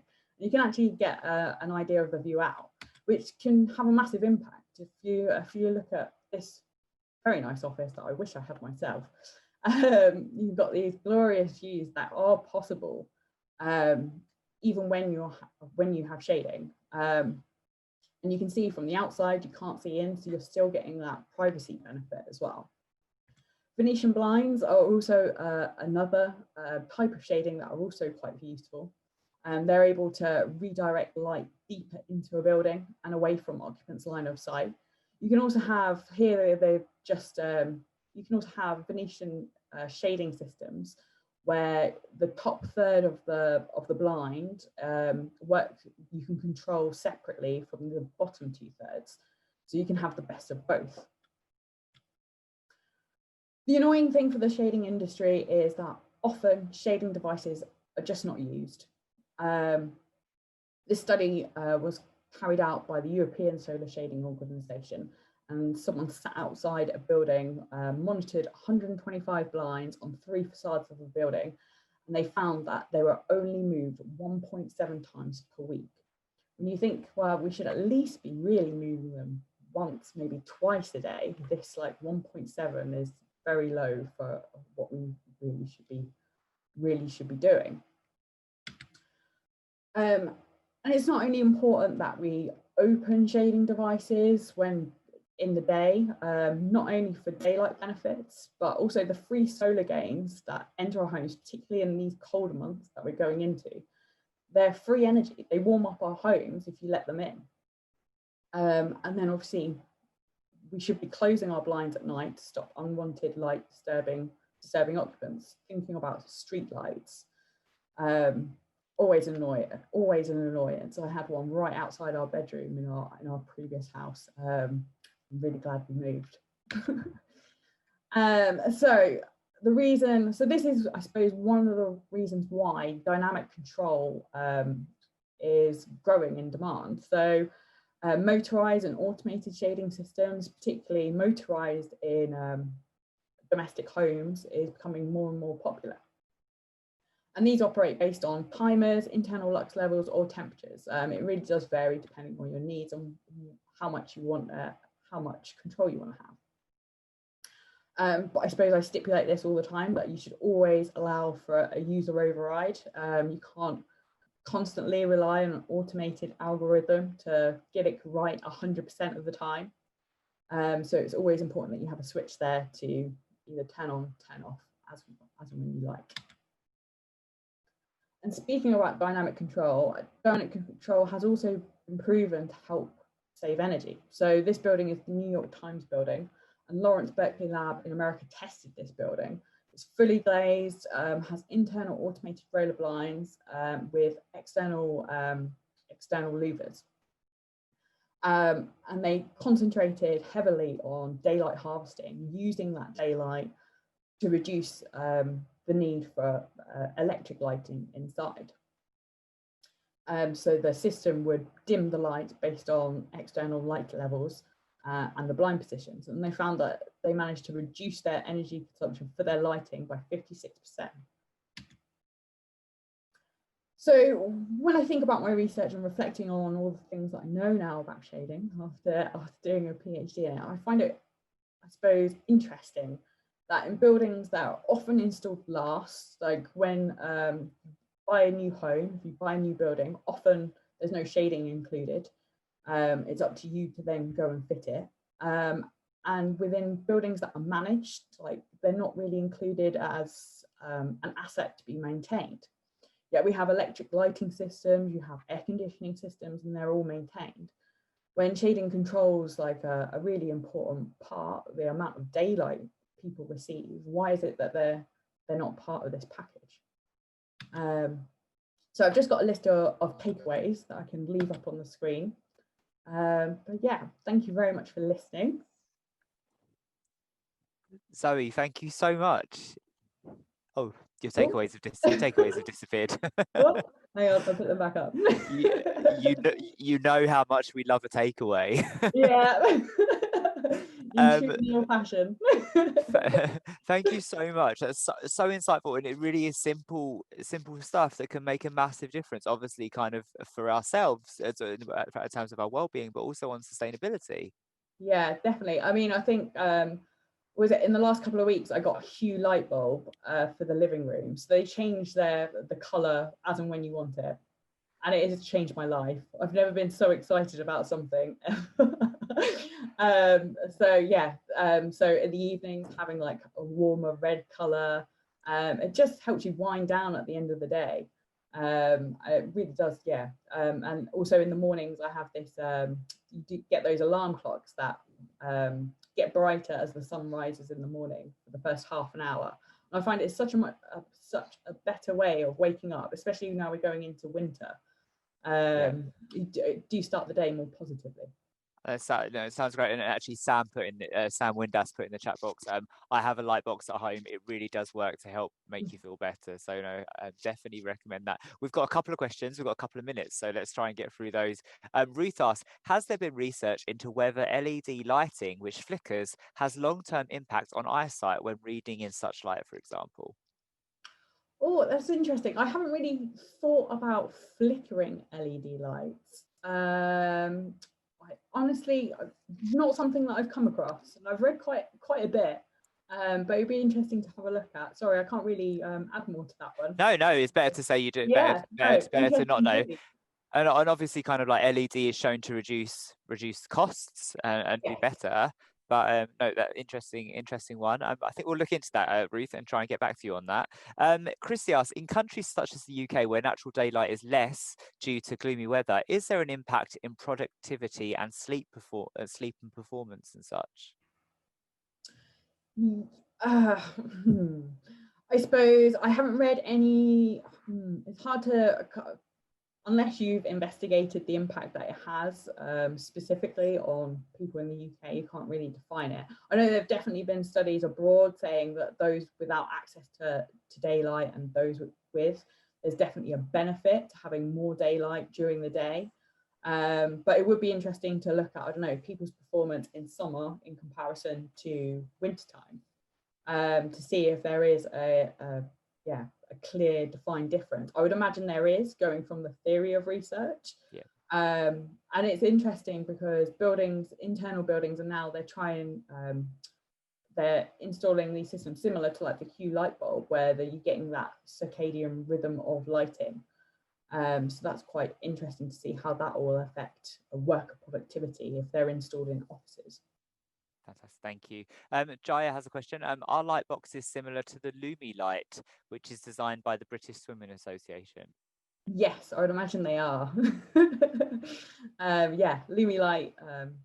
They have So if you have a look at the color rendering index and the shift, all you want to see is that it's getting as close to daylight, that CRI spectrum, as possible. And the closer it is to that, the closer you're getting what natural daylight is. Fantastic, thank you. And just a couple more comments. Well done, Zoe. Thanks, Zoe, for sharing your research. I took part in that study in 2017 at the Clarence Centre. That's in Florence. Nab says, I've been looking into buying blinds or curtains recently, so this is very timely for me. Thanks, Zoe, for making something that kind of like it's just so accessible and kind of like easy for us to follow. So really appreciate that. No problem. Thanks. Yeah, thanks for joining us again, and we'll see you soon. Yeah, Woody. Bye. Bye. Bye. We are due for a short break, everyone. We will be back shortly in a few moments. Hi, Patrick. How are you? Good. Thank you. We will I'm just going to put a holding slide up now for a few minutes, grab a cup of tea, take a comfort break, and we'll be joining you shortly. Thank you.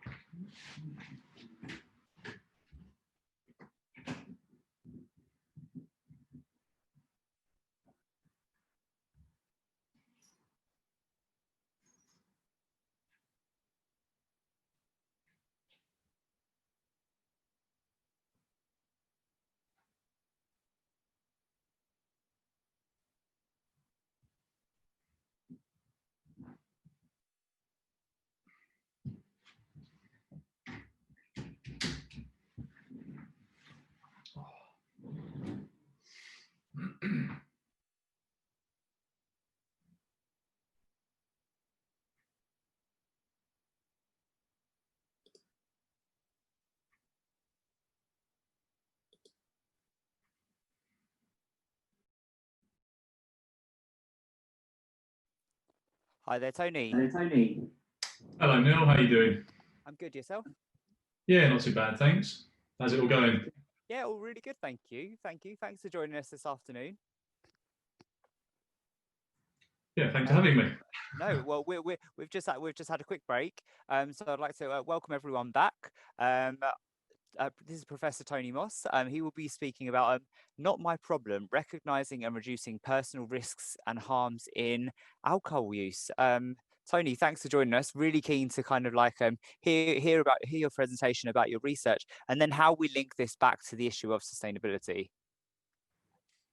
Great, no problem. Fantastic. Over to you.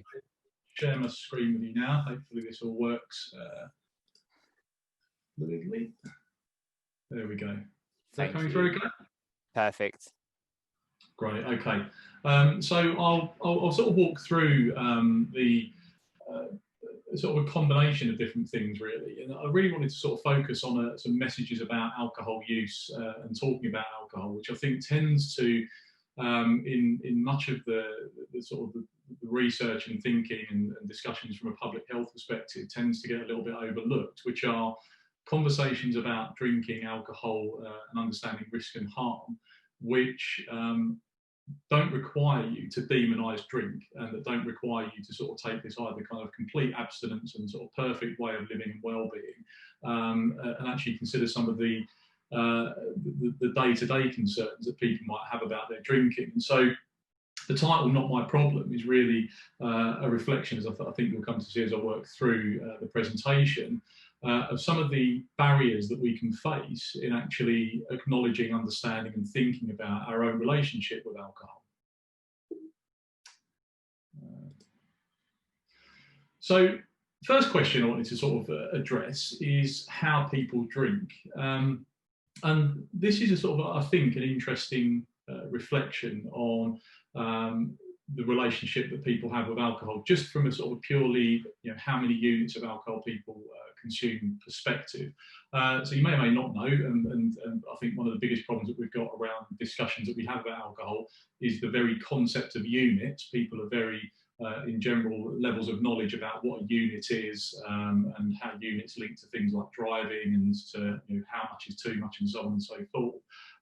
Has been a problem in this country for quite a long while. Part of the reason it's a problem is that we imported the concept of units from Australia.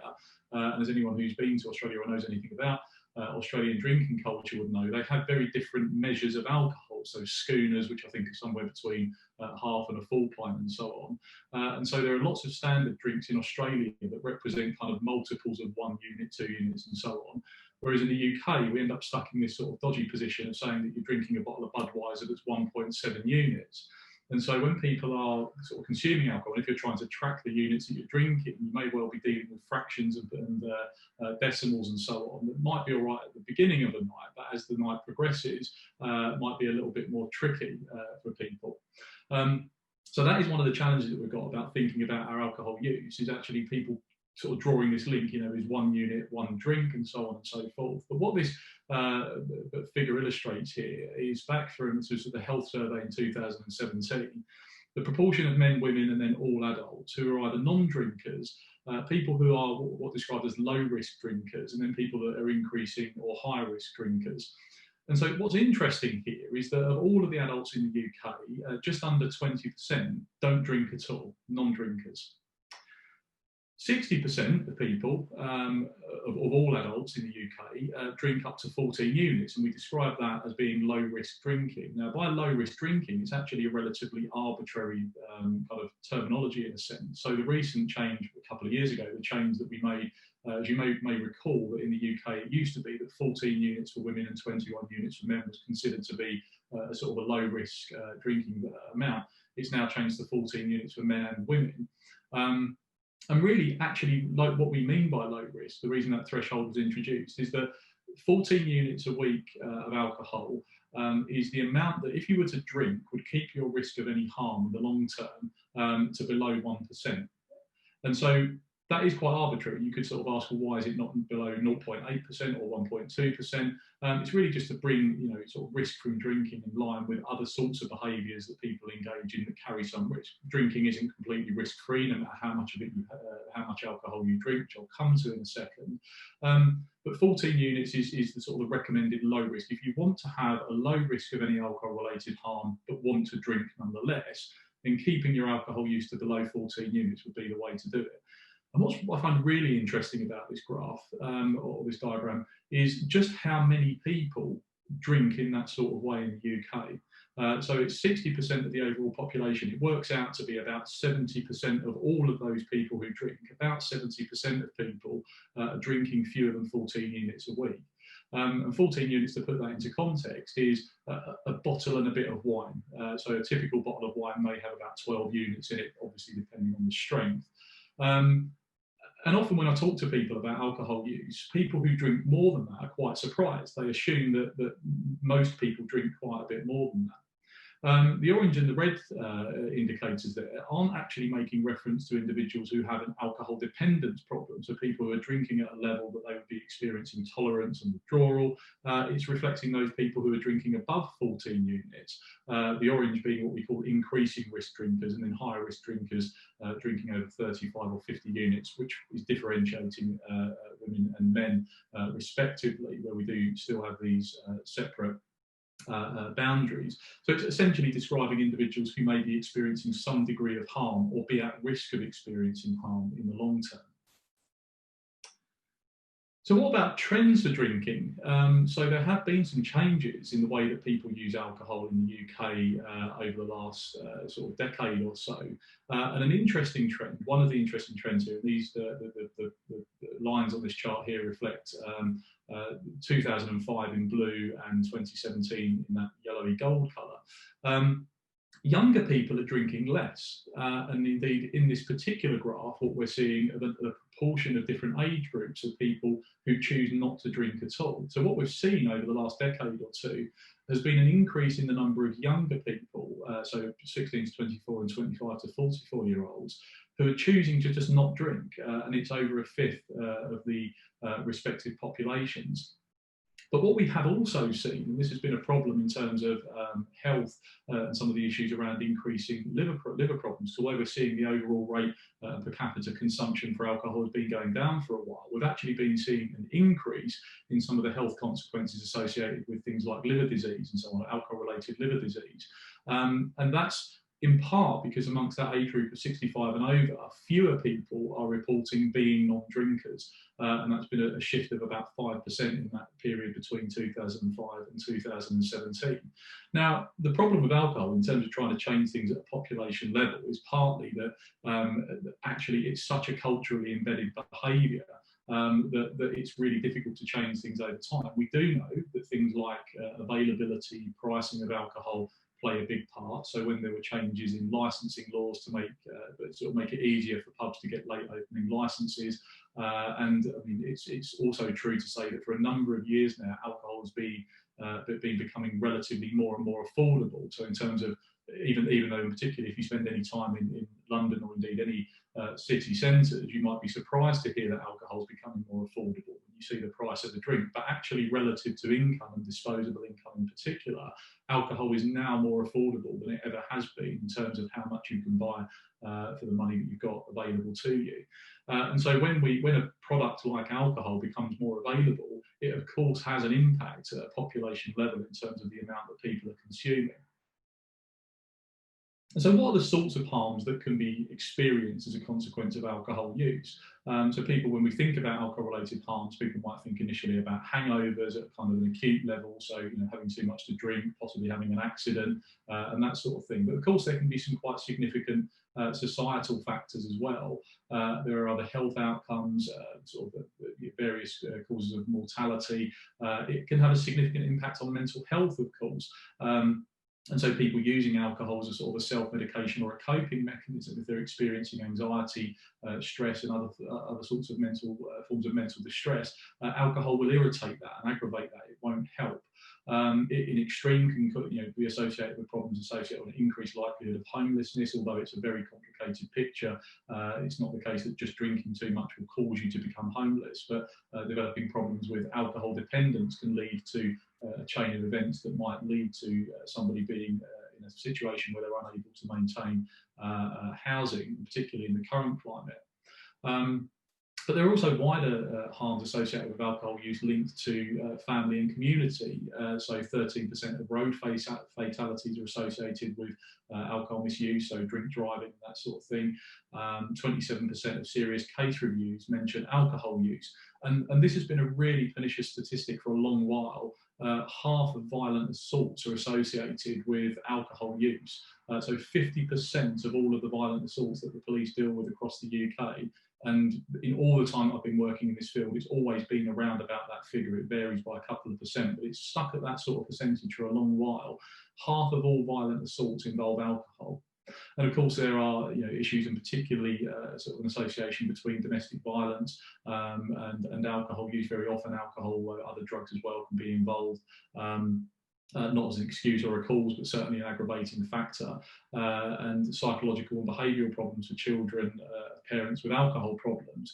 So there are really quite sort of serious broader consequences beyond just the individual. Alcohol has been identified as a causal factor in over 200 medical conditions, including most forms of cancer, depression, stroke, pancreatitis, liver disease, cirrhosis of the liver, heart disease, and so on. So I'm painting a brilliant picture here. I'm sure you'll fancy a drink after hearing me talk in this way about alcohol. But it is true that alcohol is associated with an increased risk of all of these sorts of things. Now, one of the issues that we have in the alcohol field is actually many people are not aware of this. Many people aren't aware of the fact that alcohol is a carcinogen, that it can lead to an increase in risk. And so it's difficult in terms of getting messages out to people without wanting to scaremonger and say, alcohol's a terrible thing and you should all stop it, because that actually isn't intended to be the message. But to make people aware that if you have, particularly if you already have underlying health conditions, that alcohol can be a significant aggravating factor. I'll come on to why I think that is in just a moment. And just to finish, in terms of the harms of alcohol, overall, and there have been disagreements about this sort of estimate, but approximately £21 billion cost is associated with alcohol misuse at a population level in the UK per year. That's £3.5 billion cost to the NHS, £7 billion due to loss productivity through unemployment and sickness, and £11 billion associated with alcohol-related crime. So alcohol has got a lot to answer for. It's a very, probably the most ubiquitous drug that we all use. And I use that word drug advisedly because, of course, that's precisely what ethanol is. But people, if you ask them to talk about drugs that people use, will very rarely, if ever, give alcohol as an example. We tend not to think of it as a drug. We give it a special status in our social lives. But alcohol is a drug, and it has particular effects that are very similar to the effects of most drugs of dependence that people would be more familiar with. But again, this recognition of the harms that alcohol can cause is sort of missed by a lot of people, whether it's a combination of not knowing this sort of thing or dismissing it and not believing it to be true. And of course, and it comes down to some people, for some people, this concept of a little of what you fancy. Isn't it a little of what you fancy? Doesn't it do you good? Because of course we've all heard that having a few drinks is better for your health than being a non-drinker. All those polyphenols in red wine that we read about in various articles and so on. So isn't it the case that all of these things, that, you know, if you drink a little bit, look at the continent, look at, you know, Mediterranean lifestyles and so on, where we see what's described as wet drinking cultures, where people drink less alcohol in single occasions but more regularly. People live longer on the continent, don't they? Isn't it true that drinking a little bit of alcohol does you good? Unfortunately, that's not true.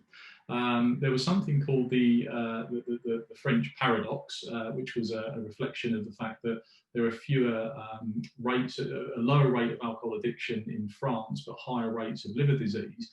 That's because, you know, in terms of becoming alcohol dependent, you need to drink quite a lot of alcohol quite regularly.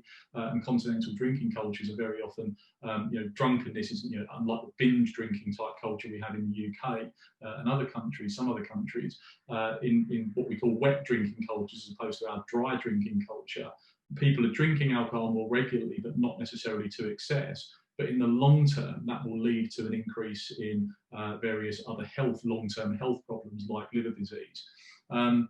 The J paradox was essentially a description of some of the evidence that suggested that people who are lighter drinkers, or people who, compared to people who are non-drinkers, actually the non-drinkers seem to have worse health than the light drinkers. And so for a long while, there was, and certainly the alcohol industry was a proponent of this view, that actually being a non-drinker was a worse position to be in, that you were better off being a light drinker and having a bit because it was better for your health.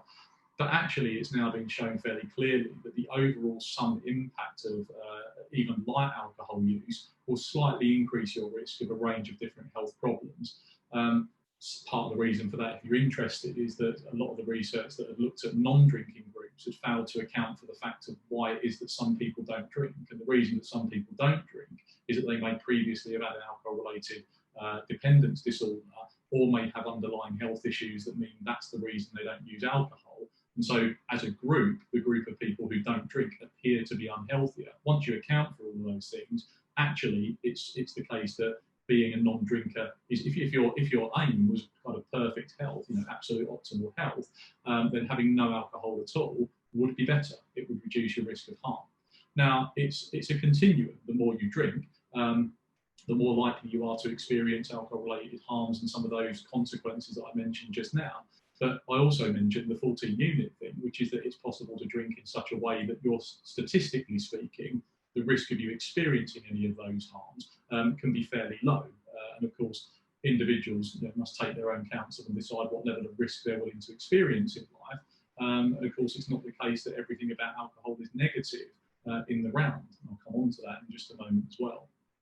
But in short, if I was going to leave you with one particular message about the issues around alcohol use, the way that we think about alcohol use, it would be this idea that alcohol shouldn't be thought of as one of your 5 a day. Alcohol is not a healthful commodity. It's not something that you should consider you have a certain quota that you need to use. It's something that you can use for the reasons that we know alcohol can be used for. It can be used to, you know, to give you a particular feeling. It can be used in social situations. It can be used for all sorts of reasons. But it's really important that we don't kid ourselves into thinking that having a bit of alcohol is a healthy thing to do in the broadest sense of that term.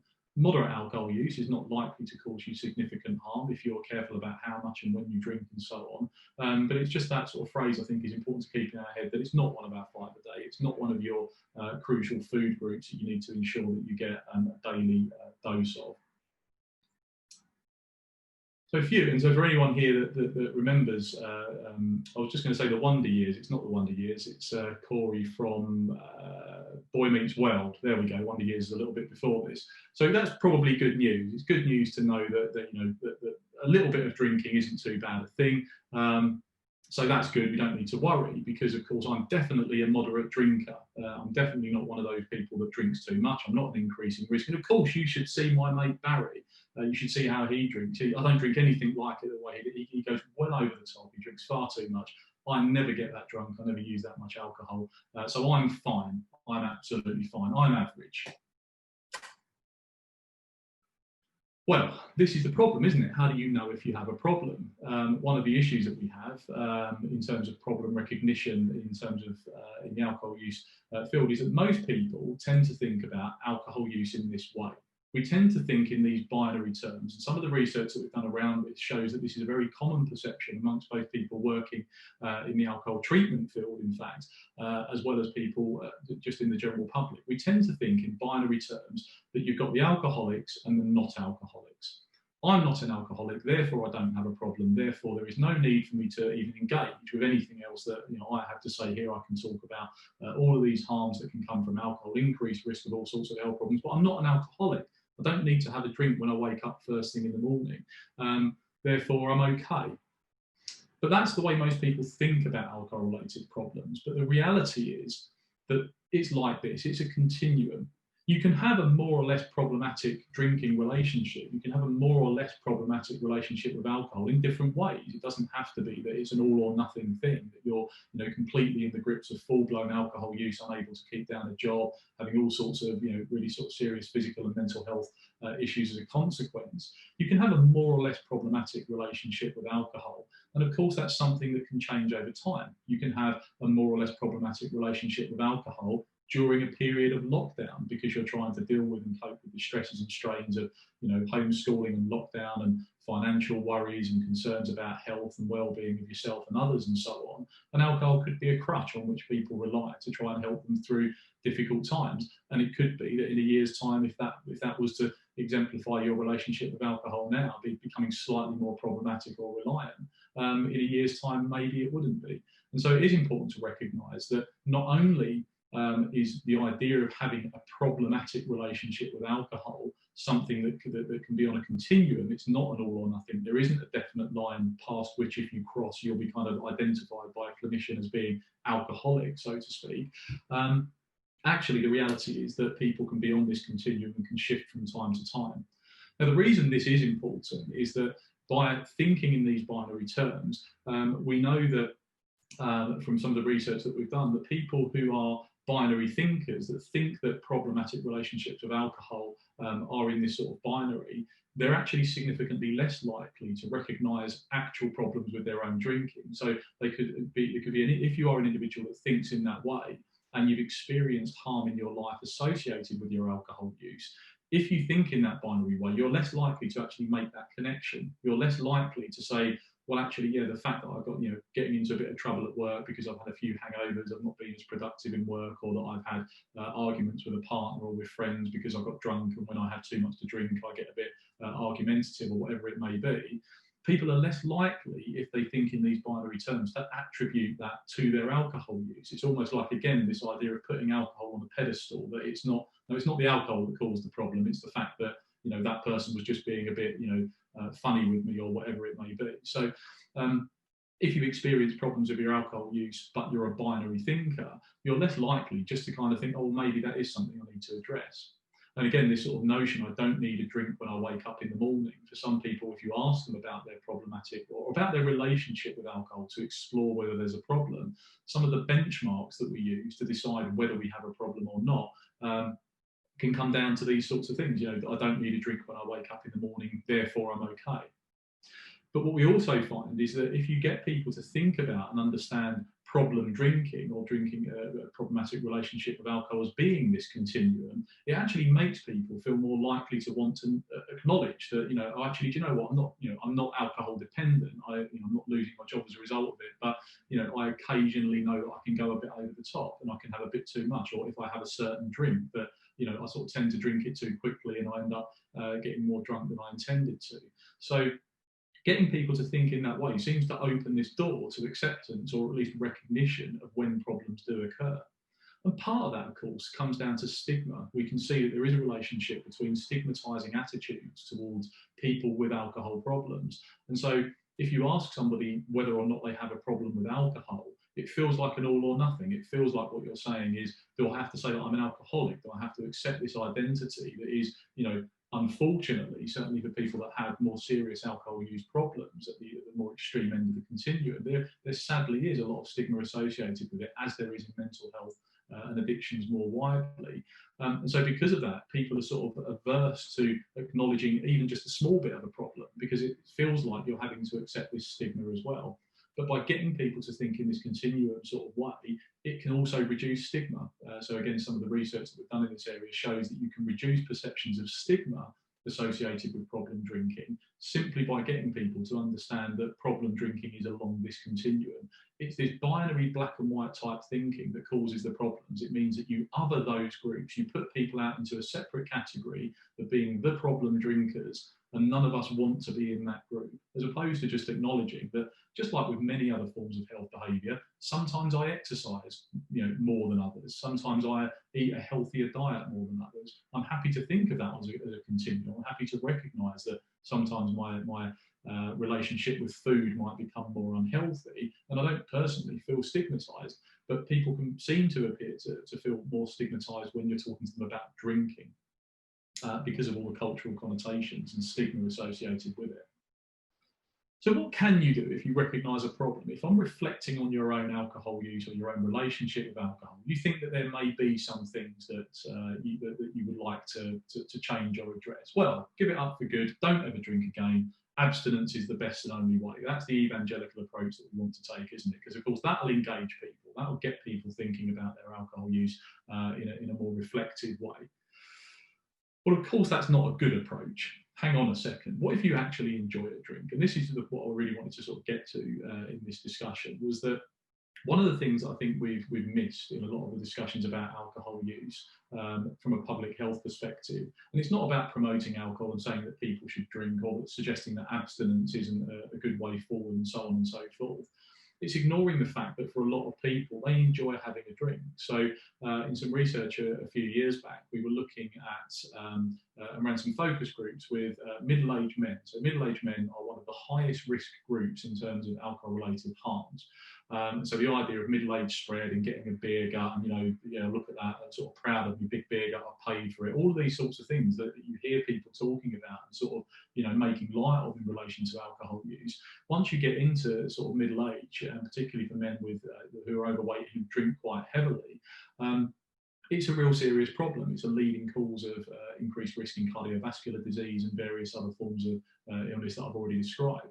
And so in this research, we were talking to men from this age group about what sort of things they would find acceptable in terms of reducing their alcohol use. And of course, what they didn't report back, and particularly white working class men, you know, often many of them having a drinking culture in working men's clubs and that kind of thing. It was up in the north of England for this particular study.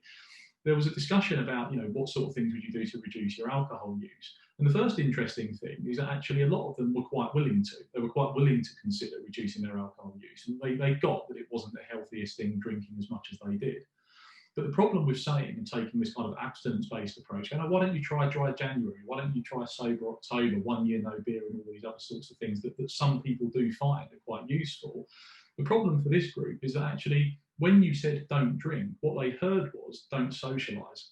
Because for many people, drinking is part of a social culture, it's part of their life, part of the way in which they engage with other people, and so on. And so what we discovered with this group was that actually what they would consider doing is cutting back drinking at home. The 2 or 3 nights a week that they went out with their friends and family for a drink, because that was a social activity, they didn't want to do something about that. They certainly didn't want to look at no alcohol drinks and so on and so forth.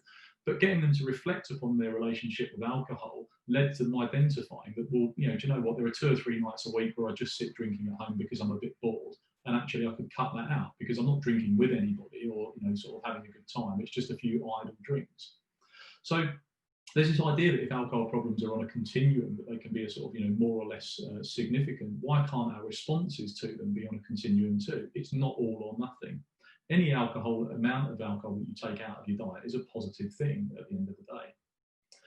So the first most important thing is to decide what you want to do. Do you really fancy quitting? It's fine if you want to quit and give up, and actually socially it seems to be, particularly amongst younger people, fortunately it's becoming more socially acceptable. It still is the case that many people, when they say they don't drink, get asked these awkward questions about, well, you know, why is it you on medication, you on antibiotics? Is it for religious reasons? It can't just be because I don't like alcohol. It's almost like we have to give an excuse for why we choose to be non-drinkers.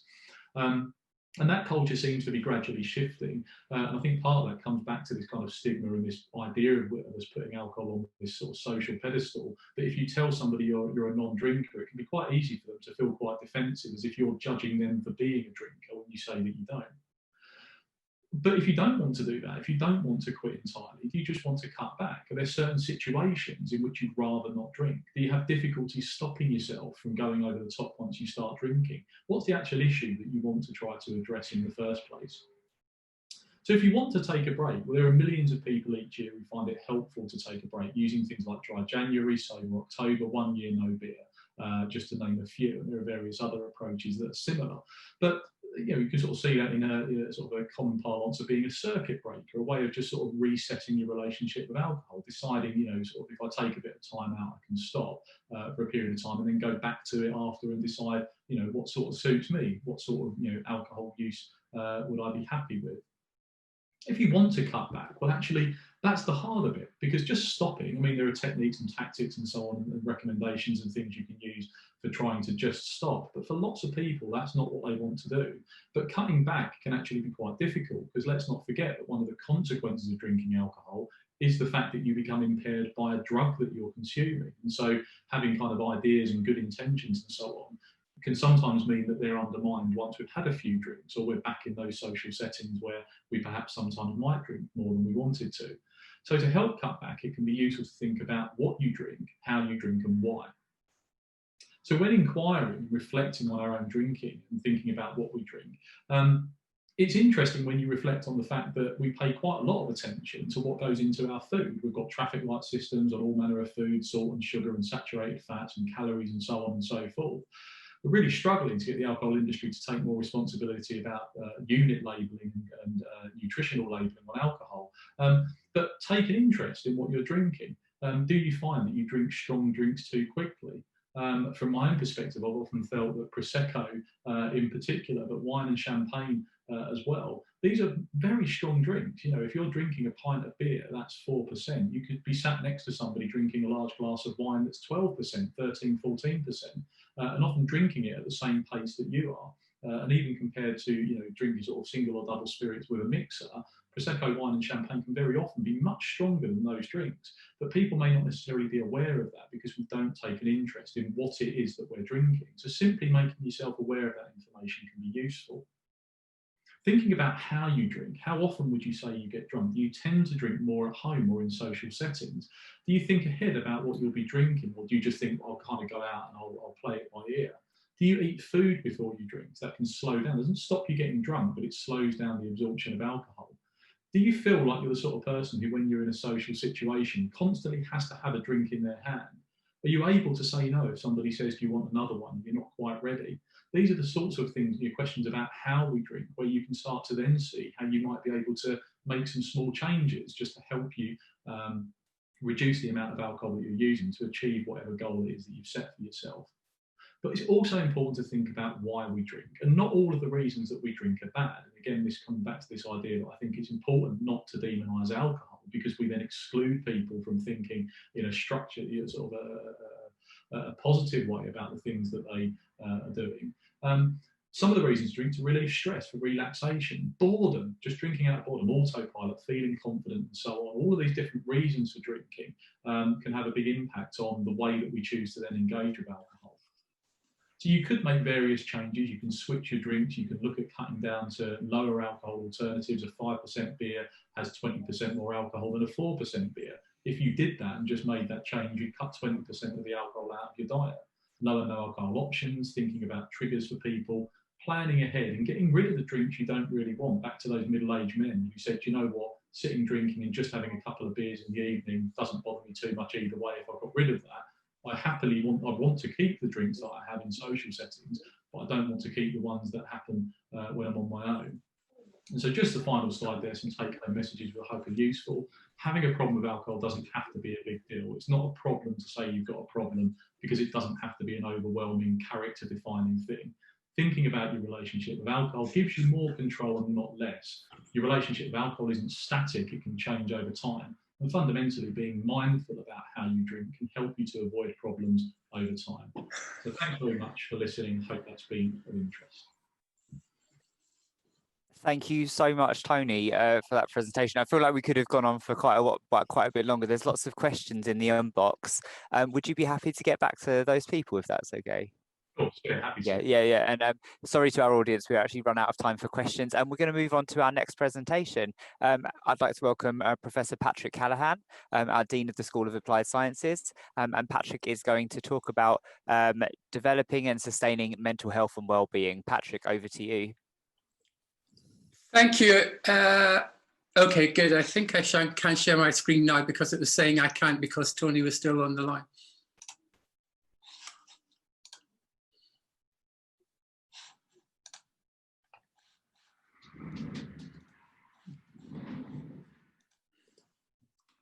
Can you just confirm, please, Neil, that this screen is on? I can see it. Excellent. Okay, good afternoon, everyone, and cheers, Tony, for that very, very happy presentation. My name is Patrick Callaghan, and I'm a Professor of Mental Health Science here at South Bank University. I'm delighted to talk to you today about developing and sustaining mental health and well-being. I spent most of my adult life working in the mental health field as clinical academic researcher and teacher, etc. So, of course, the idea of developing and sustaining mental health and well-being has been my career goal, essentially, not just to promote my own mental health and well-being, but to help promote others and enable others to promote and sustain positive mental health and well-being. These are three things I'm going to consider today. What we mean by mental health and well-being, consider the burden of disease and disability that mental distress in particular, can cause on a national and global scale. And I'm going to argue strongly for how a public mental health approach is needed to reduce the impact of incapacitating mental distress and promote mental health and well-being.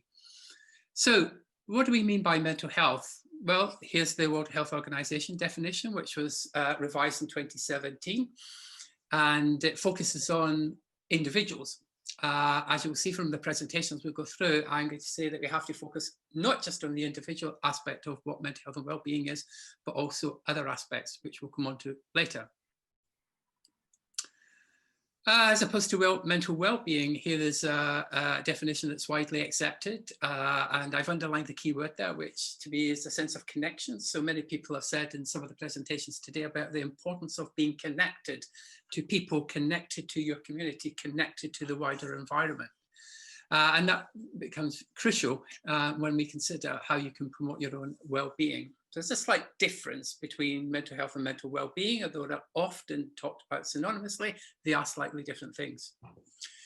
If it's your game wanting to measure mental health and well-being, and I do lots of research where I do measure mental health and well-being, these are three commonly used measures. So the GAD-7 is a nationally used measure for the Improving Access to Psychological Therapies programme as one of the key measures of recovery from general anxiety disorder, which is what GAD-7 stands for. The next one is the Warwick Edinburgh Mental Health and Wellbeing Scale, which is one of the most widely used measures of mental well-being, not just in this country, but overseas. And there's now 3 different forms of that measure. This is the 7-item form. And the other measure is the PHQ-9, which is, again, part of the IAPT programme in the UK, the commonly used measure of depression. I should emphasise that you would not use any of these measures to arrive at a diagnosis of anything. It's certainly not a mental illness or a mental disorder or a mental distress, however you choose to call it. But actually, many clinicians, such as myself and others in the field, will use these and as an adjunct to a structured clinical interview if one is trying to assess the degree of mental ill health that people may have. But these are used very, very commonly. They're easy to use, they're reliable and valid, and they don't need any training to use them. So what's in the main? So most people will be familiar with the concept of mental illness and mental disorder, but there's a huge number of other terms that people use to refer to their own mental ill health. So mental illness tends to refer to conditions such as anxiety, depression, schizophrenia, bipolar disorder, etc. And mental disorder is the label that's often used to talk about things like drug dependence syndrome, alcohol dependence syndrome, eating disorders, personality disorders, etc. But of course, many people use other labels, mental distress, lived experience of distress. When I'm working with people, I let them choose how they want to label their experiences. Many people just living with mental experiences of mental distress. Recently, I overheard someone describing her 14-year-old son and how he referred to his mental distress. He referred to it as being a little misshapen, and I quite like that term. If one is in the business of trying to diagnose mental disorder, and many psychiatrists spend their life doing so, the international classification system for doing so, which is used by psychiatrists across the world, is, as listed here, the DSM-5. And this is the most recent one, and I've just given an example of how the DSM-5 works with the criteria for schizophrenia. And how it works, if people are expressing these symptoms in a structured clinical interview, then they're more likely to be diagnosed as having schizophrenia. The key question, I suppose, with the DSM-5, which is very much a biomedical approach, is about what's wrong with you, and an attempt to tell people what's wrong with them after a structured clinical interview using DSM-5 criteria. But here's the power threat meaning framework, which was developed by the British Psychological Society in response to the DSM-5 and was published not long after the DSM-5 came out. And my colleague, Professor Paula Reavey, did a session earlier, and she referred to the power threat meaning framework. It takes a different view of mental distress. It looks at the power, the effect of embodied and coercive power on people, and how that manifests itself in mental distress, what threats that people are living under, as well as the meaning that they actually give to the experiences they are feeling. And many people do not use the terms mental illness or mental disorder, and they certainly have no truck with DSM-5. So this is an alternative framework if you want to understand an alternative view of what mental distress is. And the key question here is not about what's wrong with you or an attempt to tell people what's wrong with them.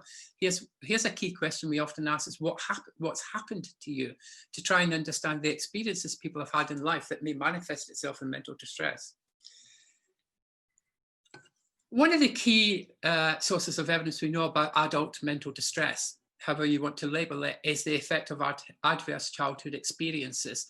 And these are just the sorts of adverse childhood experiences, or ACEs, as we tend to refer to them, and the effect they have on people. They lead to risky health behaviours, chronic health conditions, mental health problems, early death, and low life potential. The idea behind looking at how adverse childhood experiences affect later adulthood experiences is to take a trauma-informed approach, because most of these adverse childhood experiences are what we call trauma. And taking a trauma-informed approach to mental distress recognises the effect of these adverse childhood experiences later in life and how they manifest themselves in adult behaviour. And I've worked in many clinical areas, including high secure hospitals such as Broadmoor and Rampton, and it's actually full of patients who have committed severe, very major crimes. And whilst we're not using a trauma-informed approach to excuse the crimes they may have committed, but a trauma-informed approach is very useful to understand how did somebody get to be in that situation in their life as an adult. Well, often when you look at the histories and the stories and listen to the stories of these people, then they have been informed to the most severe trauma in their early life, and they've never had an opportunity to have a trauma-informed therapeutic approach, and they've ended up with severe mental distress in later life. Increasingly, we're using recovery-focused approaches to understand the therapeutic benefits of interventions in mental health. And the recovery-focused approach takes a kind of more positive identity approach to it, recognises the value of valued social roles, looks at the impact of the social environment and how identity-enhancing relationships are good for our mental health and well-being as opposed to opposite. So again, when I was at the University of Nottingham, we pioneered recovery colleges in the large trust where I also had a clinical appointment. And we developed these recovery colleges, which was basically education as therapy. And the people who came to the service users who came to those colleges were categorized as students, and they came and they learned things. So before I move on, I want to talk briefly about the economic and disease burden of mental ill health. So here are the latest statistics from the Global Burden of Disease project, which is an international project that reports annually on the burden of disease caused by major diseases. And you'll see here mental and substance use disorders account for quite a significant percentage of the global burden of disease as measured by daily disability adjusted life years, etc. So let's look at mental health in England, for example. So we know about roughly 1 in 6 people have a diagnosable mental condition. 48% of people who are using benefits tend to have a mental health problem. It costs about £70 billion to the UK economy each year. 1 in 3 people who have long-term physical conditions also have mental health conditions. About 15 million days per year are lost to stress, depression and anxiety in the workforce. And the unemployment rate of people with mental illness or mental distress is roughly about 43% compared to 74% for all other populations. Tony has just talked about alcohol, drugs and tobacco, and of course they would be considered a behavioural mental disorder. And so again, this is the effect on people who are alcohol dependent, drug dependent, and we'll set aside the tobacco use because we can consider that an element. So 17 million working days are lost through alcohol related diseases, costs about £7 billion. Again, 72% of people who have an alcohol dependence problem or a problem drinker are not in paid employment. And people seeking treatment for opiate problems, about 84% of them are not in paid employment either. Suicide is often a consequence of living with depression over a long period of time, and suicide and severe depression. But of course, suicide is not the depression is not the sole cause of suicide. But suicide rates in the UK were quite high about 25 years ago. They then started to decline slowly, and in the last few years they've started to incline considerably. So it remains a major public mental health concern. So here is just a slide showing in general the causes of mental ill health and mental distress. So there are individual causes, social causes and environmental causes. And it's really important to understand that the cause and often the triggers for mental ill health and mental distress are multifaceted. And therefore, approaches to try and treat or work with mental ill health and help people recover have to be multifaceted as well, not just at the individual level, but the social level and environmental level. So that's where public mental health comes in. And I'm advocating strongly for a public mental health approach to mental health and well-being, because if you just take a social approach, you won't be successful. If you just take an individual approach, you won't. Or if you just take an environmental approach, we need a combination of all of those approaches. And I'm going to illustrate how those approaches throughout the lifespan can really foster positive mental health and well-being. So here's a working definition of public mental health. So as opposed to individual mental health, which takes an individual focus, a public approach is a population approach, which covers all levels of society. And these are the 3 main levels that a public health approach is characterized by. So the meso level is initiatives at local neighborhoods, local authorities, in schools, for example. The macro levels are approaches that are society-led, based on laws as well, and in healthcare systems.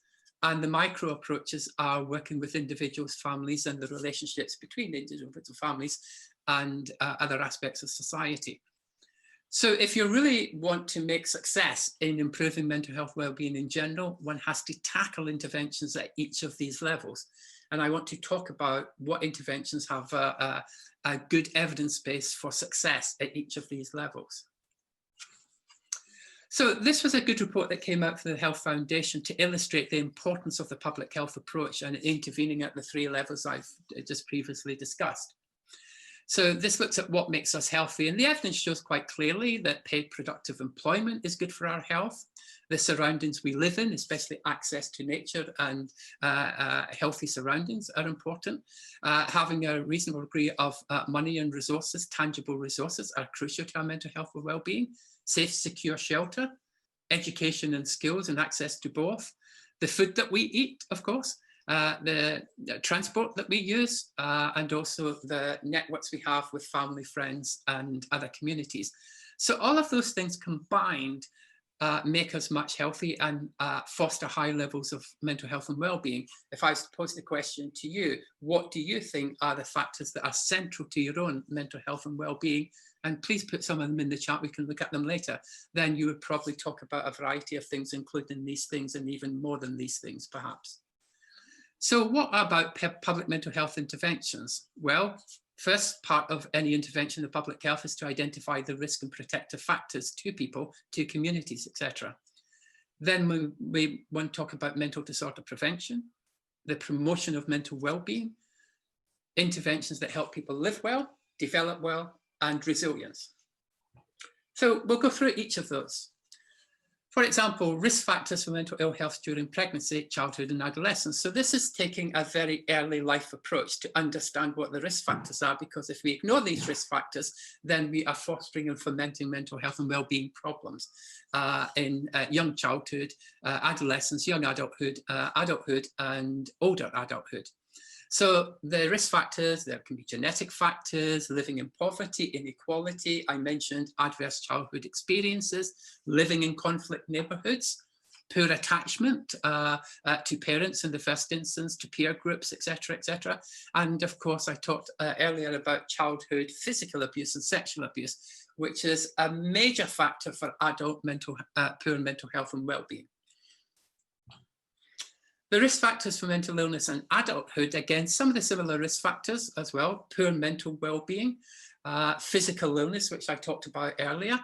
Sleep disturbance is a major trigger factor that's an etiology for mental illness and adulthood. And I mentioned before, but health risk behaviours. Tony has talked about problem drinking, excess or substance misuse addictions, etc. And social isolation.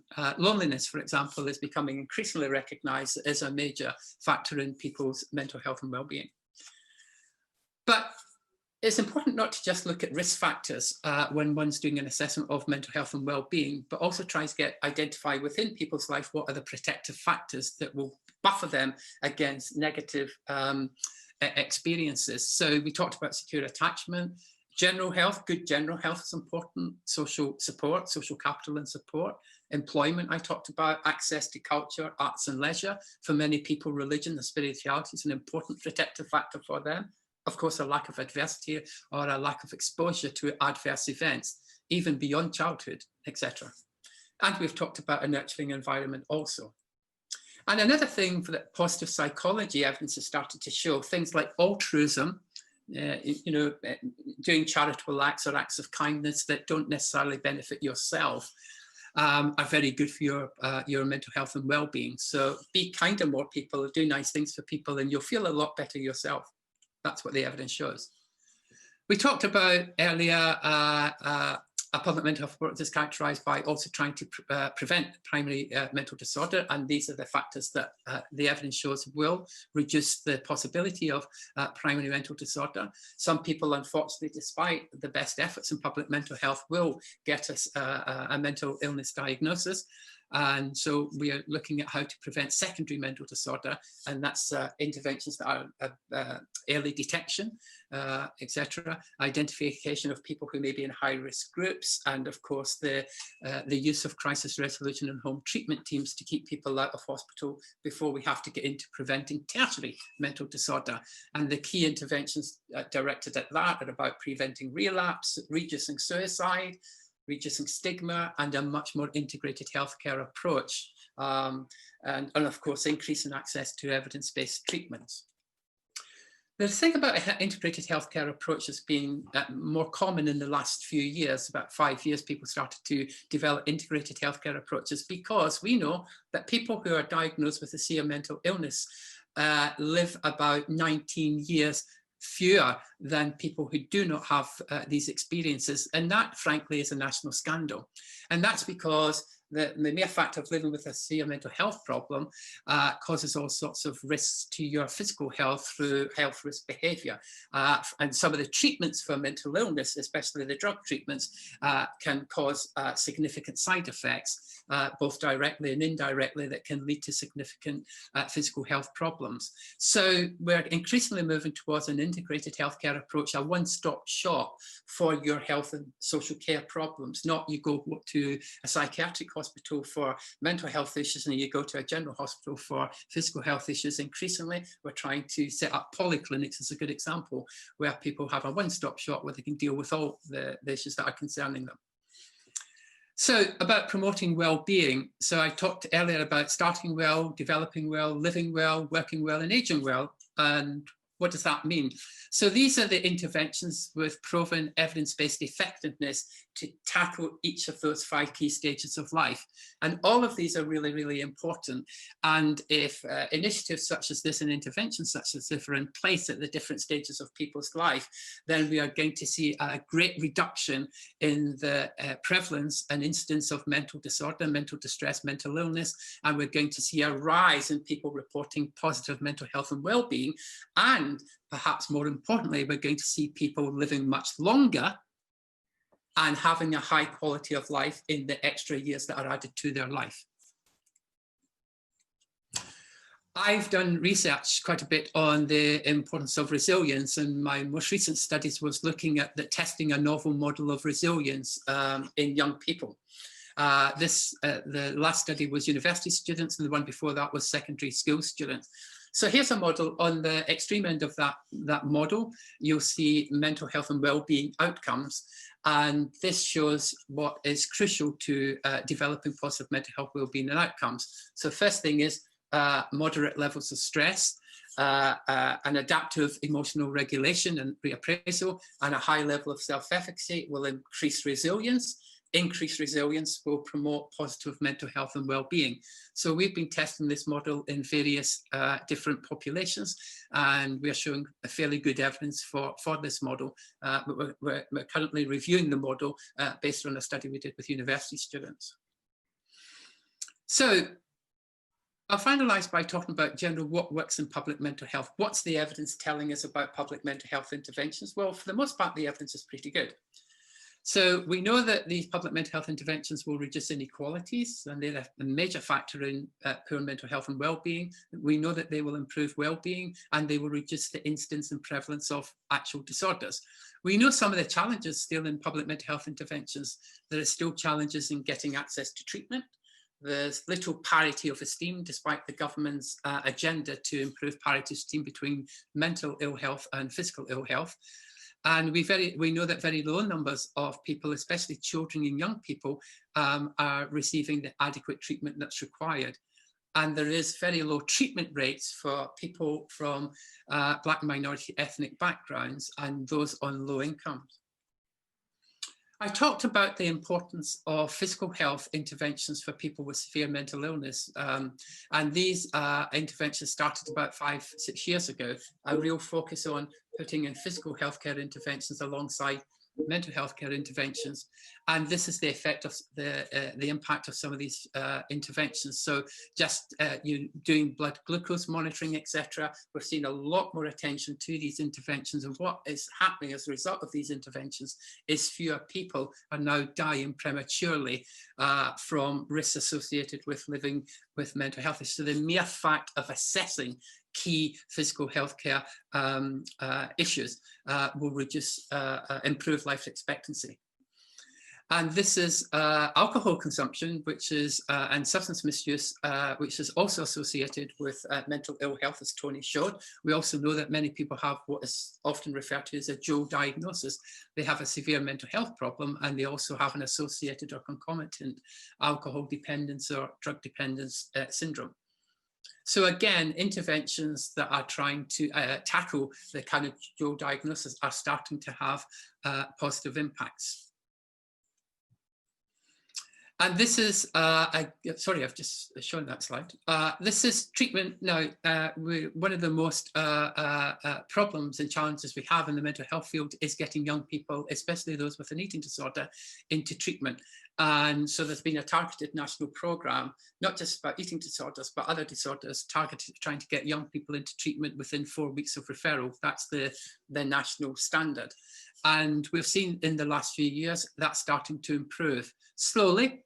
And it's only in the last 2 years or so we've started to see that curve going up slightly. So data for the early part of the first quarter of this year has shown that that curve continues to go up, but ever so slightly. So still a great deal of work to do to allow young people access to mental health services, but it's going in the right direction.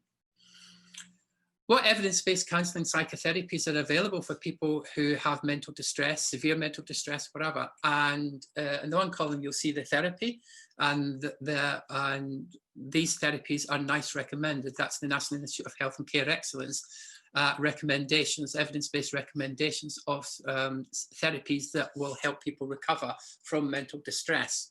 And these are the so-called distress conditions that they're associated with. I talked about the increase in access to psychological therapies programme that was set up about 8 years ago in the UK, and this is the impact of a recent NICE report, which was just recently published, on the impact of this intervention for increasing access to psychological therapies for people, which is a very important part of a public mental health approach. And as you see here, from the programme first started in 2012 right up to the present day, there's more than 1 million people have accessed that programme. And these are the data on the impact of that programme on people. So just out of 52% have moved to recovery as defined by Jaya. And this is just looks at the number who entered treatment, ended and finished treatment. And what's important is we're starting to see an increase in the number of people who are moving to recovery, and a significant increase in the number of people from Black and Asian minority ethnic groups who are moving to recovery. That data has increased exponentially in the last 5 years. So that's quite reassuring, but it's still below 50%, so a great amount of work to go. So this is a really good recent systematic review looking at the effect of suicide prevention interventions. This is the data on attempted suicides, and it's very, very positive. So any box that's favours the intervention, you'll see all of the interventions in that systematic review, although with different levels, favoured the intervention and did reduce significantly attempted suicides. This is the data for trying to prevent suicides itself.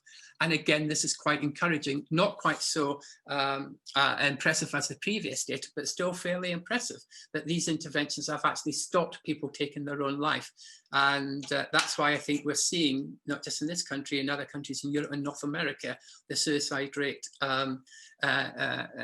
decreasing, although very, very recent. We've seen a slight increase, and that may be attributed to things like COVID and other things such as that.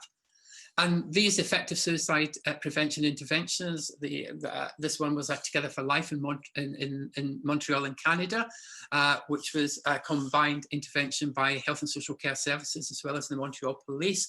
A postcard intervention was a very simple but effective intervention where people who were identified as at risk got regular calls and cards popped through the door, etc. So all of these are very effective public mental health interventions that involved a whole host of agencies, not just healthcare agencies, but social care, the police, youth agencies, etc. Very effective in preventing suicide, which is a really important public health concern for all ages and all groups. And here's the evidence for the increasing use of integrated healthcare approaches. We're starting to see good quality evidence that they're improving their quality of care, they're improving patients' access to the care, and they're increasing patient satisfaction with the care. So this is really very, very good early data coming from integrated healthcare approaches. If you really want to influence the way that public health done is in the UK, then you really need to get clinical commissioning groups to basically commission the services that are proven to be effective, and they're starting to do that. So this is good practice that has been designed for clinical commissioning groups to ensure that a very effective public mental health interventions are being actually funded, costed, and recommended by the people with the power, which is the CCGs. And so just quickly before I go, here's a very simple way of assessing people's mental health and well-being. It's an app that you'll find, the Every Mind Matters app that you can get on the link I've put on this slide. It asks you to answer 5 very quick and easy questions. And once, based on your responses to these questions, it comes up with a mind plan for you on what interventions or what things you can do in your life that will help address the concerns that you identify in your answers to the questions. So the global burden of disease caused by mental ill health is significant. The cost of globally is about 16 trillion US dollars. The costs of mental health are multifaceted, so any interventions must be directed at the micro, meso, and macro level. Developing and sustaining mental health requires an evidence-based public mental health approach in general, and these interventions are highly effective at reducing mental ill health and fostering positive mental well-being. Thank you for your time and attention. I hope we have a bit of time for some questions. Hi, Patrick. We don't have too much time for questions, but there's just one thing that I'd just like to kind of discuss with you. You mentioned, so in one of your quotes, you say, when we asked for some key messages, you said often the most disabling aspect of mental distress is the bad attitude of others. When we look at, when people are talking about mental health and well-being at the moment, we say that we're open, we say that the conversation's a lot more open, but there's still a lot of stigma around it, and particularly during this time of COVID-19 and how people are kind of dealing with it. What's your thoughts? My thoughts are very much that despite the progress we have made, and we have made significant progress towards becoming a much more inclusive society. And you can see members of the royal family talking about their own mental distress. You can see celebrities and other people talking. So it's become much more common and much more inclusive, but we've still got a long way to go because there is still a stigma attached. 300,000 people lost their job last year in the UK because they had mental illness. So that just illustrates. But what often people will tell me is if only they could get people to accept them for who they are. And that's what I was talking about, the disabling attitudes of other people can have a very negative effect on people's mental health and well-being, whether it's through the language that people use to describe them, whether it's the approaches they take to them, etc., whether it's discrimination they experience by not getting into the workplace or being sacked because they come. A very interesting observation in my own work, I've employed many people with mental health problems who have been open in the places where I've led, including my current job here at LSBU. There are people in my school who have disclosed to me they have mental health issues. When they often have to take time off because of these mental health issues, they often apologise for having to do it. Nobody who's ever come to me and said, look, I've been diagnosed with cancer, or I've got a long-term condition. Nobody who's ever reported that to me has ever apologized for that. And it's quite interesting. So people feel they've still got to apologize for taking time off because they're living with some form of mental distress. So our work is not done here. And I would say that we have to tackle the disabling attitudes that people hold towards people with mental health and well-being issues. Because there's still active discrimination going on, although we have seen major improvements. Fantastic, thank you. We're going to finish there because we're going to roll into our next panel discussion, which you're joining us for, Patrick. I am. Will I just stay on the line? Yes. Yeah, just stay on the line. I don't need to come on. No, not at all. So I'd like to invite our panelists who are joining us this afternoon to join us on camera. Hi there, Luke. Hi, Neil. Hi, Wayne. How are you? Yeah, very well, thanks. Good. And Ruta, we can't seem to see you. Sorry, can you hear me? We can hear you, we just can't see you. Yeah, actually I turned on my camera. I don't know what's there is some issue, so Can you turn it on from your end, or how is it? I can't. I've tried, and it just says, let me just try stopping. So I've stopped it, and I'll just ask you to start again. 2 seconds. Let's see if that Okay, works. I think it would work. No, it's not.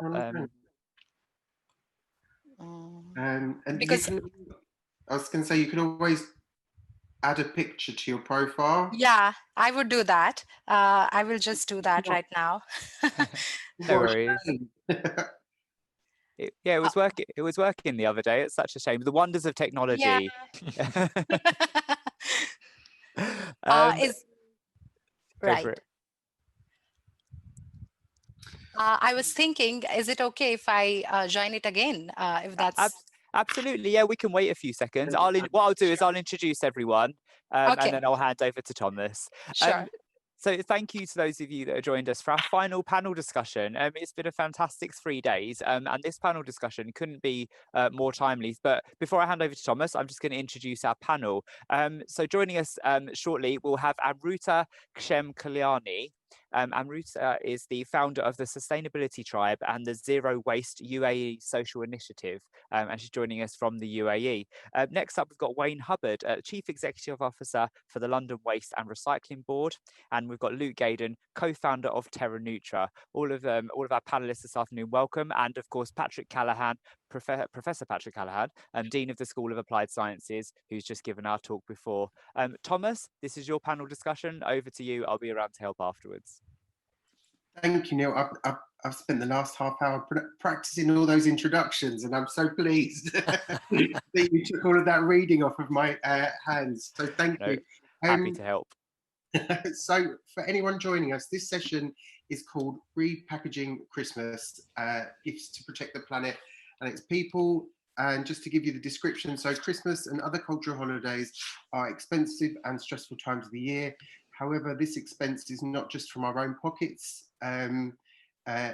it's from our presents, our traditions, and we have an ecological footprint as well from the gifts that we buy and the traditions that we have. So this session is to think about how we could repackage Christmas and other cultural holidays in ways that can be kinder to the planet and people, the people that make them. So Neil's done lovely introductions there, but I always think that there's no better person than yourself to say what it is that you do. So I'm going to give you like 1 minute, 2 max, just to do your like elevator pitch so people know who you are and what you can do. I was going to come to Amruta first. If you can take your microphone off mute, we'd love to, yeah, if you could let us all know what you're doing out there in the UAE. Sure. Hello, everyone. It's evening for me, so good evening. I'm Amruta Kshemkalyani. I'm a sustainability professional and founder of Sustainability Tribe. I'm basically, I have started working in sustainable built environment around 13 years back, and that's my primary expertise. This is mainly green buildings and sustainable development in terms of construction master plans, things like those. So around that time, the word sustainability was quite new in this part of the world, or I think most part of the world. But I realized that because of the lack of awareness at my work as well as socially, it was difficult to make people understand what sustainability is and further things related to that. So I started Sustainability Tribe around 11 years back with the aim of raising social awareness. And since then, my little blog at that time basically moved on to become a sustainability knowledge source for UAE and the Middle East, and have become an urban grassroots movement. I also founded in 2016 Zero Waste UAE initiative to basically raise the awareness and also kind of a hope of creating zero waste infrastructure in this part of the world. Fantastic, thank you. And I know that we'll be sharing the links to everyone's organisations and profiles should people want to follow on. I'm going to go through alphabetical order. So Luke, can you give us a little bit of an explanation of what it is that you do with Terra Nutra? Sure, and thank you very much for having me here this afternoon. So I helped co-found TerraNutra about a year ago. Our mission is to help people manage their carbon footprint. So I co-founded it with a friend and neighbour of mine. I live in the East End of London. He's worked in the sustainability space for nearly 12 years, 13 years.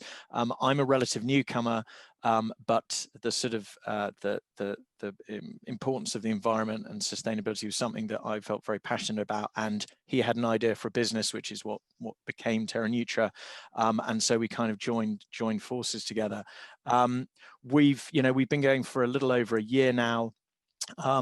Our kind of mantra is to, again, to help raise awareness of carbon emissions. Specifically, that's the part of the sustainability challenge, if you will, that we're particularly interested in, to help people understand how they can reduce them, and then potentially where there isn't any reduction left, to offset them as well.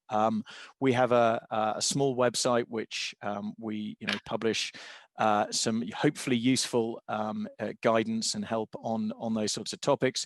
We have an offsetting store. We are building a couple of hopefully clever pieces of technology because we want to be able to offer our sort of goods and services to businesses as well. The idea again being really just to try and make more and more people aware of the need to fight climate change, to reduce their carbon emissions, and to do so in a way that is kind of people can engage with, that they can understand intuitively without needing to be too expert, if you will, in the science, which I'm not a science or a mathematician. Have found it very complicated. So hopefully we can help there.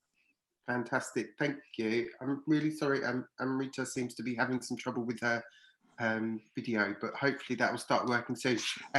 Thank you, Luke. So Professor Patrick Callaghan, over to you. Could you just let us know, you're obviously the Dean of the school, but just to give us more of an oversight of what it is that you do.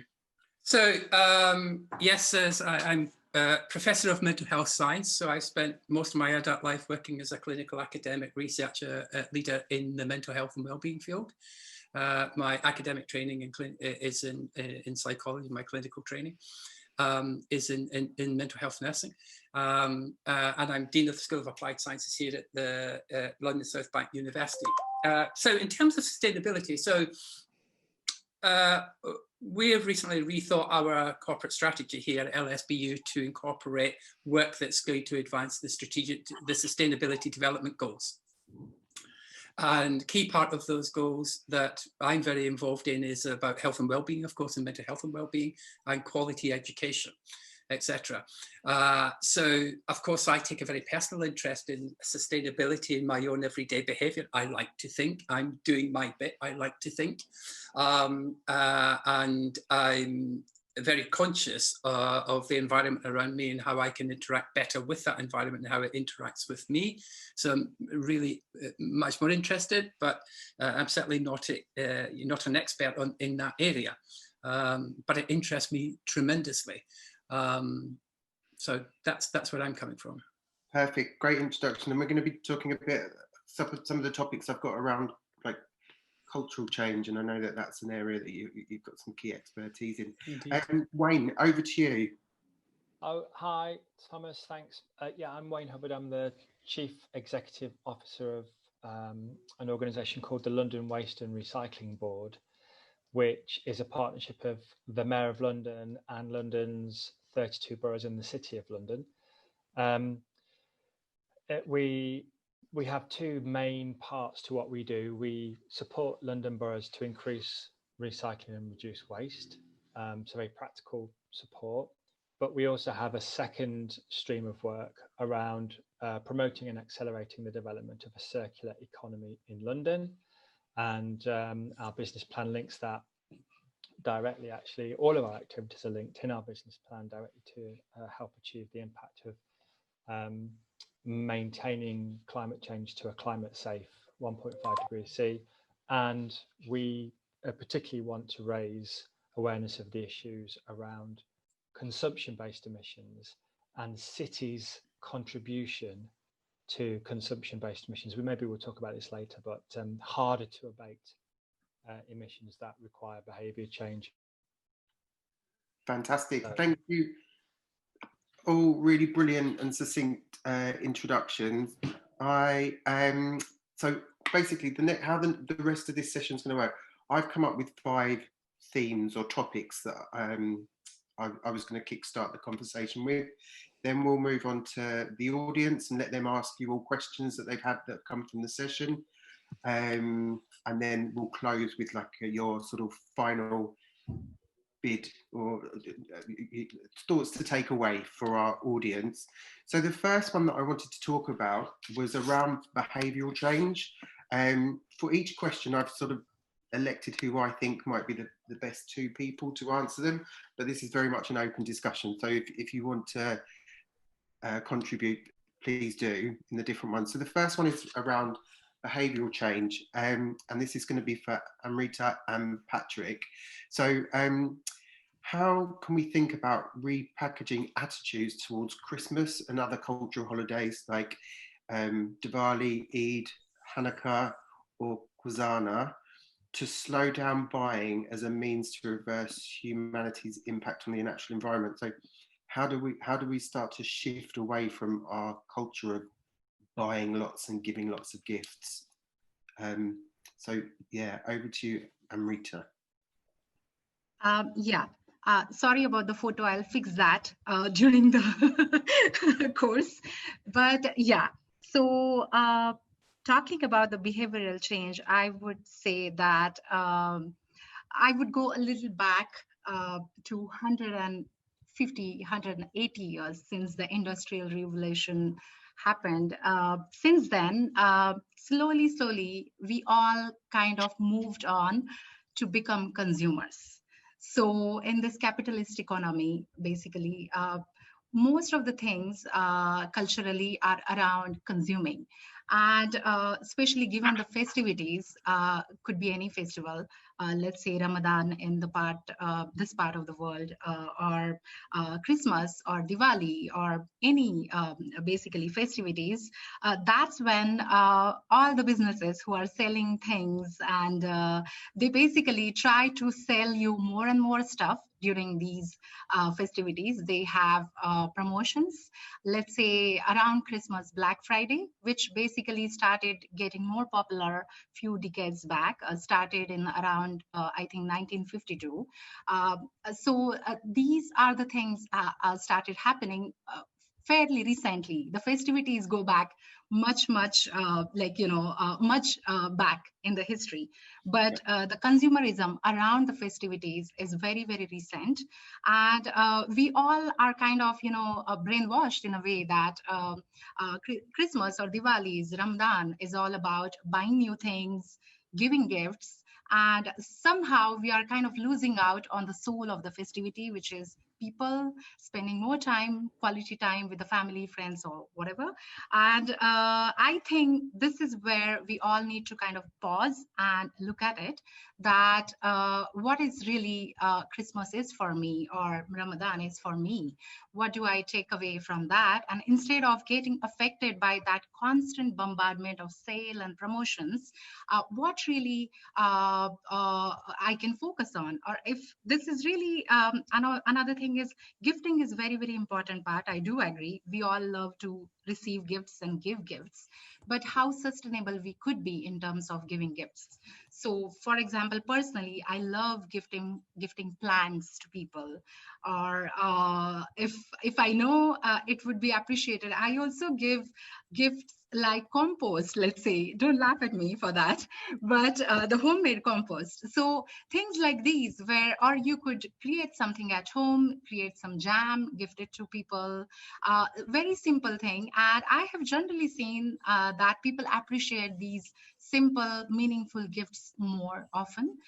If you really need to gift things, then definitely think of giving experiences to people, some classes, some kind of experiences, that they would appreciate. Or one of the great gift could be vouchers.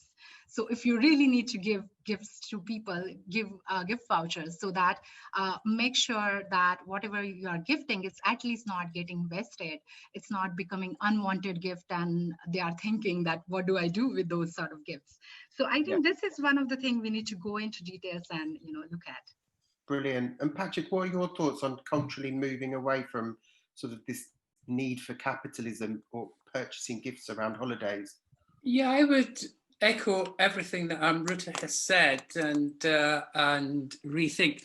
It's quite interesting when you think about this, our approach to gift giving, and I think we need to expand our horizons and be very, very conscious of what impact some of the gifts given we do, despite the very good intentions that we have with gift. So I mean, I love the idea of being given a plant. I've often gifted food that I've made for people, etc. And you know, I've made a donation to a charity that's helped other communities as an alternative. I gifted for about 10 friends last Christmas. My gift to them was to buy 10 meals for crisis at Christmas for 10 people who would otherwise maybe not get a meal on Christmas Day, for example, yeah?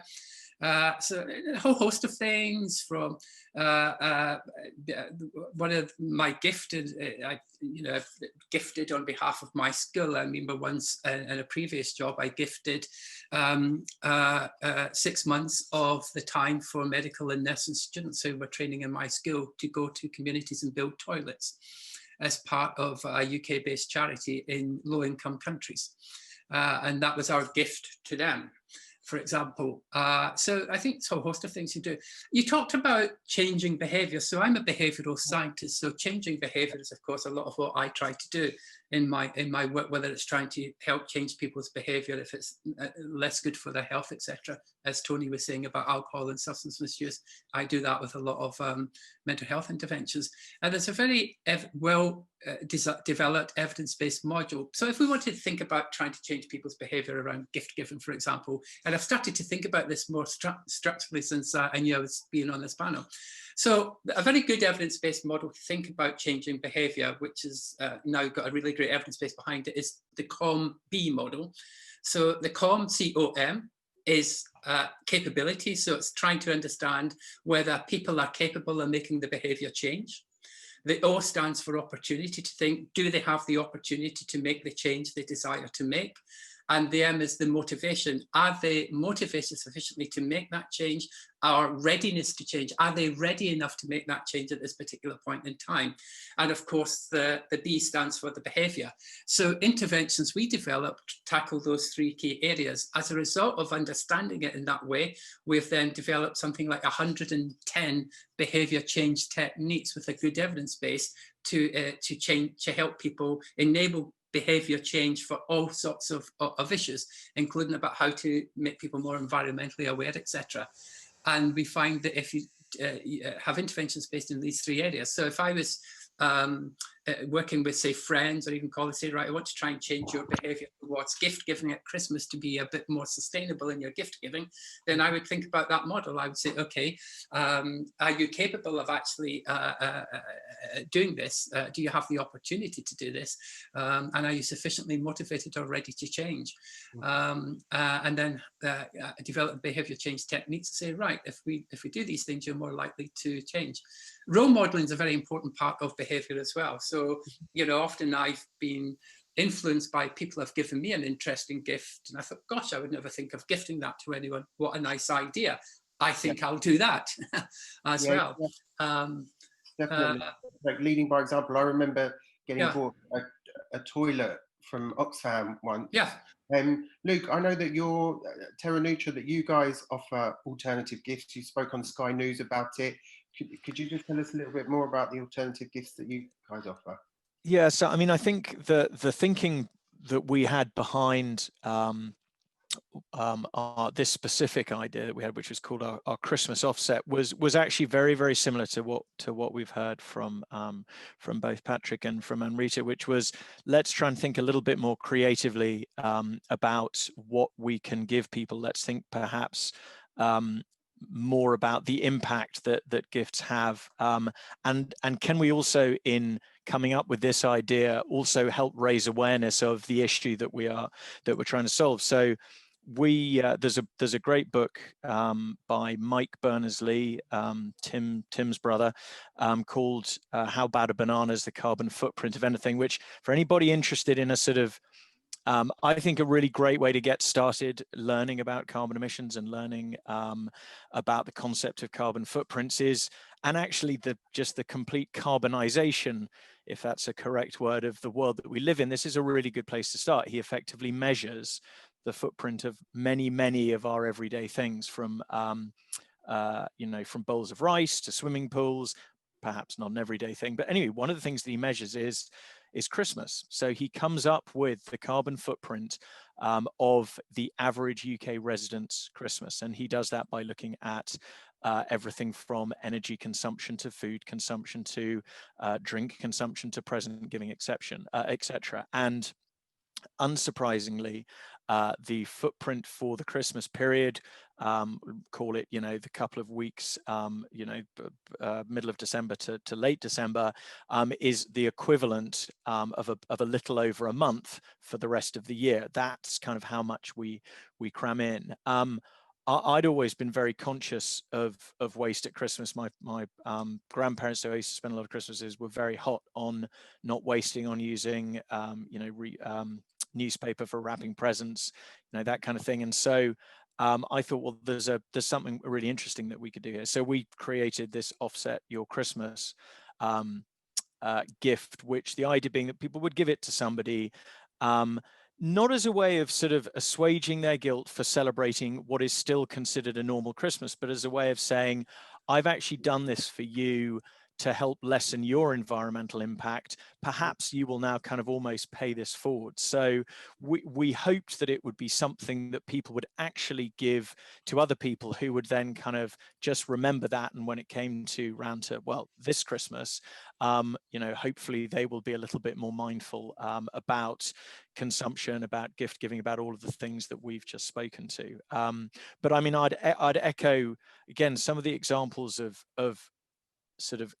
presents that can be given that will create just as much joy. You're always told that a present that you make yourself is one that people will value more often, and it sort of feels like an old adage, but it's completely true. Friends give me bottles of sauce that they've made, or jam, things like that, and they're always the things that you appreciate the most, and they're always in that, sadly, shrinking percentage of Christmas gifts that actually get used, which is the really scary statistic that we'll all be aware of, I think. Yeah. Fantastic. Thank you so much for that, Luke. The next question I had was going to be around circularity. So, and I'm going to hand this over to you, Wayne, to start with. So, an alternative economic model is the circular economy. So the idea that we're not creating waste, things are reborn and reborn and reborn, and they stay, that we retain the value of the materials. What can you explain to us what circularity is, and any thoughts that you've got on how people could support the circular economy this Christmas? Yeah, sure. So we usually illustrate the circular economy by reference to 5 business models. Mm-hmm. So in this case, it's as if you are making stuff, okay? You're making a product or a service. Then we tend to say, make that thing from recycled material or make it recyclable. And then the other 3 business models are leasing, design for durability, and leasing, design for durability, and product as a service. Mm-hmm. Oh, sorry, sharing. So sharing, leasing, and product as a service. So any of those business models are essentially the circular economy. And if you apply that to Christmas, if you like, you could start to think about gifting in that context. So there are in London, there are businesses that rent clothes, for example. So you could have a voucher for a clothes rental scheme. Or you can have peer-to-peer rental. So there's a business we support called The New Wardrobe. And you can put your own clothes up for rental, and you could rent somebody else's or share somebody else's clothes. So you could get a subscription to a service. In this case, it would be clothing, or it could be a subscription to a music streaming service or a video streaming service. They're all part of the circular economy. There's many different examples, I think, of that kind of stuff. You can rent a Christmas tree. So, you know, there's London Christmas tree rentals. So, you know, you can do all this kind of stuff now. So that's what basically the difference, I think, between traditional sustainability and a circular economy are these innovative business models. They're essentially common sense around reducing waste and increasing recycling. I think the big difference is the successful ones are demand driven. It's because people want to access those services, and that kind of helps us with that behavioural change element. It helps with the M on the COM-B model. Fantastic. And just you talking there about Christmas trees, I always think we go on about deforestation. You think how many trees are cut down at Christmas to sit in front rooms, and then they're just littered across the streets for the binman to come and collect at some point, and they're just an eyesore and you have to walk around. So yeah, I think things like those traditions as well, and not just gifts, thinking about ways that yes, you can still have the tree, but you're just renting it and someone looks after it for the rest of the year. Yeah, I mean, we would also promote, you know, repair and skills. So, you know, going on to what Amrita said, you know, why not give someone the experience of a sewing workshop or a bike repair workshop? Or why not get a piece of clothing, a valued piece of clothing repaired for that person? You know, or if you're going to buy clothing, buy something like Patagonia or Finisterre, where they have repair services. You know, ultimately the best and most sustainable piece of clothing is the clothing that's in your wardrobe, you know, so make that last longer. I guess there's lots of things we can be doing that aren't kind of po-faced. And, you know, hair shirt, don't buy a hair shirt, don't get that repaired. Maybe you can get a nice silk shirt repaired. Yeah. I'm going to sound awfully middle class here, but I subscribe to the London Review of Books.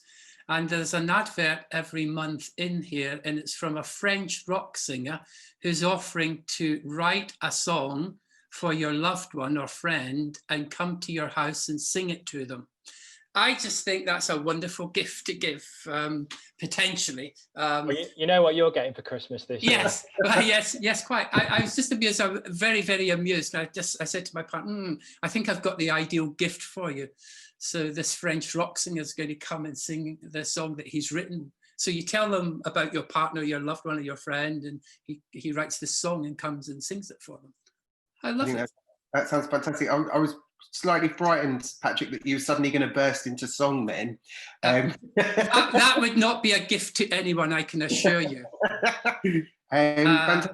But I also think as well, like the recovery from COVID, that service economy, and we're going to need support jobs of people that are doing those services who, if you're giving a massage, you're not going to be working during the lockdown. You're not going to be able to have that physical contact with people. So to know that they're still getting income through Christmas, and then we'll have lots of work to do at the end, that just, it's not an idea I'd ever thought of. And I think it's a brilliant idea, Patrick. There's no waste involved in that. You're supporting people, aren't you?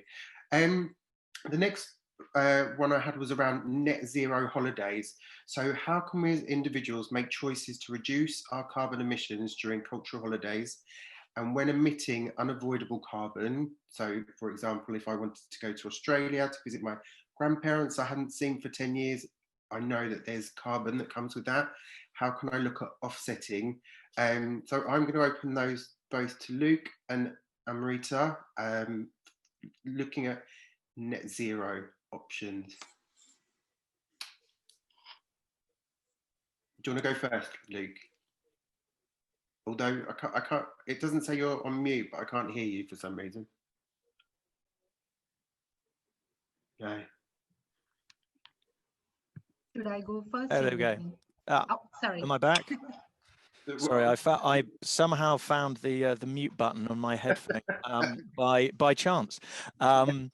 So it's very difficult to say to somebody who lives in a country where their parents or their loved ones live in another country that you can only get to by flying, that and maybe they haven't seen them for the rest of that year or for a long period of time, that it's wrong to go and see them at Christmas, which is a time for families.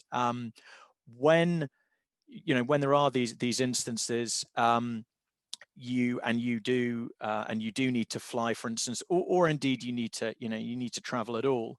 The two best things that you can do are choose the least sort of carbon emitting form of transport, which if you're flying is not really, there's not really a huge amount of choice there. And you can fly with, you can either fly with an airline that gives you the opportunity when you are buying your ticket to offset the emissions of that flight. You will eventually find that option. It's right at the end of a very painful and tortuous booking process, which always really riles me, because if they were really serious about it, they'd put it right at the front. If they're really serious about it, they probably wouldn't ask you at all. They'd just say, by the way, we have offset the carbon emissions of this flight. But that's not where it is. So you need to get right to the end. It is less. There are less emissions from flying, I'm afraid, in the back of the plane as opposed to the front of the plane. So because, you know, fewer people in a larger amount of space, you know, when you average it all out across all of the passengers, equals a higher footprint. So again, if you wanted to be conscious, you should sort of travel in the back of the plane. But I think offsetting for flights is really your only option. One thing I would say about air travel, which is one of the reasons that I was initially wanted to work with Terra Neutra and was particularly concerned about carbon emissions, is that in my previous career, I've racked up about 313,000 air miles. Now, I offset some of them, but I didn't offset all of them. This was over about a decade. And so what I'm now doing is actually going back and slowly, because unfortunately I don't have enough money to do it all at once, offsetting my residual air travel footprint. And there's something that we provide that enables you to do that. You work out how many flights you've been, and it averages it out. I think on the rest of sort of celebrating a net zero Christmas, it's the things that a lot of us were taught to do when we were younger. It's not leaving the lights on all night. It's not, you know, it's making sure that the thermostat, you know, is at the right place. It's not turned up high the whole way. It is making sure that you're not, you know, that you're not wasting food. It's very much going back to the kind of the lessons that that a lot of us of a certain age, I should say, were taught when we were younger, but which have been, you know, slightly replaced, or I think slightly overshone by a more consumerist perspective, where not necessarily excess. It's not about excess for everyone, but there's certainly, I think, a less care, should we say, less care about conservation, less care about being less wasteful. So I think you know, just being careful and being conscious of what it is that you're doing and how you're doing it, and you will actually be, you know, you'll be on the way to net zero just by starting to do that. Brilliant, fantastic, thank you. And Rita, over to you. What are your thoughts on net zero holidays? Yeah, so now talking about making Christmas net zero. So actually Luke has covered so beautifully about offsetting and transport. So I won't be talking about that at all. But definitely he touched the topic of food waste. And that is one of the point I would like to highlight, where food waste is actually a very direct contribution to climate change, if we look at it. So when we waste the food, the methane gas is released when the food is kind of, you know, sitting on the landfill, and then methane gas is one of the greenhouse gas, and which is directly affecting the global warming. So this is one of the biggest climate action I always suggest people that you could take, is reducing the food waste. And festivities is one of the time when food waste is much higher than other time of the year. Especially I would like to give the example of the local example, where Ramadan is the month where in UAE or Middle East, highest food waste is kind of created. And because people are expecting a lot of you know, friends and family, and they want to have enough food or maybe more than enough food. But it's very important to be mindful about the food during the festivities. I would highly recommend that try to have as much plant-based food as much local seasonal food. So it is basically helping us to reduce the carbon emission, as well as, it also helps in terms of wellness, because we all talk about how do we put on a little bit weight during the festivities. So why not to be mindful, help environment, help yourself, help your health, so be mindful about that. So food habits and food waste is very, very important. Other smaller things is like try to use as much LED lights, solar lights possible for the decoration. For the Christmas tree, if you could have alternate Christmas tree. So one of the thing I would suggest, for example, if we are celebrating Christmas in Dubai, how feasible it is to actually have the Christmas tree transported from all the way to some farther place. So why not to create your own alternate Christmas tree? These are some of the suggestions I would say where we could try to reduce the impact, negative impact, and try to have near net zero. I won't say complete net zero. And one of the important thing is reducing waste, all kind of waste. So smaller example is when you're giving gift, and you could always try to have gift wrapping, Japanese gift wrapping method, which is called furoshiki. They use the cloth to wrap the gift instead of using the paper, the laminated glossy paper, which you cannot really recycle because it has the plastic thing on it. So yeah, these are some of the examples. So many ideas. Yeah, brilliant.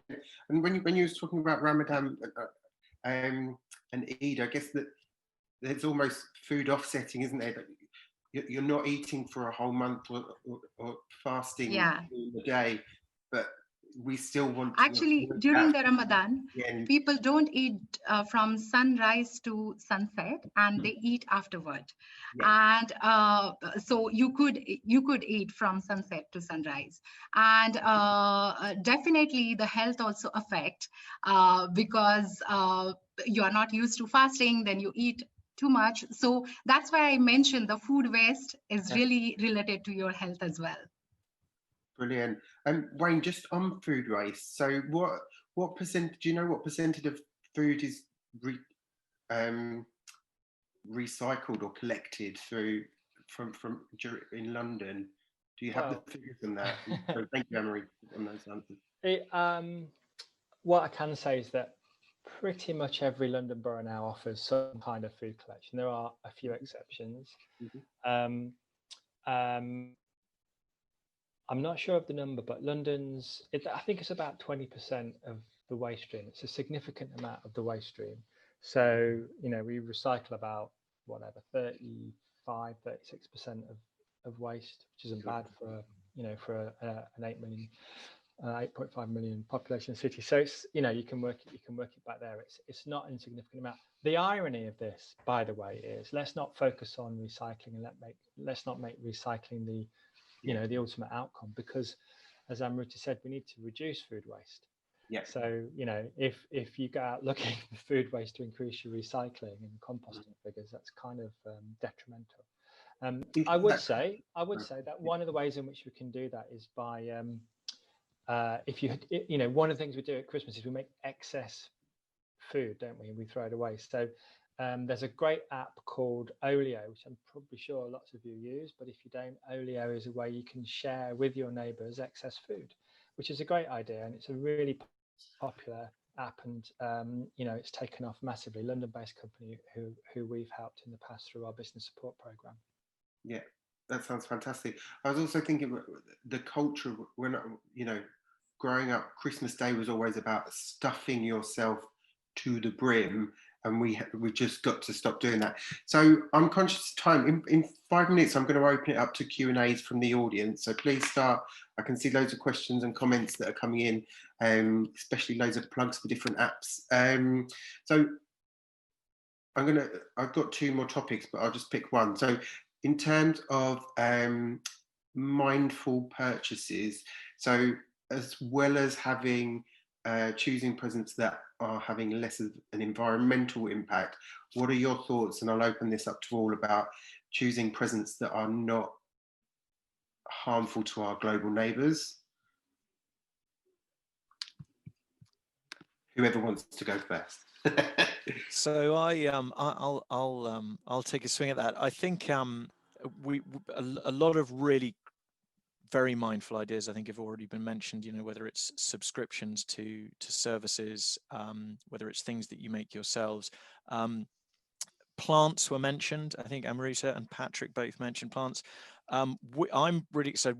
I think giving somebody a tree or even multiple trees, which can be, you know, which are probably going to be planted, well, it could be planted in the UK, but could be planted abroad, is a really lovely idea on the topic of mindfulness, because there are so many environmental benefits that trees bring in terms of sequestering carbon, in terms of sort of filtering air, but they also have a wonderful effect on us. We all feel better when we are amongst trees, when we see trees, when we hug trees, which I would hugely advocate. So I think plants, trees, something is living, something is growing, something that is going to benefit the environment on a sort of macro level, but also has the potential to benefit it on a very personal level as well. I think that sounds like a great idea. There's a meme, I don't know if you've all seen it, but it says, in a time when you can't hug people, hug a tree. And I thought that was absolutely brilliant. Who wants to go next? So thoughts on mindful purchases that are not having... Yeah, go for it. Yeah. So one of the things I would highlight is fast fashion. Many a times we know that people either update their wardrobe for the festivities or gift it to other people, their friends and family.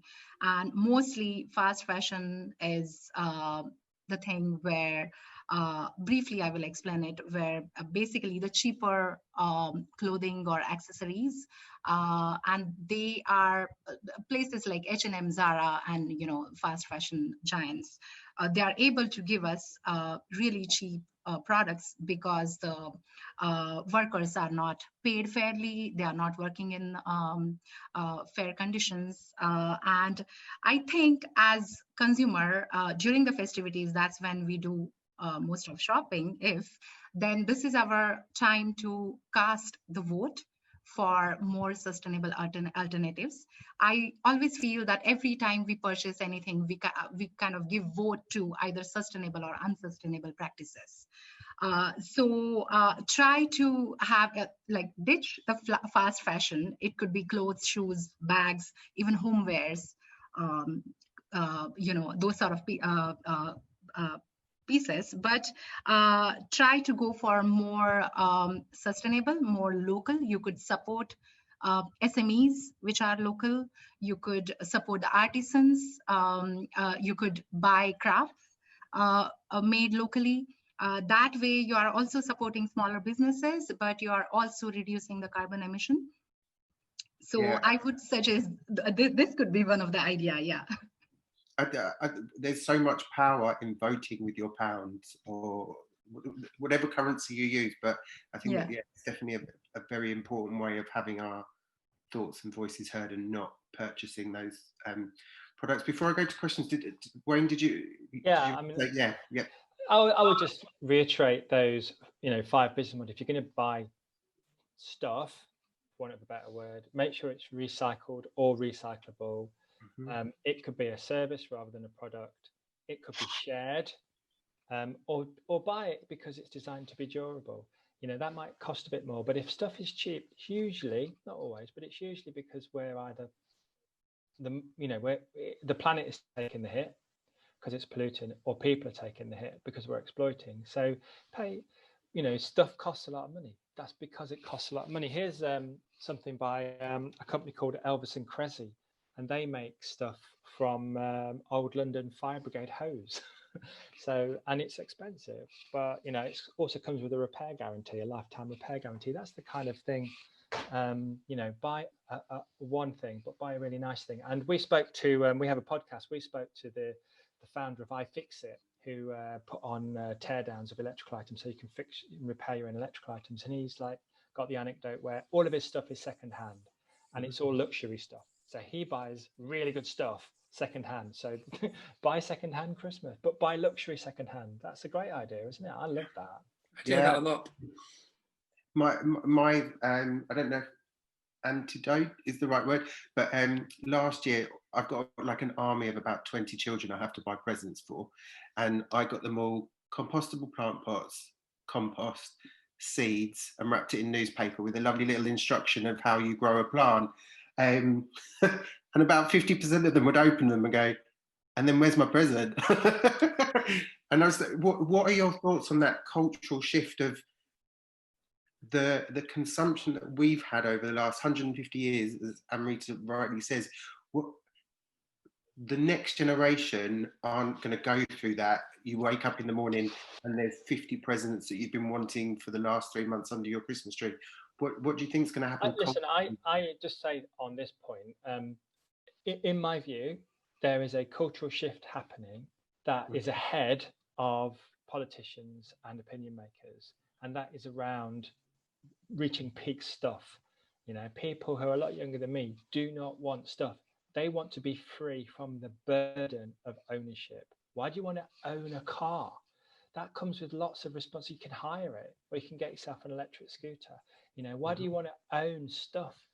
But everything can be on your smartphone, all your music and all your media. You don't need all this crap that, you know, as a kind of 50-year-old man, that was meant to be what we wanted. We want a accrete stuff. I don't think that's the way that you know, younger people are so much. There's a massive problem, don't get me wrong, but I think we can go with the grain, and the circular economy, in my view, is going with the grain of that move, that shift. Yeah, fantastic. Right, I'm going to go to add. Sorry, I would like to add one point here. Is how we are talking about this conscious consumption. I think one of the things we all should do is we should involve our kids in that.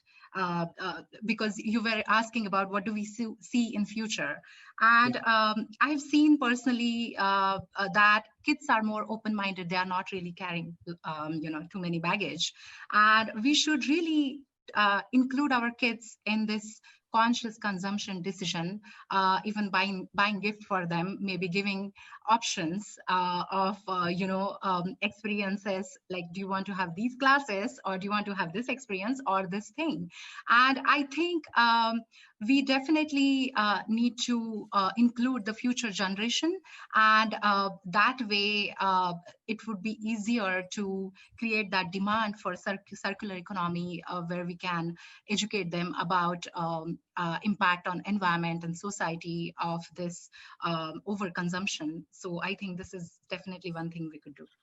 Definitely. I hope Santa gets lots of letters this year to Lapland saying, I don't need anything this year, actually, I'm all right.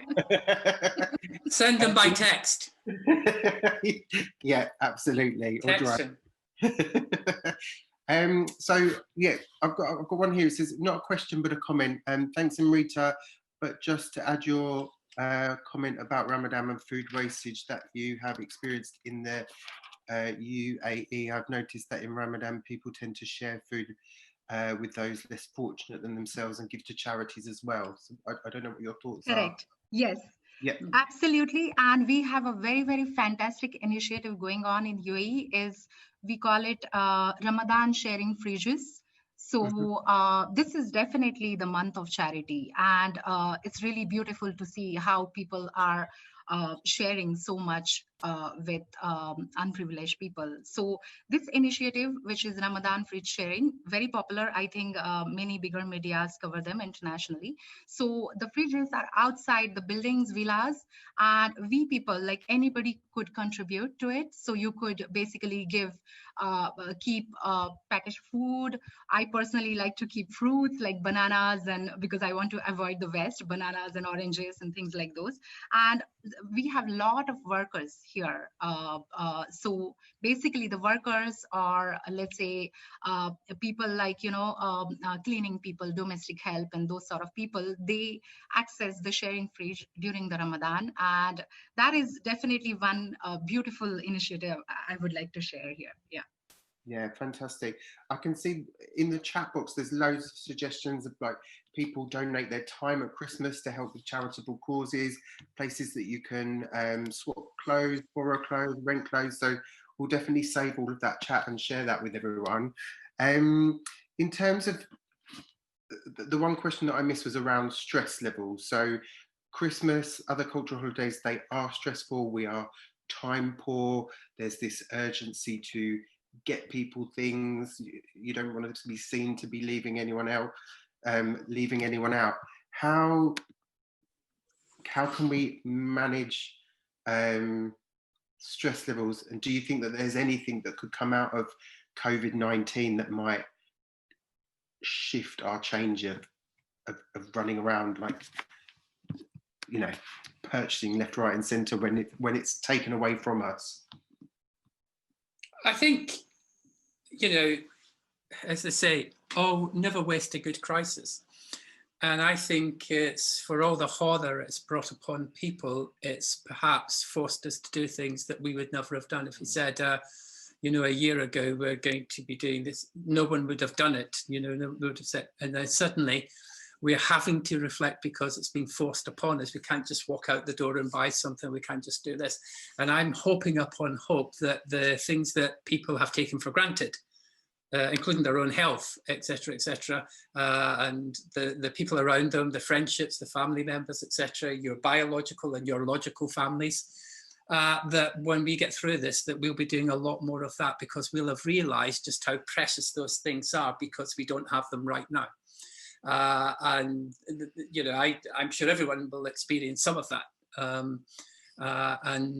So yeah, so going back to the issue of stress, as somebody mentioned about the time, I mean, the gift of time is, I think, very, very important. So I, one year, just, you know, decided we were just going to, my partner and I just spend time together, completely switched off from all, and went away to a quiet location that, and just spent time, because we were so aware that we were just so time short. And just left a lovely message for our friends, and so, and said, our, you know, our gift to ourselves is this, and our gift to you is to know that we're not, you know, spending a lot of money or not being stressed, etc., etc. So when we come back, we'll be better people for our friends and family, rather than being constantly stressed when they're around them, because we're constantly, oh, I have to go quickly because I've got to work, whatever. So the best gift that someone could give me this year is a few hours off Microsoft Teams. It's so funny you say that, because not that I'm dropping any hints, but you know. It's so funny because every year I have a digital detox, and yeah, if we're not all going to be together at Christmas, that's going to be a really hard thing. Yeah, yeah. What I love what you've just said there is, you could almost say to someone, I promise you a whole day of my time, and we'll make time for that when we're out of this, and we will really start to see the value in that. Absolutely. Let's both go for a massage together or something, and it's exactly. Yeah.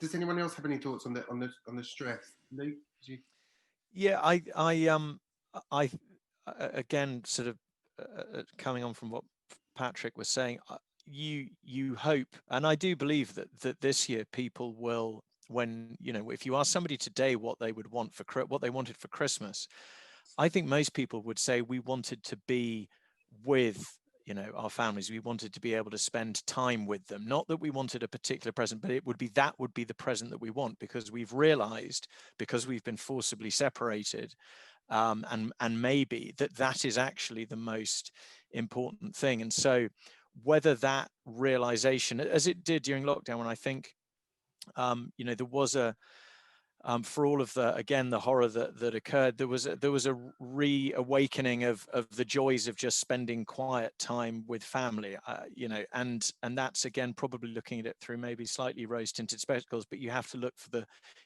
good in these things as well. And so whether that acts as that sort of reset button, if I was being sort of a little bit more pragmatic about it, I'd say, well, you know, everybody's shopping online these days, so you don't really have to run around. Everything gets delivered to your door. But that's not it's not really the message that I want to be giving. I think the message is, you know, try and break that cycle by not putting yourself in the first place. And I feel like we have a good chance to do that this year, because that has been forced upon us almost. Yeah, absolutely. For me, there's a real worry about everyone suddenly shifting to online shopping, and just it's very, very easy, very easy, very convenient. You don't have to go anywhere. It doesn't, but it's a different kind of stress. It's, yeah, I know, it's not one that I'm comfortable with either. Yeah, I would definitely say what Luke talked about, the online shopping, that is actually a new danger in terms of overconsumption. I have seen, honestly, so many Amazon boxes coming to my neighborhood during this lockdown and after. And definitely, I think we should not move the shift of consumption from going and doing the like shopping in person, and instead of that doing online. So we should be definitely mindful about that. But like Patrick mentioned and Luke mentioned, definitely this year that because of this forceful social distancing and staying away from each other, I'm sure people have learned that it's not really, we shouldn't be stressing out too much about how perfect the Christmas decoration is, or how perfect the food we are preparing. Instead of that, how much you could spend time, quality time. And I'm very hopeful that people have learned that over this 2020. Yeah, and we can, I'm really hoping that we carry forward that feeling and don't forget over next few years when, we are managing the COVID problem, maybe. Yeah. Fantastic. Right, I've got a question coming here. What's on the top of all of your Christmas lists? What's your number one present that that you would want for? Oh, what I would love, because one of the things I've missed more than anything this year is a night at the theatre. Booked all these theatre tickets, and just slowly but surely they've just all dissipated, and that. So I would love a night out at the theatre. Yeah, that would be my ideal gift. Was you watching that Andrew Lloyd Webber? He would have a week where he'd launch a recording of each of his shows. Yeah, You saw that in lockdown, but it's not the same thing. No, totally. but yeah, that's one of the things I've missed more than anything. Just that. I think I'd like there's a place in London that it's a bike shop that does City and Guilds bike training. So I could become a City and Guilds bike repair person. It costs £1,000, which is why I haven't done it.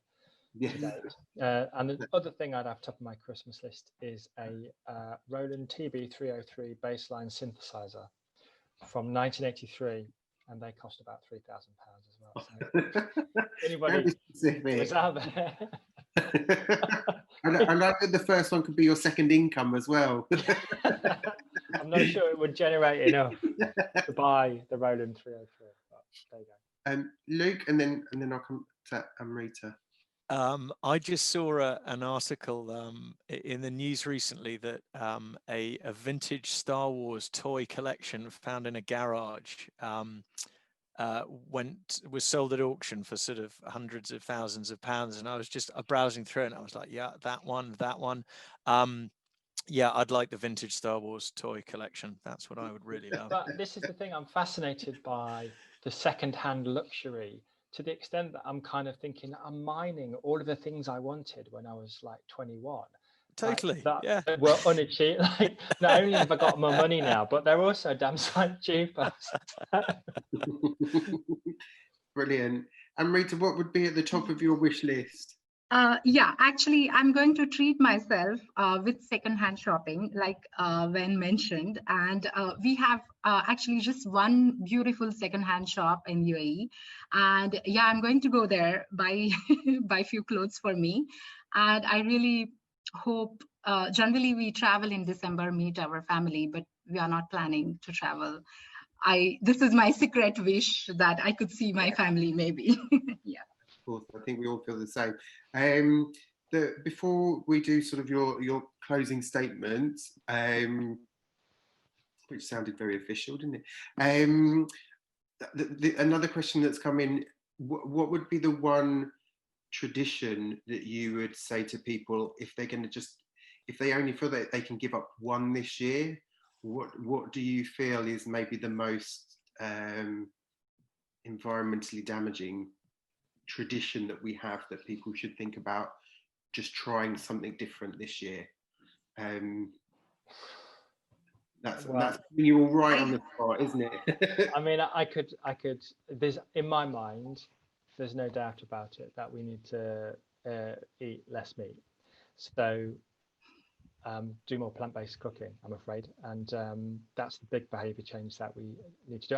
And again, I would say that people in general seem to be ahead of politicians who don't want to say that, but you know, people seem to be leading more plant-based lives. But that, I think, for me, would plant and cheese. So eat less meat, eat less cheese. And Rita, I think you had your hand up there, although we can't see you. Yes. I just had a Van already gave my answer. That is exactly what I was going to say. I had a feeling you were going to say that, so that's why I got in. Wayne beat you to it.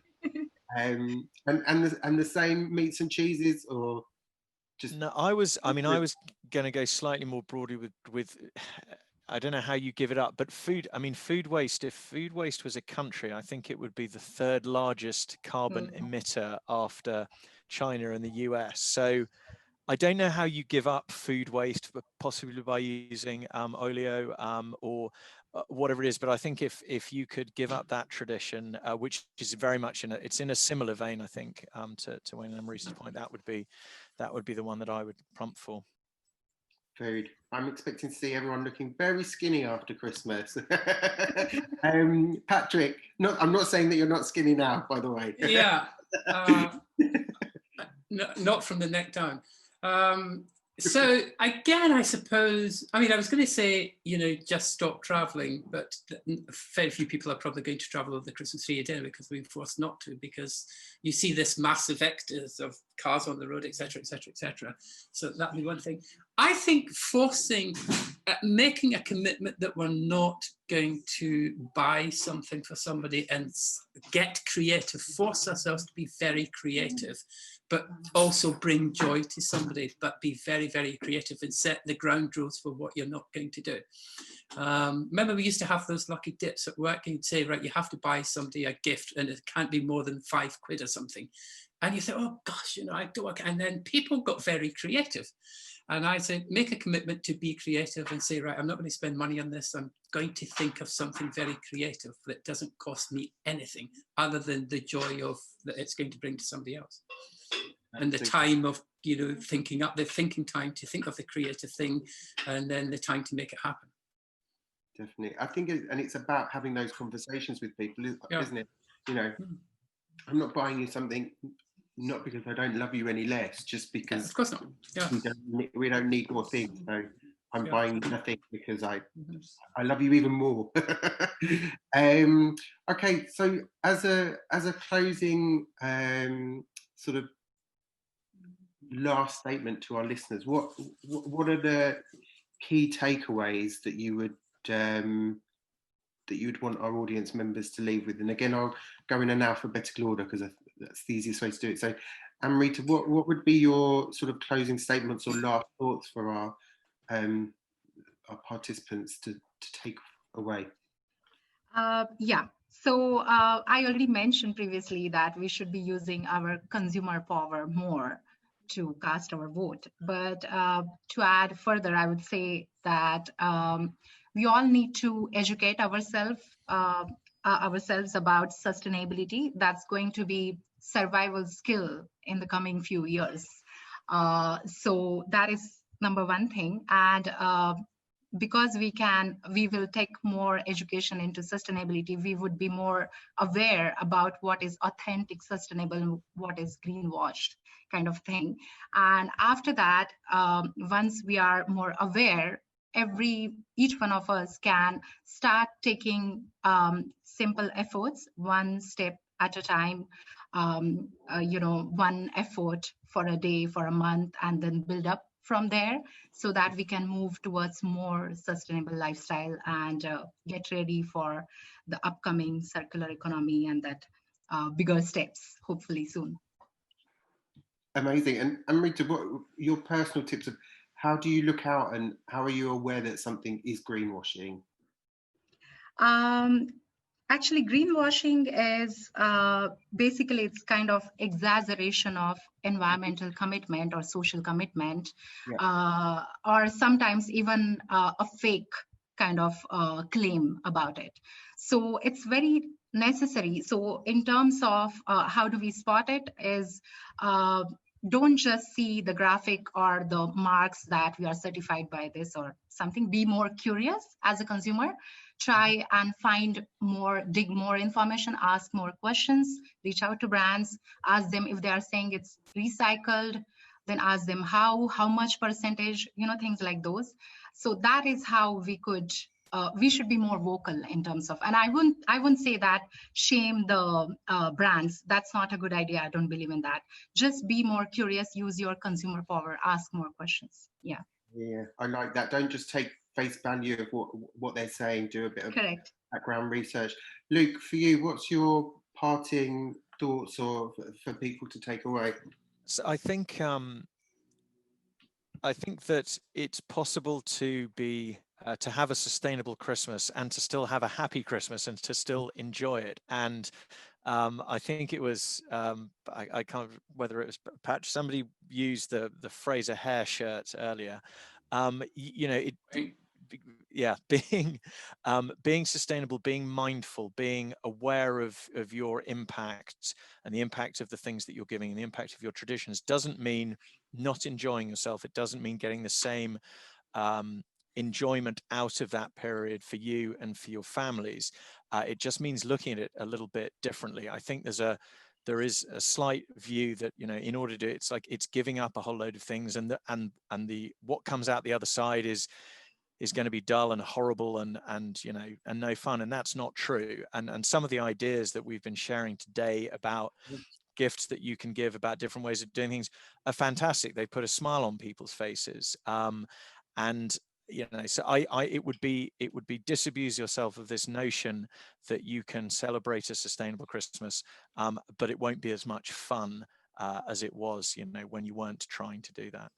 Yeah, absolutely. And just the conversations I have with my nan when I talk around sustainability, she's like, she lived through World War II. She said we didn't want or need for anything. We knew that we were going without when there was rations, but they were nonetheless happier. So I think that there's definitely things to remember and learn from that. Make do, mend, repair, re-love things, and thinking about that. Yeah, completely. Those cultural shifts and having those conversations with people. Brilliant. Patrick, for yourself, what? Yes, sometimes this can be daunting, challenging, and can be such a big thing that it overwhelms us. We get overwhelmed because we can't think of the right thing to do. So for me, the key message is recognizing the importance of the small things that we can do. That will, and if we're all doing these little small things, they don't have to be grand gestures, but some simple little things. And if we're all doing them across the world, then, you know, small change, huge impact. And don't beat yourself up about whether you're doing enough or not. You know, make a commitment to do one small thing. And if everyone makes that commitment, then before you know it, we're bringing about significant change. Yeah, definitely. I think I've mentioned this twice now, but having those conversations with people is what normalizes it and allows people to understand. Don't stress yourself out to afford to try and buy something for me. Look after your pennies, especially at this minute. Yeah. I'm quite content. I don't need or want for anything. Either a phone call or time to hang out after this. And Wayne, for yourself, what would be your thoughts, the takeaways? Well, look, we have to reduce carbon emissions, and we have to do it quite rapidly. And we haven't really got much of a choice. You know, it's kind of it's going to happen because we do it, or it's going to be forced upon us through regulation, in my view. So, I mean, Londoners produce 12.6 tons of consumption-based emissions every year, and that's got to reduce by 66% in 10 years. And by 2050, that number has to be 0.7. That's a fantastic behaviour change is required to do that. You know, so you're probably only going to be able to buy 3 items to 8 items of new clothing a year in the same way that we buy clothing now. So we're going to be moving over the next 20, 30 years, just a different way of consuming stuff. There'll be more use, more experiences, less private transport, more plant-based food. That's going to happen. That's going to be the trajectory. So what I would say is this is all doable, and every action that you take as an individual, as a citizen, makes a positive contribution to saving the planet. And sometimes it feels like all of this stuff is spoken at COPs, is at government level, it's intergovernmental, and it's about changing the electricity infrastructure or having more or less nuclear or whatever it is. It's actually also about at least 45% of carbon emissions are directly attributed to the stuff that you use. So if you change the way you use those things, if you buy more recycled, buy secondhand, share stuff, you can save the planet. And that's quite, I find that quite empowering, actually. Yeah. This Christmas, I'm saving the planet by not buying you. No, but it's true. Yeah, It's true. How do you? And just when you mentioned I went to write it down and I missed the number. But when you talk about the waste, is there a massive spike during the month of December at the end of Christmas that? Yeah, we get a massive spike. Here's some interesting stats. So in the UK, I'm reading this now. I know this is true. I think this is RAP who came out with this. We throw away an estimated 2 million turkeys, 74 million mince pies, and 5 million Christmas puddings at Christmas. That's waste, and that's obscene, isn't it? And Londoners use around 38,000 tons of paper and card at Christmas, which is enough to wrap Big Ben more than 34,000 times. I don't know who comes up with these stats, but there you go. I mean, it's an incredible, mind-bending, obscene, consumption. And, you're right, all of our conversation has been about being more mindful, but there's certainly loads that we can do. And it's not about wearing a hair shirt. It is about, promote the fun, promote the fun element. That's, it's about that, isn't it?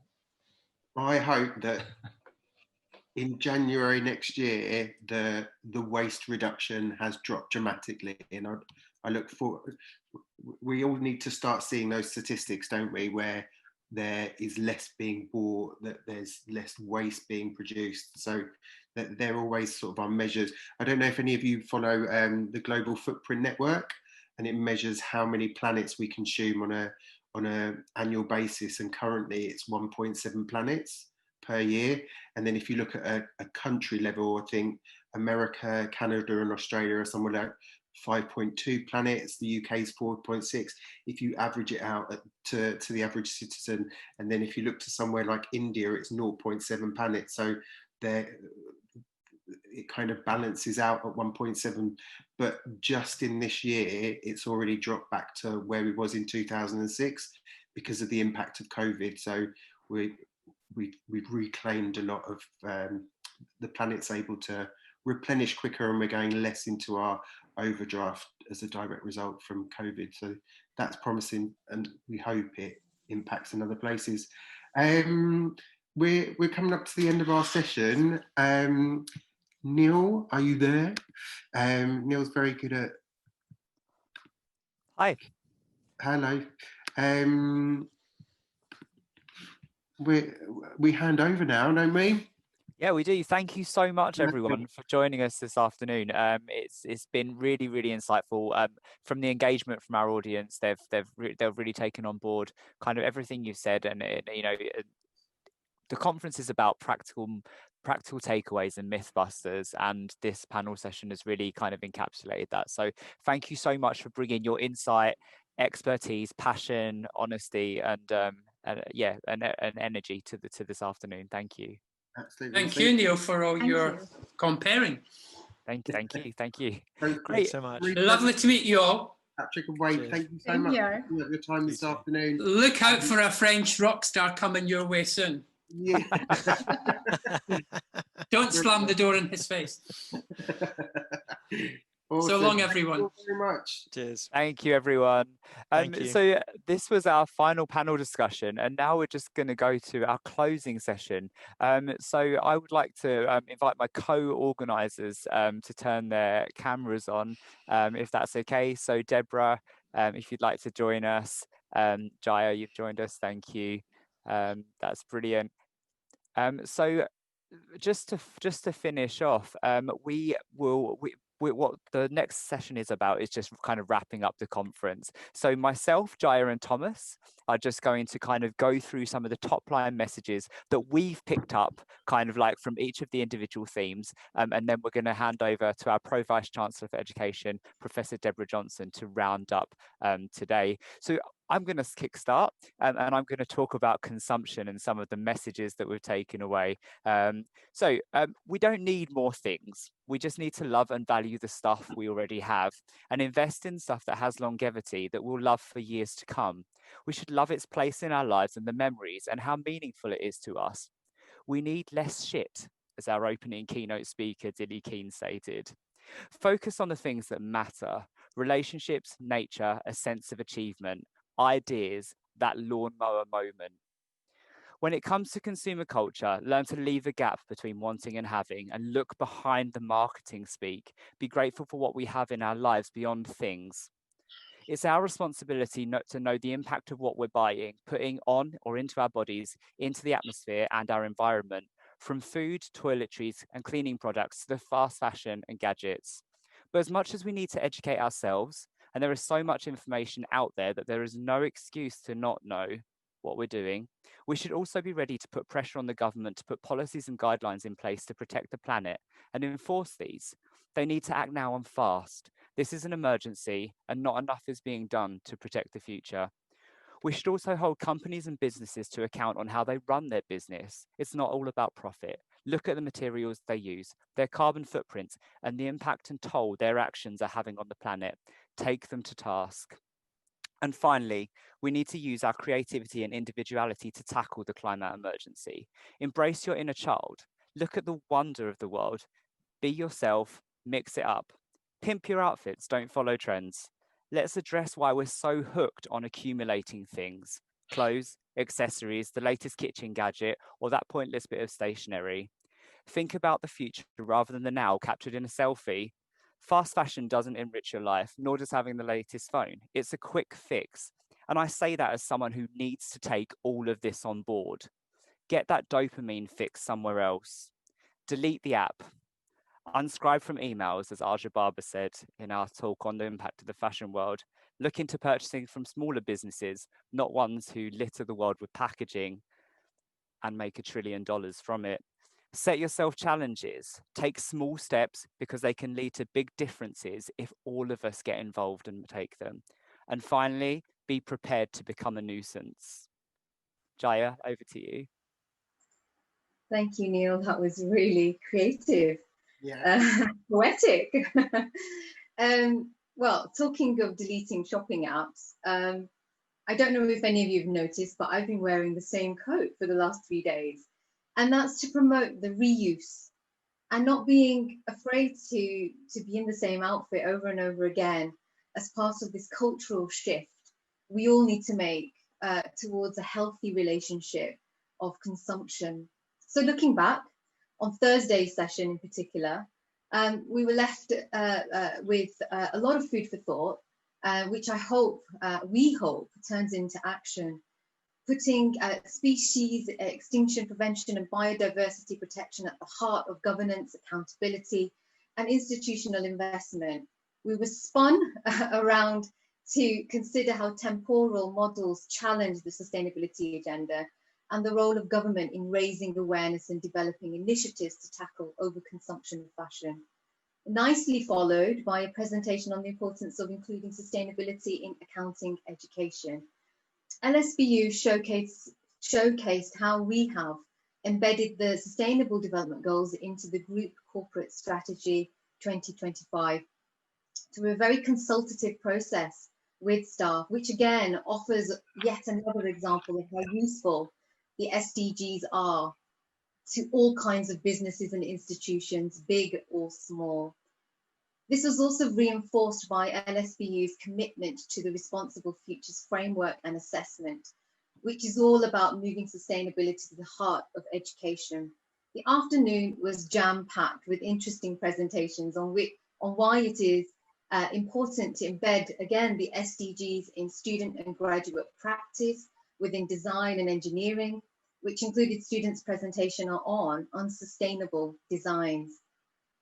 What followed was a very lively discussion on rethinking financial reporting to sustainable reporting, drawing on, again, the United Nations Sustainable Development Goals, while making a compelling argument to move away from using the gross domestic product, the GDP, and replacing it with green accounting.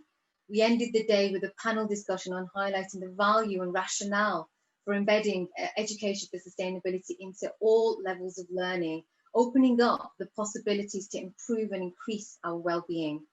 I have found personally the last 3 days incredibly inspiring, and what a learning journey and privilege it has been. I want to again plug the third series of the Sustainability and Climate Action Conference titled Food, Water, Politics and Equality, which is again a 3-day conference, jam-packed of course, from the 13th to the 15th of January 2021. My final remark, be a disruptor and do things differently. As we approach the festive season, what you could do perhaps is what I'm doing, is buying a refuge emergency parcel for women's organisations. And I'm going to Women's Refuge, who help women and children escape domestic abuse and violence, which is really in the increase at the moment, particularly with lockdown. Over to you, Thomas. Thank you, Jaya. So today we've been on a wellbeing treadmill. There's been so much information and all really valuable and useful. We started off the day looking at how we should be getting out more, being more in contact with nature, having time out, and how good that is for all of our well-being. I discovered parks that I didn't even know about on our doorstep at London South Bank. And I know in lockdown, I went out and found that Hackney Marshes was so much bigger than I ever imagined. So there's so much importance in getting out and making the most of our green spaces and fresh air, especially in a time of lockdown. We then had a talk from Mind, and they were giving us tips on how we can manage our well-being during lockdown number 2. So from talking to friends, checking in with friends, if you're not feeling well, to call people, and also like dance and do things that make you happy, and find time to do the things that are meaningful to you, and dance like nobody's watching. It was definitely something that come out of that topic from Mind. Then we had a conversation or a talk on the self-critic. I think we all understand and have an internal critic that tells us we're not good enough, or we could be doing things better, especially around sustainability. We've all sat and watched this conference and thought, I could be doing better, but make sure that you're also having that time to celebrate the good things that you are doing. And I've really loved throughout this whole conference hearing from huge brands like IKEA, what Selfridges are up to. Studio Zag gave us so many different fashion brands that were doing amazing things, and we don't necessarily always take that time to celebrate the good that's being done. So I think that that kind of falls on from the self-critic. We can all be a doomsdayer when it comes to stuff around sustainability, but take those moments to really celebrate the good that's happening. Then we had decluttering our houses, thinking about the things that we should keep, that we love, and thinking about where we can rehouse things that we don't necessarily need. So it certainly come later on in the day. IKEA gave a really inspiring talk about how the UK have pioneered looking at sustainable, you know, they were doing a return products to them, second sales system, and to have a brand of that scale starting to look at that on a global level is really empowering. With one of our alumni talking about the work that they've been doing with IKEA. And then the afternoon really started to look at mental health ecologies, space design, lighting to improve our spaces, our energy consumption.